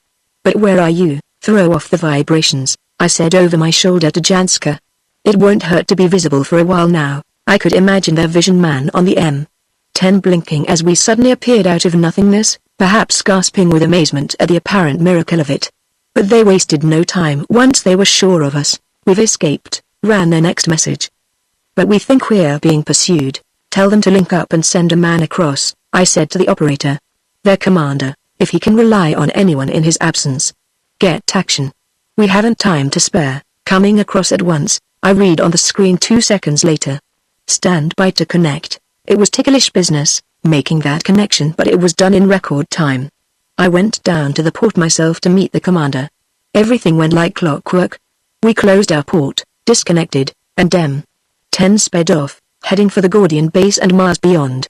The moment she began to move, our vibratory apparatus was put to work and we vanished once more. Now, I said to the commander of the M10, Bailina by name, come to the projection room with me and you can tell your tale the while we watch. I have an idea our time will be short. Why are you making for Venus? He asked curiously. Because, I said, we want to go there. But let us make the projection room. There are others who may wish to hear your story and to whom the knowledge of what you've discovered may be helpful. I ushered him to the room and made him known to Janska, Klinigo and Renak. He saluted them, then turned to me as his conductor. Now, I said. What has happened to Venus? Why has the planet been cut out of communication? Because they've got one if not more bases there, he answered, and it's only a matter of time short at that till they subjugate the whole planet. Then they'll turn their attention to our worlds. You think there is no hope? Said Klinigo brokenly. The other hesitated. For Venus? He asked. Klinigo nodded. I'm sorry, said the other, but I don't see how there can be. Klinigo turned away. He seemed to be studying the growing image of Venus reflected on the wall, but I think in reality he had turned to hide his tears. I caught the words, my poor planet. He came around suddenly, another Klinigo from the one I had got to know. Will you please tell us, he said in a voice from which all emotion had been wrung, as completely as possible, everything of importance that has occurred to you since we lost touch with you? Klinigo had forgotten that he was a passenger and remembered only that he was one of the three. Chapter 22 The Evening Star. In precise, dry, formal tones Bailina told his story. When the fleet sent out from Gordian had been attacked by the invisible force, the M10 had been saved by the fact that, due to the necessity of repairing a temporary defect in her propulsive machinery, she had lagged behind. Her observers had witnessed the disposal, practically en masse, of the whole Martian fleet. Realizing that there was nothing to be gained by lingering near the scene of a disaster, the M10 turned tail, transmitting to Gordian as she went. Something had gone wrong with the locators and they had no means of knowing whether the foe was following or not. The receiver apparatus was damaged and failed to function. In the midst of transmitting, the whole of the ship's company began to feel a paralyzing cold creeping over them, and one by one they dropped at their posts. Why wasn't Oxctis served out to the men? I broke in to ask. That would have saved you all. But it seemed that when the fleet was being fitted out at Gordian, Oxctis supplies ran short. The bulk of it was concentrated on the flagship. But even then, Bailina stated, Oxctis hadn't helped. Oxctis might neutralize the paralyzing cold, but it had no effect where the other weapons of the strangers were concerned. They came back to consciousness to find themselves prisoners and their ship in charge of strange beings, taller even than the Martians, whose most distinctive features were their deep purple eyes and the ridge of horn on each man's head. They spoke a marvelously simple language, for Bailina himself managed to pick it up under instruction in 5 days. My original guess, or rather Perry's information, had been correct. The strangers came from the planet Mercury and were part of an expedition partly exploratory and partly predatory, sent out with the view of finding a congenial home somewhere among other habitable planets. They seemed of a rather high order of intelligence, ruthless in their ways, yet their civilization had moved in lines different from ours. Apparently they had made a number of discoveries we knew nothing about, while in ways we had the advantage of them.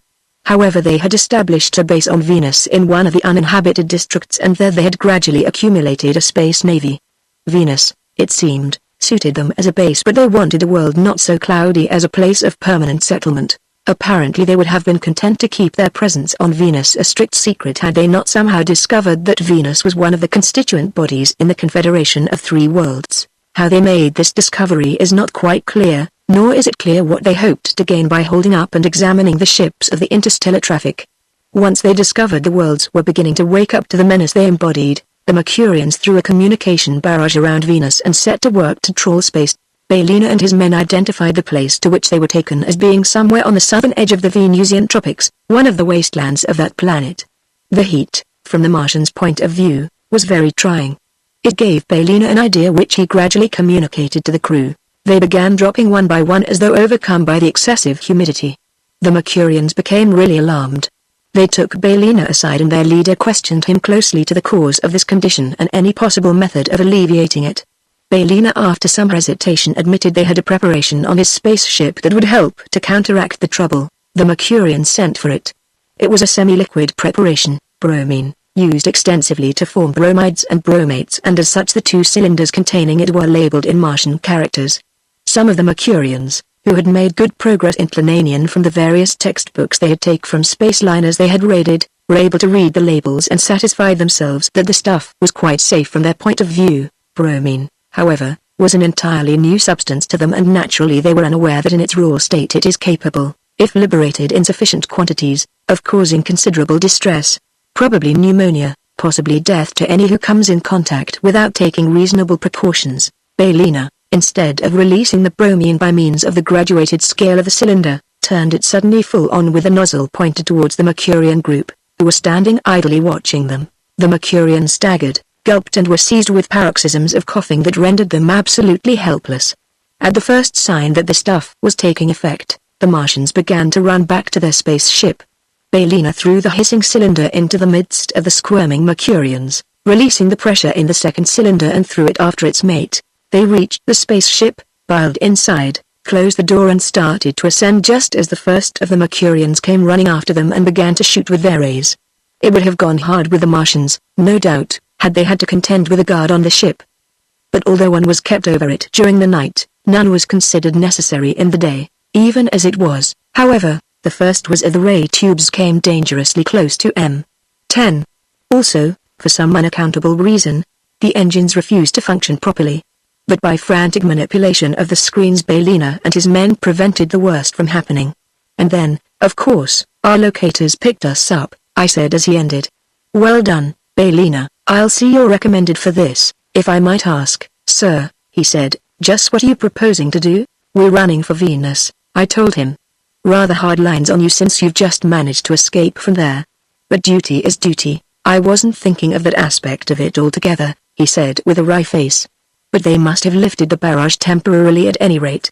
Not so long after we got into free space we heard signals, not from any of our ships. I think they must have been recalling their fleet. There was one other possibility that struck me, though now was not the time to make it public. It was quite as likely that the Mercurians, besides signaling their ships back to the Venusian base, had also sent out a call for help to their own planet. I got Baelina to give us the location of the base and altered our course to strike Venus in the tropics. I had in mind the desperate throw of striking at the heart of their power plant in the hope of putting it out of action before a fleet that hopelessly outnumbered us swept down to wipe us out of existence. All that day the ether was thick with strange signals in a code none of us knew. Even Baelina, with the knowledge he had acquired of the Mercurian language, was unable to decipher them for us. The one thing we could do was to locate their point of origin, and on that I kept the assistant operators working overtime. Some of the signals were streaming in from Venus and presently we began to catch other signals in the interplanetary code. The Mercurians had had to lift the barrage to send their own messages through and the Venusian authorities were trying frantically to get in touch with the rest of the universe, all the while the blue disk of Venus grew and grew, became silver, filled out and out until it covered almost the entire vision surface of the white plaque in the projection room. As the planet swung nearer, Clinigo became more restless than ever. That calm which should have characterized one of the three utterly deserted him. When we were 150,000 miles above the planet, I called a halt. The time had come to drop down through the floor of cloud into the atmospheric envelope. I called Janska to my side. Dear, I said, keep with me. It is only right to let you know that we may never live to see another dawn. Her face paled. I think for the first time she envisioned the possibility of our being disrupted into our original atoms as one breaks up a mound of dust with a jet from a hose. But worse than the fear of dissolution in that fashion was the dread of parting. She came a little closer, caught me by both arms. We were alone for the moment in the room and drew me to her. If I have to die, I shall at least die like one of Sonj and blood, she said tremulously. But even in death I would not be parted from you. I caught her to my heart and kissed her dear lips, then gently thrust her from me. My finger wavered over a button on the button-studded plate before me, then with a sudden resolution I pressed it.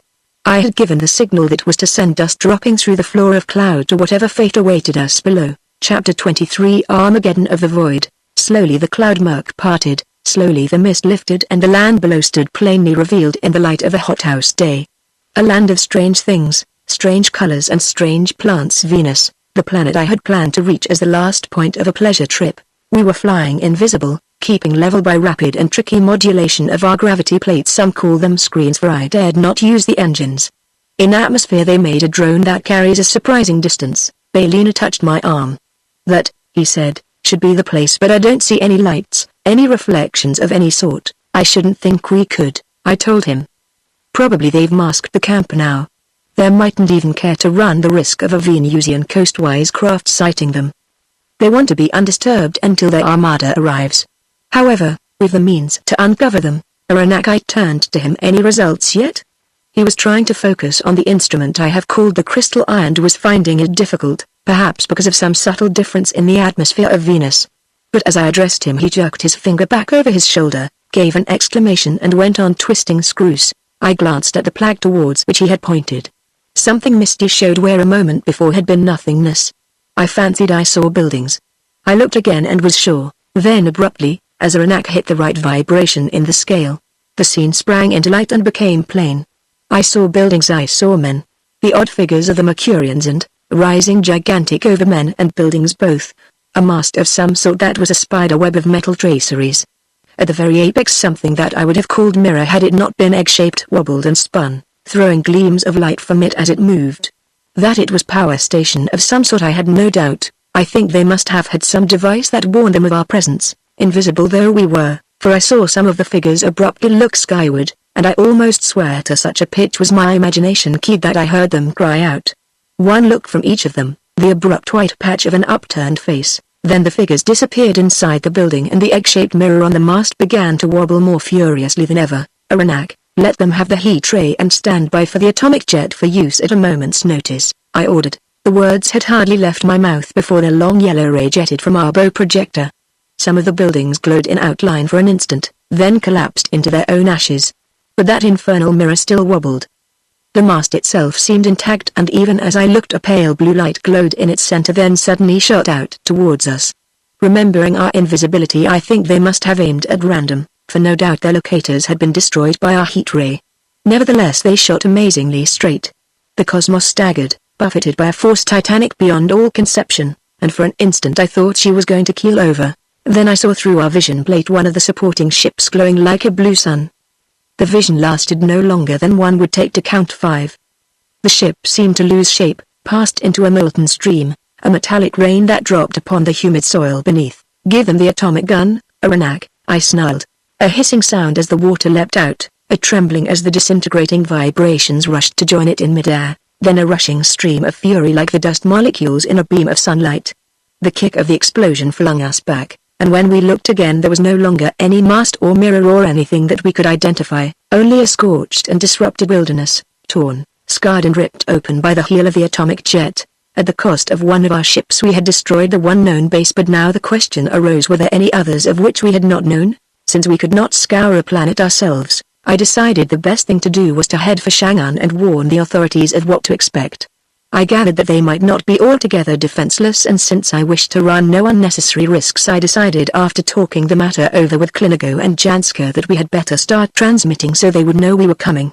After being so long isolated from the rest of the universe, Chang'an went mad when the communication was restored, and the infection no doubt spread right round the planet.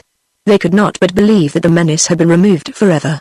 Even the guarded warnings that came through did little to dampen their wild enthusiasm. In extenuation it must be remembered that though their planet was the only one so far invaded, none of the Venusians had had any encounters with the Mercurians.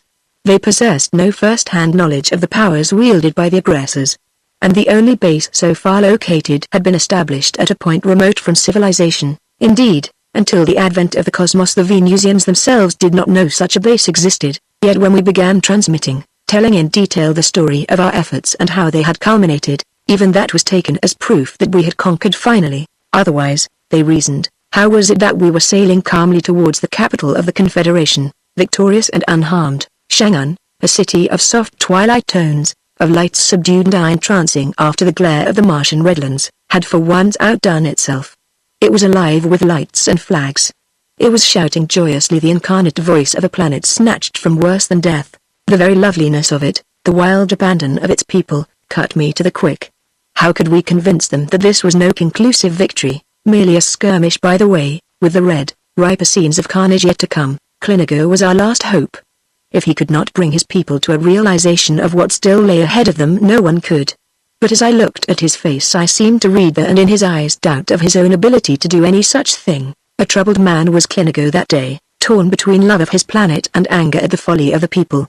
A pleasant bird like people, sweet and charming to know, but broken reeds on which to lean in a crisis. We dropped the Cosmos until she floated 100 feet above the ground and let her drift gently to the landing slips. I would not let them close the grips over her hull, however, for I had an ugly foreboding that the worst had still to come and we might yet have to rise at a moment's notice. Klinigo descended, leaving the rest of us in the ship. We refused all invitations to land. Although the Venusians clustered round the departure platforms, they could not come nearer, for I would not have any gangways run out and cheered us, called to us, chattered, laughed, threw us flowers and congratulations. It was as if fate had thrown the gauge and taken up the challenge without delay. While Klinigo was still wrangling with the local authorities, trying to convince them of the danger hanging over them and finding it no easy task while the laughing, loving people about us were singing their delight of our presence, things were going on which were presently to become manifest. The first intimation came in startling fashion. We had been transmitting to where I am not sure, and the televox machines on the landing stage were shouting some news of the hour, when all of a sudden everything went still and dead. All communication stopped in mid-note as though temporarily paralyzed. Alarmed, we swung our eyes skywards. For a time we could see nothing save our 4 remaining colleagues maneuvering against the ceiling of cloud. As though someone had ripped the sky open with a bright steel blade, the cloud rack parted, and through the opening, one by one, brazenly disdaining concealment, came the 80 ships or so of the Mercurian armada. They had been closer than we thought, glistening golden shapes, the smallest of the size of the cosmos. They slowly settled down, secure in their own overwhelming power. Had we remained inactive, it is hard to say what might or might not have happened, but as always nervousness precipitated the conflict. One of our 4 ships, the closest to the descending host, suddenly whirled, flashing its heat ray as it moved. The ray landed on the nose of the foremost spaceship. There came a red glow, and almost instantly an explosion set the air rocking. Perhaps the Mercurian was carrying explosive material. At any rate, for the second time our puny heat ray, almost by accident it seemed, was the spark to touch off the powder and blow the ship to fragments. It touched off more than that vengeance. The air blast that set fleet rocking had hardly died away. The fragments of the broken craft were still falling even when its fellows, like hawks suddenly disturbed, wheeled, and in the twinkling of an eye had formed a circle in the center of which floated our supporting guard ships. One moment we were dazzled by that whirling circle of gold.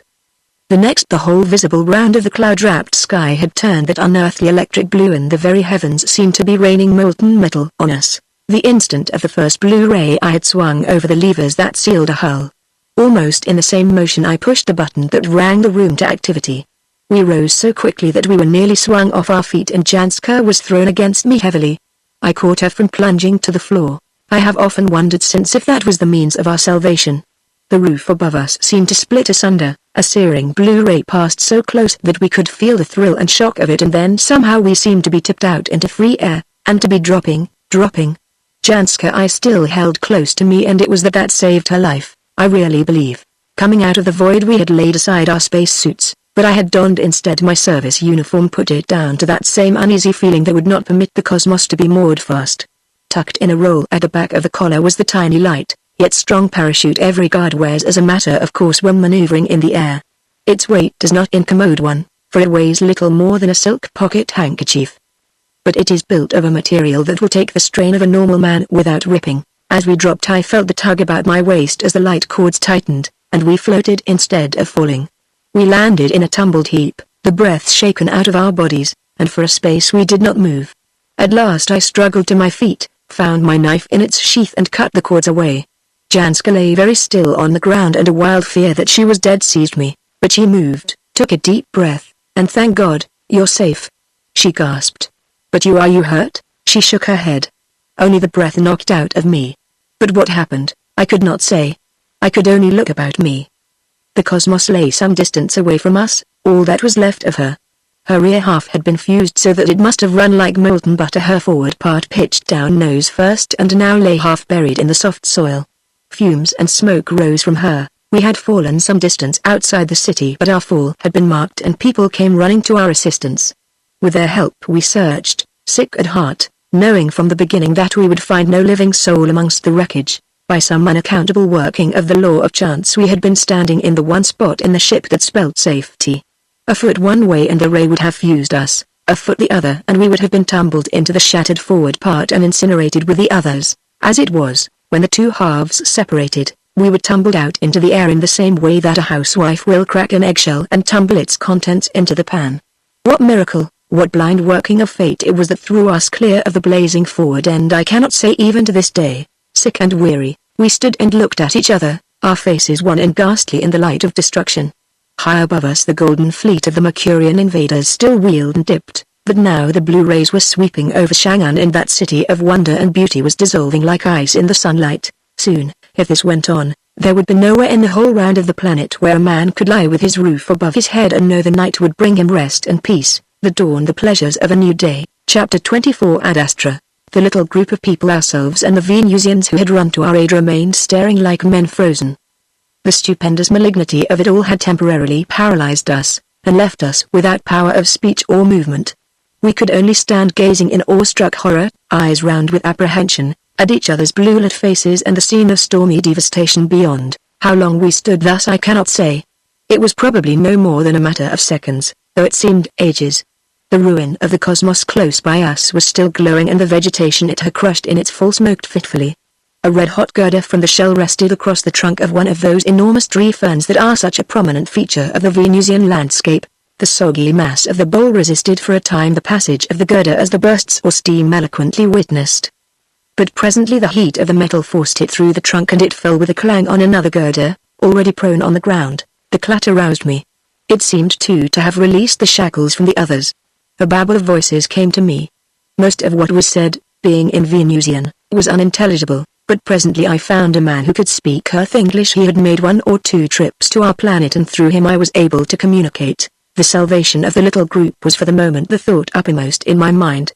Cosmic destinies could wait until later. For a time we were out of the arena and in the meanwhile it remained to be seen how we could best keep life in us. How extensive the damage done in Chang'an was we could not say, but Janska and I and our Venusian friend Galivog, he said his name was, all agreed that we would only diminish our chances by making for there. The populous centers were almost certain to be dealt with first by the Mercurians. But back of the city was a fern jungle with trees as thick as 6 earth feet, and in its depths we might find food and shelter of a sort.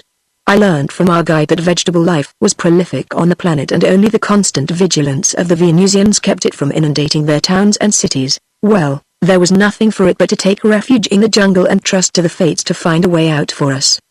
The Venusians themselves were more or less at home here. But Janska and I found the climate terribly trying. She was used to the dry air and warm plains of Mars, and this dank, dripping heat sapped her vitality to an incredible extent.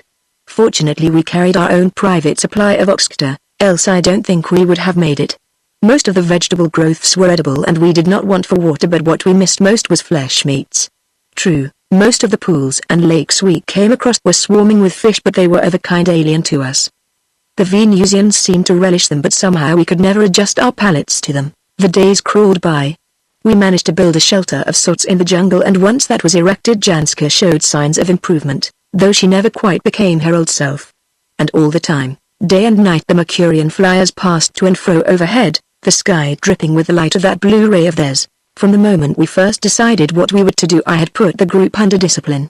Janska, Galivog and I had organized the camp apportioned to each one the work he or she must do. I think it was partly due to this strictness of mine and partly to the way we camouflaged the camp that we were left so long undisturbed. One day Galivog went on a scouting expedition to Chang'an. When he returned he reported many of the buildings were still intact, but the Mercurians had landed and were beginning to occupy the place. Such Venusians as remained in the city and escaped with their lives were being mustered and put to slave tasks. His report, however, gave me an idea. I did not think it likely that the invaders had yet found it possible to conduct a house-to-house search, and acting on that assumption I believed there might be weapons or food or other useful articles that we would do well to acquire. I would have gone myself, but I knew nothing of the layout of the city. Galivog and a couple of his friends, however, volunteered for the job as soon as I mentioned the matter to them. I was glad afterwards that I did. They brought back quite a number of useful articles, ray tubes and charges for them, compressed foods and tinned liquids that could be warmed up mechanically. Galivog, in a moment of acquisitiveness, had taken possession of a portable communicator set. On the face of it, that was least useful. It had only a local range. Its impulses would not penetrate beyond the planet's atmospheric envelope, and even if they would, we dared not take the risk of broadcasting signals through space. The Mercurians would certainly locate their source and, through them, us. For some days we had seen nothing of the Mercurian ships, though we knew parties had landed and were even now in Chang'an. The ships themselves, I had no doubt, had drawn off to a base somewhere on the planet and were probably refitting. I was beginning to wonder just how much longer we could hold out before sickness and, sooner or later, the lack of proper food and comfort began to thin out our little party. When the thing itself happened, a thin thread of a whisper brought me out of my sleep, a voice close to my ear. For the moment I thought it was Janska speaking to me. The next instant I changed my mind. It was her without a doubt, but it was not me she addressed. "Ship of Earth," she was murmuring. "We are here in the jungle." Janska Sanders, who was speaking, and her mate, the sole survivors of the Earth ship Cosmos, brought down by Mercurian invaders. The wild thought hit me like a blow between the eyes. The jungle fever I dreaded had got its hold on my mate. She was dreaming. Delirious. The first stage in that awful Venusian jungle fever to which we Outlanders, Martians and Earthmen seem peculiarly susceptible and for which we have not found any cure. I reached out my hand. Janska should have been beside me, within reach, but I struck only empty air. She had moved, was wandering not only in mind but in body. The second dangerous stage, her voice went on. "Do not answer. You will only betray your presence. But our directional beam shows you exactly overhead, high in the clouds. I caught a glimpse of you, steel ship of Earth, so different from the golden ones of the invaders. Can you rescue us? I shall cut out now and presently flash a light from our position, so that you may know exactly where we are." I saw her now, a dim shape kneeling before something in the far corner of our rude shelter. I strode across to her and caught her by the shoulder. She gave a little cry that choked off as she realized it was only I. "Janska," I said in a quick whisper, "what are you doing?" Her answer was a woman's. Yes, this girl of another world differed little from the rest of her sex, whatever planet they come from. She dropped her head on my shoulder and began to cry softly. I can't believe it even now," she sobbed. "Can't believe what?" I demanded. That I looked out the door, stared up at the sky, and saw a ship, an Earth ship just showing through a break in the cloud ceiling. An Earth ship. If you saw such a thing, what makes you so sure it wasn't a Mercurian craft? The color, the polish of cobalt steel, the lines of an Earth Guard ship. You're mad, dreaming the fever. No, dear one, it may have been a dream that woke me, that prompted me to creep from your side and look out the door, but what I saw was no vision, though it lasted only the 10th part of a second perhaps. There was that in her manner which convinced me, galvanized me into action. "You took a fearful risk," I said. "But never mind that now. Wake the others quickly. I'll signal, but the light, Jack, my ray tube. If I discharge it into the ground it will give flash enough for them to see if they are watching. God pray they are, that my message reached them." I trained the communicator beam overhead, just where I imagined the ship to be. I made it selective. It might have missed them, we'll know that soon. "Hurry now." She turned into the next shelter, which was really a separate compartment of ours. I took the ray tube from my torn and muddy jacket, turned it into the ground at such an angle that the discharge would splash a safe distance away. I pressed a button. There came a blinding flash of light and I heard the hiss of steam as the ray struck and volatilized the water content of some soggy Venusian plant. For the space of a heartbeat nothing happened. Then abruptly it seemed to me that the clouds overhead were a little thicker than they were a minute ago. A second later and I knew it was not a cloud I saw, but the dim bulk of a spaceship dropping towards us. She came to rest on an even keel a stone's throw away. Lights suddenly flooded from her and a port was thrown hastily open. A voice called, "Quick, whoever you are. We must make altitude at once." I bundled Janska and the others in unceremoniously. The port closed behind me with a clang and I was nearly thrown off my feet by the rapid acceleration of the ship's rise. For a space I could not speak, could do nothing but gasp and blink in the unaccustomed light. Out of the dazzling glare came a hand seeking mine, a voice that cried, "Wonder of wonders, so it's you I've pulled off, Jack, old man, miracle of miracles." The voice that of Glenn Vance, my relief. The ship, my own guard ship, the old E-22, but how did you get here? I asked. Harren's orders, Jack. That man must have worked like crazy. He called in every available guard ship, made dust junction just beyond the moon and sent out a supple fleet to intercept us there. We fitted out and mounted our weapons as we came along. There's not an Earth guard ship left between Earth and Mars and half the Martian fleet is only a day behind us. The rest are following with Tambard. We've orders to clean up this mess, no matter what the cost. But you're the man we want. The one who can tell us everything. The one person in the world I'm glad to have on board. There's a better one with me, I said. Janska, a Durka once, a Sanders now. He bowed. You'll have to look for the Mercurians, I said and told him of the weapons he'd have to face. I didn't think it was as bad as that, he said. 80 ships you say they have? We've nearer 200, counting the Martians. You may swamp them by weight of numbers, I said, providing you keep out of range of their rays. You've the atomic ray rigged. Good. What's its range? We haven't tried yet, he told me. What more he meant to say I do not know. The alarm bell from the locators cut him short and on the heels of that came a call from the observer. They're awake to us, Vance cried. We can't see them, however. He was peering at the vision plate in front him. We'll simply have to trust to luck and the locators. Good, I said. They can't use the ray while they have the invisibility force turned on. You've got that much. What about your other ships? They're all right. They'll follow lead. Something flashed in the vision plate, a gout of blue flame. The ship reeled and for a moment I thought we were done for. But it must have been merely a blind shot unless, of course, one of our ships had incautiously ventured too low. The men in the power room must have had their orders for I saw one of them glance swiftly down his sights then jerk the lever of his gun back. The blue flame in the vision plate vanished abruptly in an explosion of red-hot cosmic dust. That seemed to be the general signal to join battle. The Mercurians, confident in their superior science, came on, disdaining all concealment. One could no longer look at the vision plate to see how things were going. It was a wild riot of hot colors that seared the eyeballs, light that crackled like a living thing and that filled the sky with terror and death. For a time I thought the tide was turning in our favor but gradually I began to realize with a sinking of the heart that our fleet was being forced and higher until we were struggling out in free space. Ever and anon one of the guard ships went dripping down in a torrent of blue rain, gleaming and molten, and the Mercurians grew more and more venturesome until it became evident that we were fighting a losing fight. Janska, close to me, looked into my eyes and I saw my fears mirrored in hers. Once again we were facing the prospect of dissolution together. Abruptly I became aware that the vortex of the battle seemed to have receded. It was dropping below us, nearer to the planet's surface. Then too there were more guard ships. Space was filled them. They were dropping like hawks out of the void. The Martians are coming. Janska cried with a note of joy. It was true. The Martian fleet Vance had mentioned as being a few hours in our rear had overtaken us. We were saved and the Mercurian fleet, by sheer weight of numbers, was being beaten back into the mud from which we could wish it had never arisen. There is little more to tell. Crippled and broken, the Mercurian fleet was chased and destroyed to the last ship and the bruised and battered planet left to recover from its wounds. But for my own part I'm not so sure. It may be that we have merely postponed the evil day, for after all, they seem our superiors in many branches of science. The secret of their blue ray or rather the manner in which they generate it still eludes us. Neither have we learned how men like Nomo Kelfer it is certain that he was not the only spy moving about in interplanetary circles managed to reach our worlds and establish their citizenship there. Myself, I do not think that we shall ever be free from the possibility of invasion or solve these other mysteries until the day when we feel we are enough advanced to send our own expeditions out against this world which has once threatened the security of the inner planets. Meanwhile I have Janska to occupy my thoughts and fill my heart to the exclusion of all else.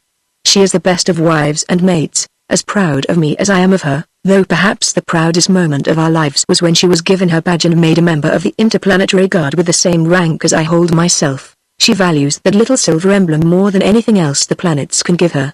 In an idle mood I sometimes tell her she cares more for it than she does for me. But that I know she does not. For has she not again and again given me ample proof of her love? And I? Well, I have told my story and I would rather not repeat here what the council said to me. It was flattering, all too flattering, and totally undeserved. I had little or nothing to do with bringing about that crushing defeat of the Mercurians. I shall always maintain, and Janska agrees with me, that the real saviors of our planets were the men who died the night the blue ray of the Mercurians sliced the cosmos as a hot knife will slice through butter. Aranak, Hume and my wonderful crew of gallant Martians, I salute your shades. May the god of the planets balance the manner of your passing against whatever faults you had in life and bring you to that ultimate Elysium by whatever style we care to call it, where weary heroes find rest and peace at last.